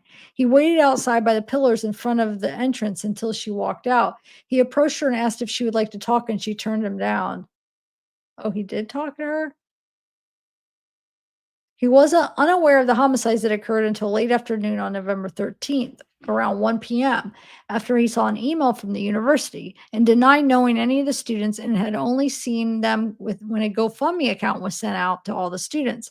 The night of the homicides, he stated that he was in his room as he rarely ever goes anywhere, except to the gym, grocery store due to his schedule with school.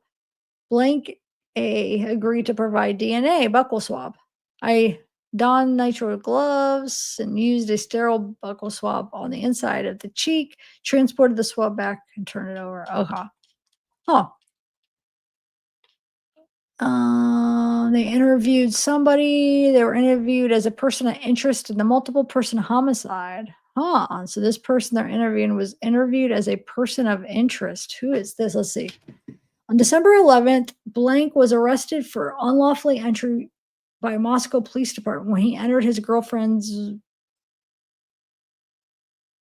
blank residence when the current tenant blank was not home. The interview took place in a parking lot of blank Moscow, Idaho, where blank works. Huh? Unlawful entry by Moscow when he entered his girlfriend blank's blank former residence when the current tenant.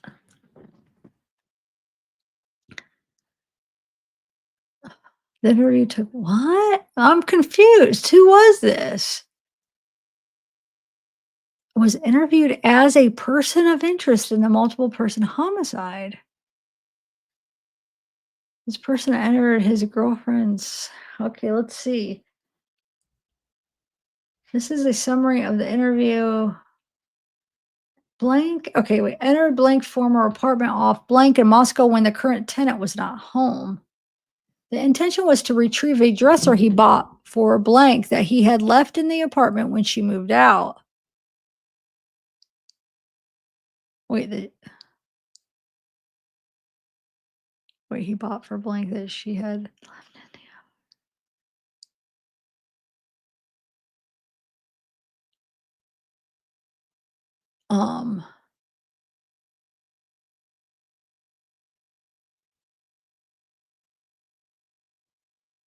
huh.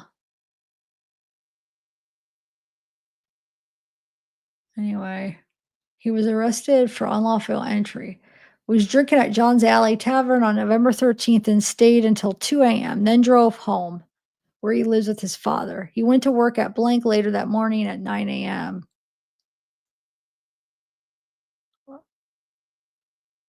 He agreed to provide DNA while wearing nitrile gloves. I collected inside a cheek. Okay. Huh. Ooh, who was it? Does anybody know? That's new.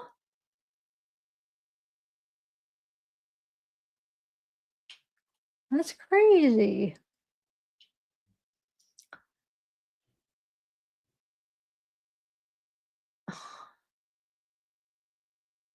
What are you guys saying in chat here? Ow.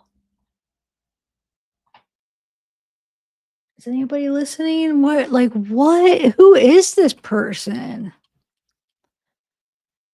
Okay, so lead crime. Kohberger was appointed Katani public defender Ann Taylor. They requested multiple items retained from the residence. I conducted presumptive testing on multiple items retained from the residence. 2 items were presumptively positive for blood.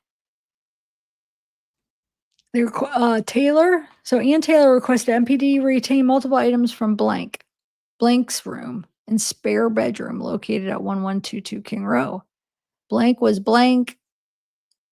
So I wonder, was it Bethany or Dylan? But they wanted to retain. Oh, it was probably Dylan because remember they were in the middle of, or they gave him back to her and then she requested him and they had to get back from Dylan. So it's probably is. So February 2nd, they retained the following items for the residents: pink, white colored blanket, pink, white colored cloth, black, white colored Vans shoes. We know why she's requesting the Vans shoes, but red and white colored shoes, black and white colored Converse shoes, black and white colored Adidas, and green and pink colored coat, and a handwritten note. June 8th, I presumptively tested the items from report 140 with Blue Star. Evidence storage. Okay. The pink and white colored blanket and green and pink colored coat tested presumptive positive for blood. Huh. And these are all from Dylan's room?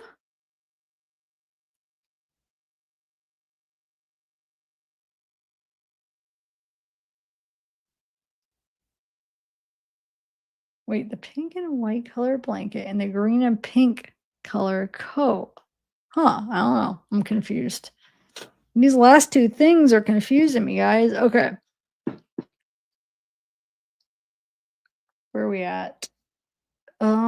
So Lieutenant Mike Mooney facilitated the production of Idaho vehicle registration.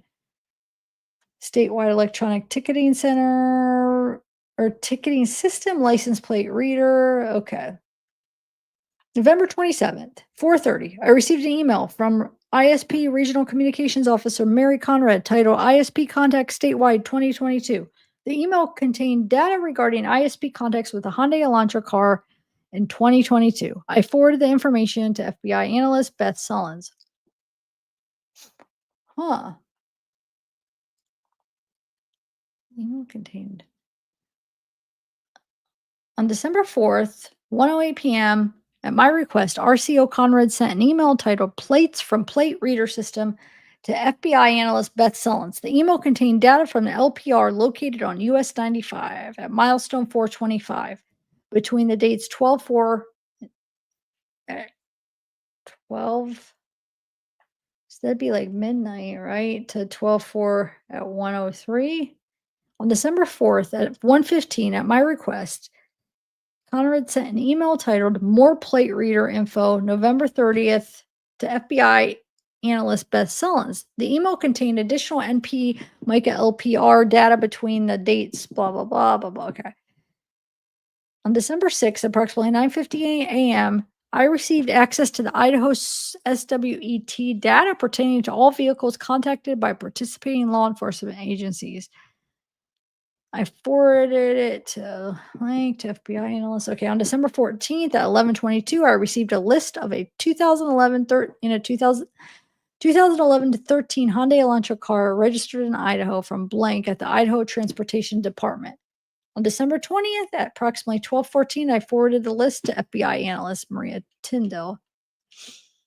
On November 21st, Idaho State Police Sergeant Darren Gilbertson conducted timed runs through the residence at 1122 King Road. Um,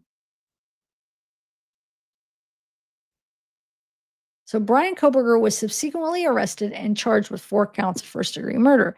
The purpose of the time runs was to gain an understanding of the approximate time needed to have carried out the murders. Um, Based on the processing of the crime scene and evidence collected, investigators believe Kohberger drove to the area, parked at the back of the residence. There's a paved parking lot area directly to the south that overlooks the back of the residence. Kohberger most likely entered the residence through the sliding glass door located on the second level and rear of the residence, and then proceeded as follows. After entering through the slide glass door, Kohberger walked through the kitchen area and to a set of stairs that led up to the 3rd floor.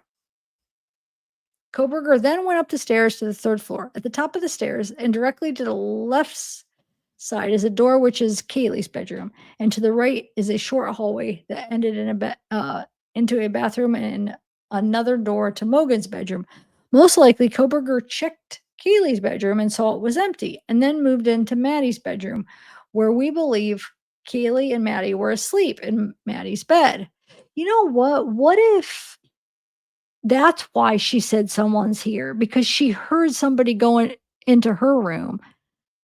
You know what I'm saying? So Kaylee like heard, because the rooms, I mean, the house isn't that big.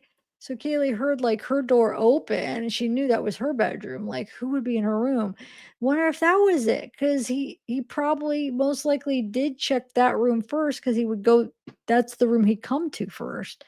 And I don't know, was Kaylee the target? I mean, maybe. So, like, what if he went there, opens the bedroom, and then Kaylee hears it, sees, like, what the heck? Somebody's here. That would make sense, right? Um, and then what if she like maybe walked out or something and was like walked out because she seen somebody going into a room or heard something like somebody's here. She walks out, and then maybe that's when Dylan hears, "I'm here for you, Kaylee," or something. Because maybe she's like, "Who are you?" Or like, I'm here for you, Kaylee." And then I don't know, maybe, right? That kind of makes sense. Because I get like thinking like, wait, because I think she got it wrong when she's saying like, oh, she was walking, she came down and said that, and then walked up and said that, or whatever. I think that was wrong because I can't make that make sense. Um, of her saying somebody's here and then walks upstairs, because then where is somebody here? So I bet you that. I bet you that she just saw that heard somebody going into her room. Anyway,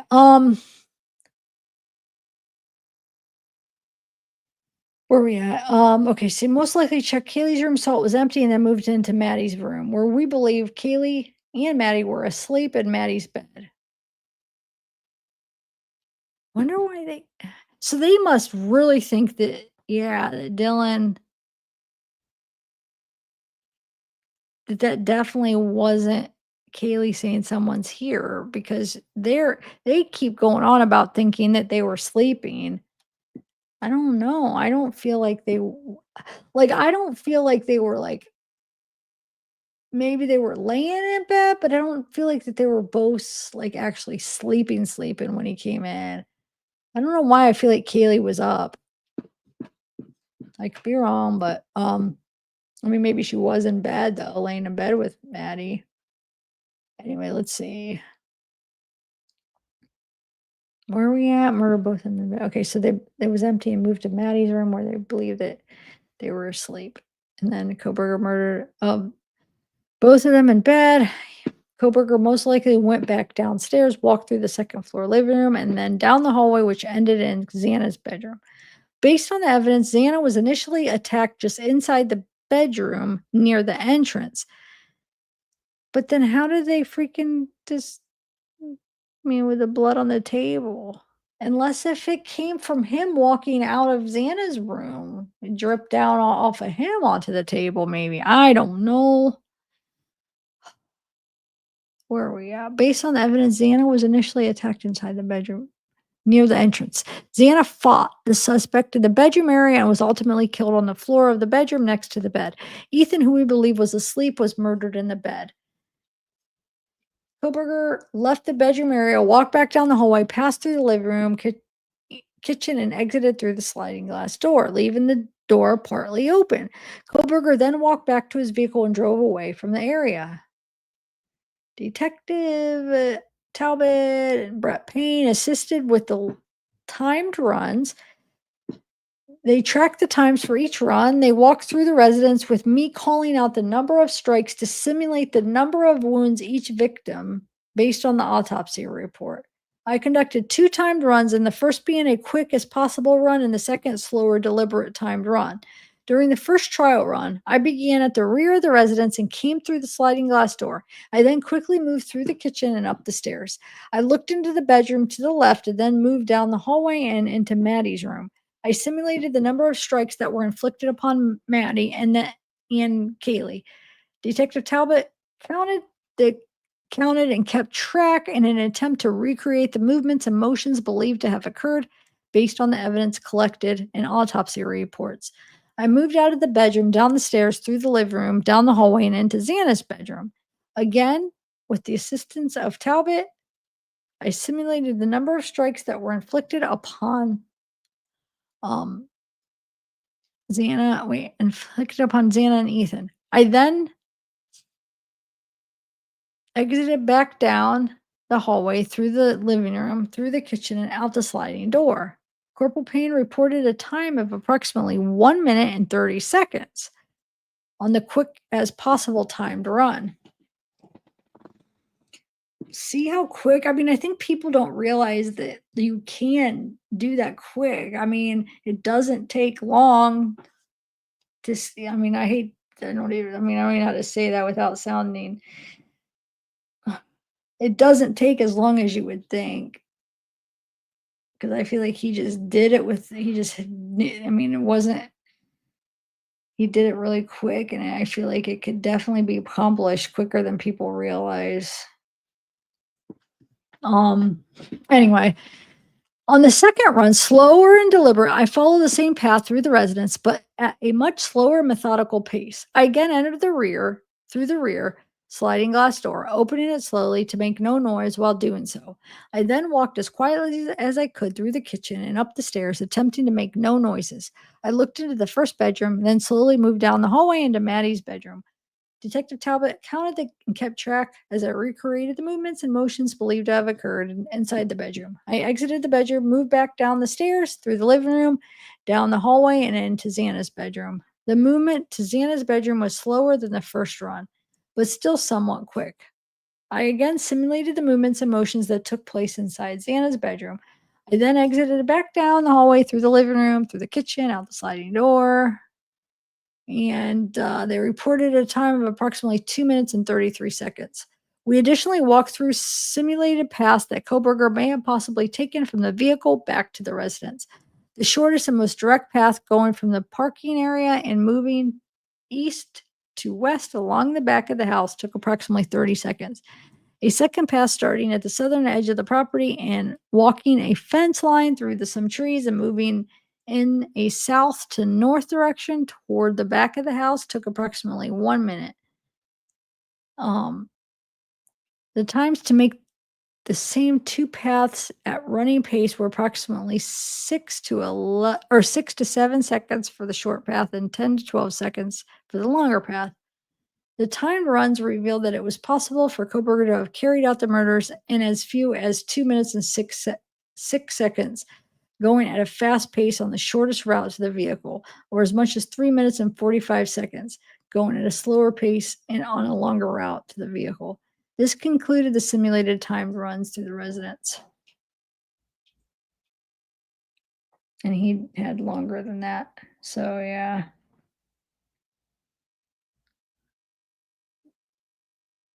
If you could do it in that shorter time, you could definitely do it in the time he did it.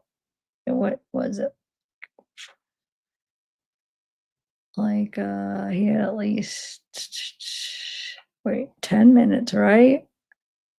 Or longer. So yeah, he definitely could have did it. All right, so now we got video evidence recovery on November 20th.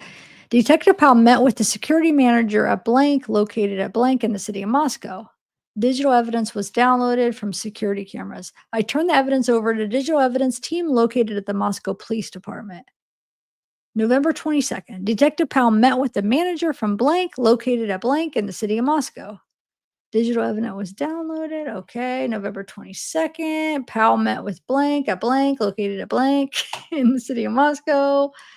Okay. It's saying the same thing. Digital evidence, digital evidence, digital evidence. Okay. Same stuff over and over. Oh my God. Okay. This November 18th, 6:23. They interviewed somebody who lives in Moscow. The interview was about the murder. 6:23 on November 18th. They interviewed this person over the telephone and provided this person provided the following information. This person lives with his girlfriend, who's a blank. She went to bed early. He stayed up until about 2:30 a.m. playing video games and working on homework outline since he is an outlying blank at blank. After going to bed, he had been asleep for approximately an hour when he was awoken by a vehicle with loud exhaust speeding away down the street past his house. He assumed it was a white Audi that parks near his house quite often or quite frequently and has a loud aftermarket exhaust. The Audi normally parks near the cul-de-sac on the end of the King Road. He believed it would have occurred between 3 a.m. to 4:30 a.m., but was unsure since he didn't check his clock. After the vehicle traveled past his house, he believed the vehicle turned onto Taylor Avenue, going east by the sound of the vehicle was coming from. That included the interview. Now we have evidence response team unit responded to FBI teams completed 3D scans, photographs of the residence. Okay. I confirmed the residence was structurally the same as it was on November 13th. They did. Okay.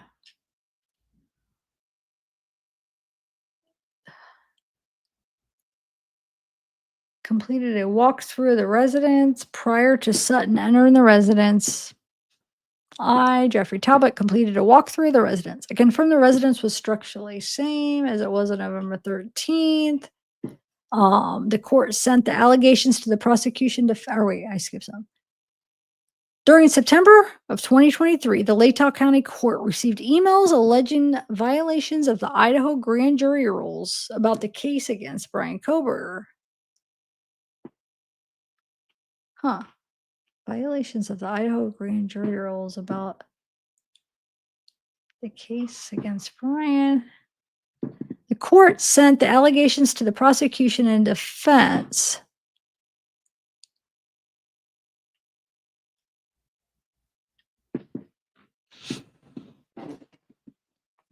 Darren Gilbertson conducted a follow-up on the allegations September 7th, after receiving an initial email alleging violations of the Idaho grand jury rules. I emailed the sender blank requesting more information. I advised her I was assigned to the investigation and wanted further clarification regarding the screenshots she attached to the email.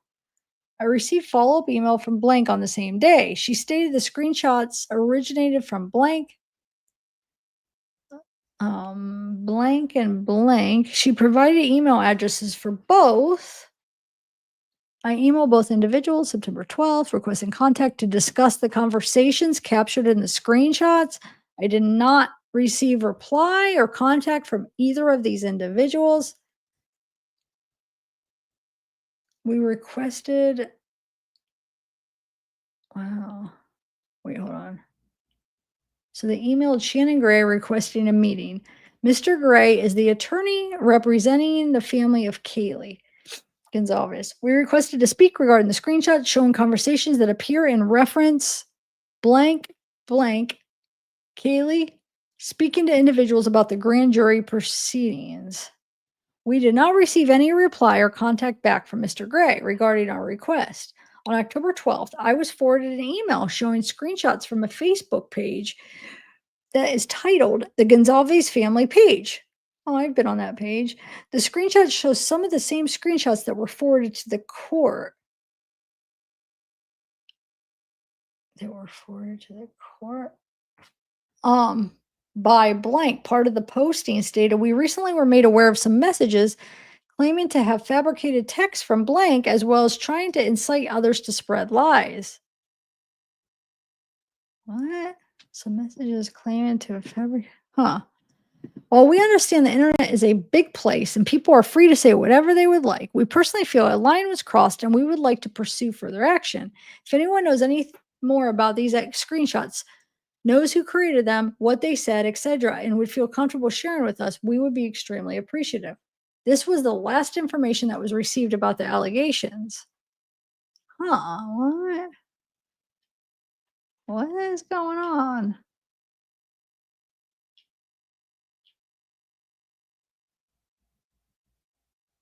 That's weird. I've never heard of that. Huh. I don't know if I fully follow it. What happened there? Anyway, they interviewed Blank and her husband, Blank, regarding their connection to Gonzalez through babysitting services.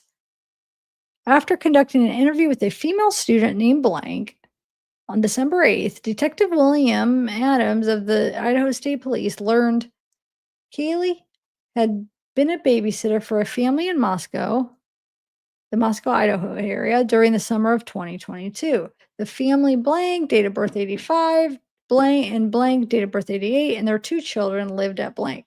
After the interview with Blank, I obtained Blank's phone numbers. I requested the cast agents to check the time frame for which we had cell phone data at the time. Blank data appeared to be placed Blank phone at the residence on the night of the murders. However, when I checked Blank's phone data, his location was not within the data collected. This can occur if the phone is turned off. Based on the information from Blank and the lack of data for Blank, we decided to interview both. On December 9th, 2022, Detective Herman and I interviewed Blank at her place of employment.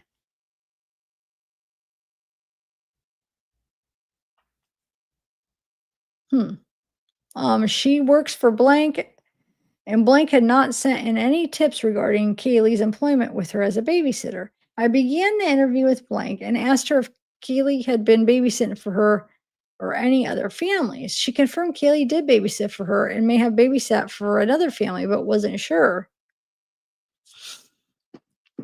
She told me her husband, Blank, had introduced her to Blank, who coordinated childcare for Blank. Anyway, in Blank stated there were approximately 5 sorority sisters who would provide childcare for their Blank. Blank stated the only way that she paid the girls was via Venmo app on her phone. Blank stated Kaylee had provided childcare for them a few weeks during the spring semester of 2022. She told us the last time Kaylee babysat for them was on the 21st. She stated Kaylee had babysat for them 5 or 6 times total. She stated that they paid each girl 15 an hour for their work. She stated Kaylee was not a full-time employee. She stated most of the work occurred during the week. I asked her what a normal routine for her family was when there was football game at home because Blank and Blank explained that her and her family usually attend the home games, and for the game on November 12th, they had family in town for the game. She stated that she attended the game and then went home after. She told me that she did not see any of the victims of the murder at the game. She told me that her family, minus Blank, were home when they found out about the murder occurred at the when they found out about the murder that occurred at the near the university. She told me she was in the office when the University of Idaho Kibbe Dome when it was put into a lockdown situation. I asked Blank about her personal interaction with Kaylee. She described her as a bubbly and great person. She said that the only time she ever saw her not happy was after her 21st birthday. She told me Kaylee arrived at her house to watch the children appearing to be hungover. She said she helped Kaylee feel better. I asked if there were any other applications other than a messaging application. they used to communicate or schedule babysitting. She told me there wasn't. I asked her how the girls who babysat were paid. She told me through Venmo. She stated that she was paying the girls 15 an hour to babysit. She told me that she never had any conversations with Kaylee outside of babysitting, except for when Kaylee arrived at her house to babysit on her 21st birthday. She told me Kaylee quit being a babysitter for her and blank learned Kaylee had accepted a job as an intern for some sort of IT company. She told us that for the new job, Kaylee was going to work remotely for the IT company and offered to continue watching the kids during the summer. Blank explained she learned the internship was a 40-hour-a-week internship that paid $25 an hour. She told me the last time she had contact with Kaylee was in July 2022. Toward the end of the interview, I asked her if there was ever any inappropriate relationship between herself and Keeley, or between blank and Keeley, or any inappropriate relationship with any of the other babysitters. She told me there had never been any inappropriate relationship that she was aware of, and she told me that blank had a little to no interaction with any of the babysitters. The only one who ever attended dinner with the blank was blank. We then concluded the interview. Sorry. I then contacted blank and met with him in the Kibble Dome on the University of Idaho campus. Probably her husband, right? I'm guessing. Blank agreed to sit down for an interview with us. At approximately 11:37, we began the interview. I explained why we wanted to talk. He was not nervous and not afraid to speak with us. I explained, or blank explained he was a blank for the blank. And he went on to explain he met blank while working and asked if she would be willing to babysit. He agreed that is how blank came to know Kaylee.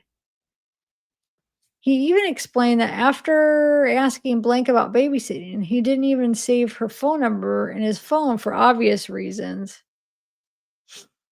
He appeared very conscious of how it might look if he was contacting female students. Blank stated that he was not involved very much with the babysitting, did not handle any of the logistics of it. Outside of blank, he had little no contact with the other babysitters and told us he had met Kaylee maybe 2 times. Any interactions he had with the babysitters was mostly in passing. He confirmed that the statements of how they knew Kaylee and how the babysitting operation was performed. He explained that after games, he would meet with blank at a location off campus. He told And blank told us that on the day of the incident, he was notified of the murders when he was already in the Kibby Dome game planning for the next week. We asked him if he had seen any victims after the football game the night before they were found. He said he had not seen any of the victims after the game. I asked what he did after the game, and he stated he went to the Best Western, as is custom after games, with other blank, and then they went home. I asked blank what his contact was like with blank. He told me his phone was always on and that blank could reach out to him if needed be, but that was not the standard. Wait, I asked blank what his contact was like with the students, I'm sure. He told me his phone was always on and that blank could reach out to him if needed, but that was not standard. I asked if his phone was normally on 24/7. He said it was. After explaining the totality of the circumstance and the link between him and Kaylee, I asked if he would be willing to provide DNA. We explained the sample was going to be used to rule out a match a person to any evidence that may be obtained. We also explained the DNA sample would not be placed into the national database. He ultimately agreed, and we obtained a sample from him. That sample was later given to Moscow. Wonder if do you think really they won't put it into the database? Because, I mean, there's gonna be some kind of record if they take it, right? I mean, how would he even know if it was? I hope they don't lie and do that crap. Anyway, the sample was later given to Moscow and processed according to the policy and procedures. I also asked him if he had any inappropriate relations with any of the victims or students at the university. He denied any inappropriate relationships. There were no other tips or statements to say otherwise. Okay, Blank told me that the only interaction he had with Kaylee was outside of babysitting was when she arrived at the house to watch the kids and she appeared hungover. He told us his wife took care of her. We concluded our interview. Huh. Okay.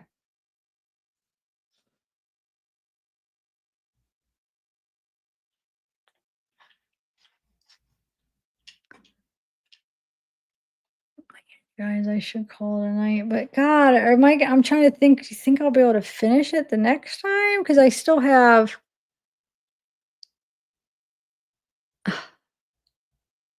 Hold on.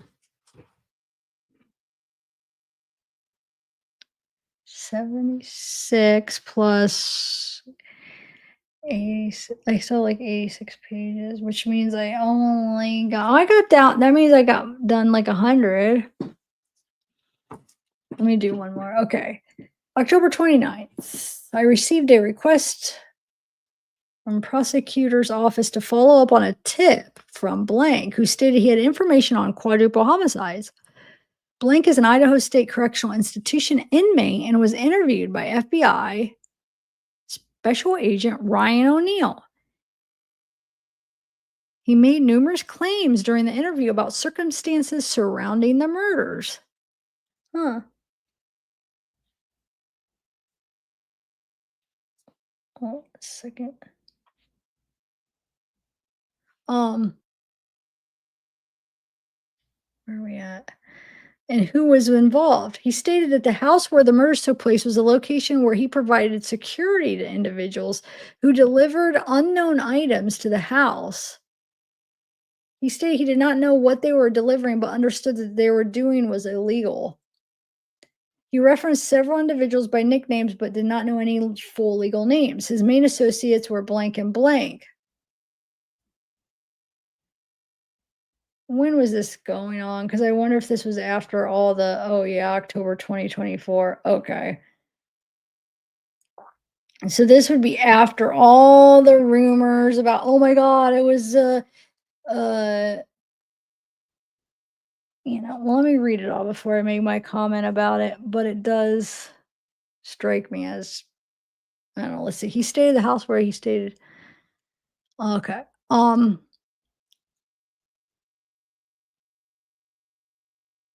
wonder if he has receipts to prove that he was security. He provided security to individuals who delivered unknown items to the house. He said he did not know what they were delivering, but understood they were doing was illegal. Reference individuals by nickname. Okay. On one of the trips, Blank stated that they were leaving Lewiston and headed for Moscow when a car crash happened in front of him. He stated the driver was ejected through the front windshield but survived. Stated he stopped at the crash and waited for police to arrive. Spoke to them briefly and continued to Moscow. He said this happened at 3 a.m., exactly 30 days before the murder. The murders occurred on November 13th, which, by his statement, would mean the accident occurred October 13th. They did not locate any crashes that matched that description. I then contacted the Nez Perce County Department, requested they check to see if they responded to any crashes on this date, which matched the description. They could not find no records. I requested they expand the search to October 12th to 14th and still didn't find any matches. Blank stated he was later punished by Blank for stopping at the scene of the crash. He stated that they broke both of his feet. This is bullcrap. This is somebody hearing all these, I guarantee, hearing all these freaking, whatchamacallit, what's the name? Oh my God, I can't even think of the word I'm thinking of. Cartel stuff. All these, by 2024, there's going to be so many creators, some of the creators that were, latching on to the whole cartel and they were dealing heavy. it's drug related and tunnels under the houses. And somebody probably called and made this up. But let's see. I'm gonna keep reading. But that's what I'm guessing right now. It's just one of these people that's like, oh, I'm gonna call and tell this story. Okay. They stated he was later punished, okay, by broken his feet. He stated he was in jail from October 28th through December. On October 31st, Brett Payne of Moscow contacted both the Spokane County and Kootenai County Sheriff's Department. Spokane stated Blank was arrested in Airway Heights, Washington for assault. He was then transferred to Kootenai for a warrant. Neither detention had any records of Blank having broken feet. Reported having Blank listed as having Blank. Additionally, the dates of his incarceration do not match what he stated in his interview. On October 31st, I followed an interview about the follow-up. Oh, sorry, I'm stretching interview. They did a follow-up about the interview he conducted with Blank, stated that he had a long history with Blank and that he used to work as an informant for him. He stated he eventually fired Blank as an informant because he was a pathological liar. Yep. So big case. He wants to be a part of it. Pretend like he's, oh yeah. Pretend hearing all these theories and then make this up. Yep. S.A. O'Neill stated he continually sought out law enforcement to try to help himself when he got in trouble. He never had credible, reliable information. He stated during the recent interview with Blank, he did not find him credible and did not believe anything he said. All right, guys, I'm going to end here.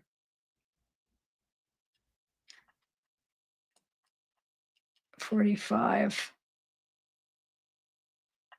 Wait, where is that?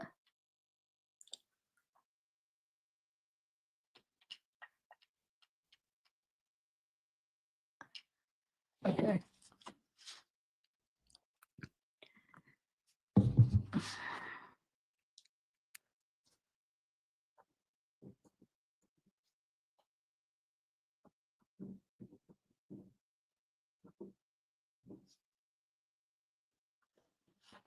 All right, guys, I'll see you next time. I am not going to do a long wind down because I need to walk around and take a shower and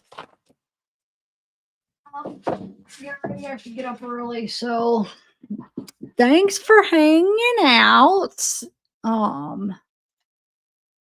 We will see you next time.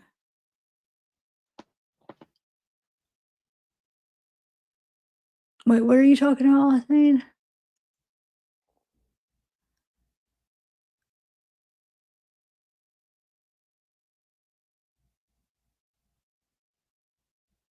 Aw, thanks, the gooch. Aw, thank you. That's so sweet.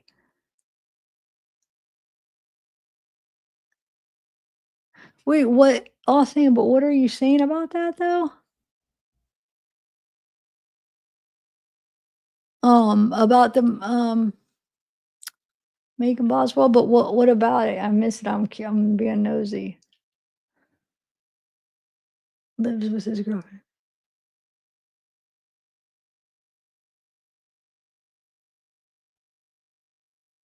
I don't know. I can't see.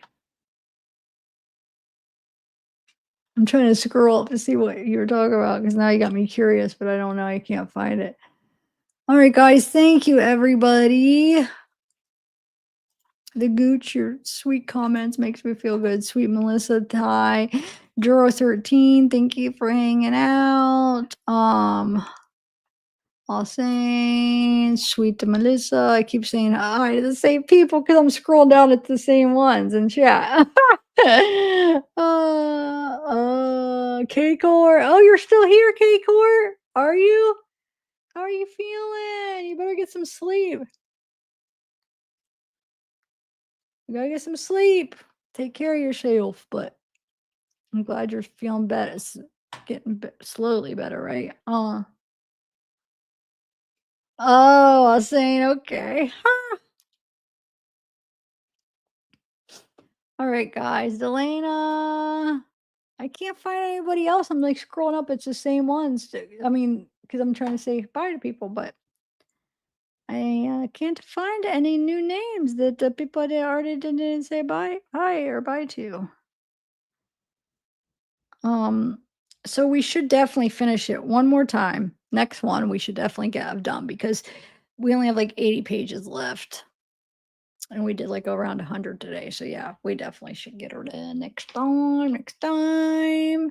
Because I actually, you know, it took like what 20 minutes to get started into the documents because we were going over that new stuff. So yeah, definitely be able to do 80 pages in a few hours.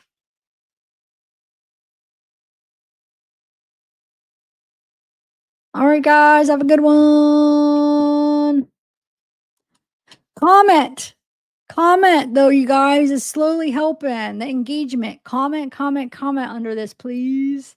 It's been helping. And like it. Help me out. So comment, comment. Likey like.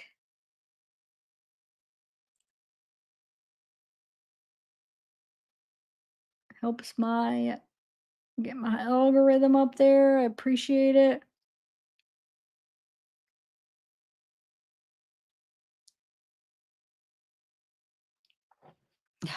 Harley, oh Harley, you're here. Yay, yay, yay. Sweet Melissa, every time I see you, it reminds me of that song. Sweet Melissa. Harley. Okay, I'm just free. I'm talking crazy. I need a shower. All right, guys. Bye. Oh. Comment. Thank you. Yes. Go comment under the video. Thank you. Thank you. Thank you. And if you're watching in the future and not in a live chat as I'm speaking, go comment. Tell me something interesting. Tell me what you think about what's some of the interesting things. Okay.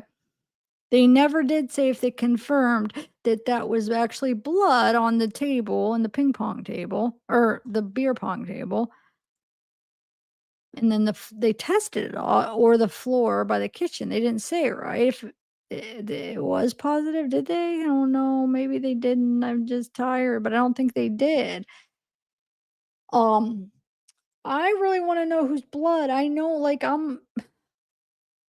I like to know. I mean, I know a lot of you true crimers were all kind of. A lot of us are like that. We want to like be able to understand the whole scene and what happened. And I feel like that's important to know what happened. Like, whose blood was that in the living room?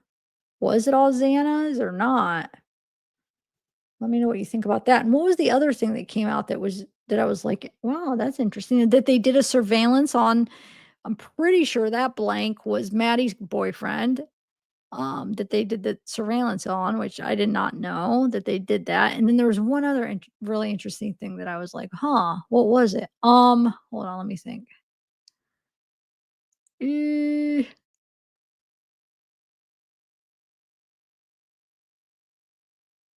I don't know. I can't think of the other one. All right, bye.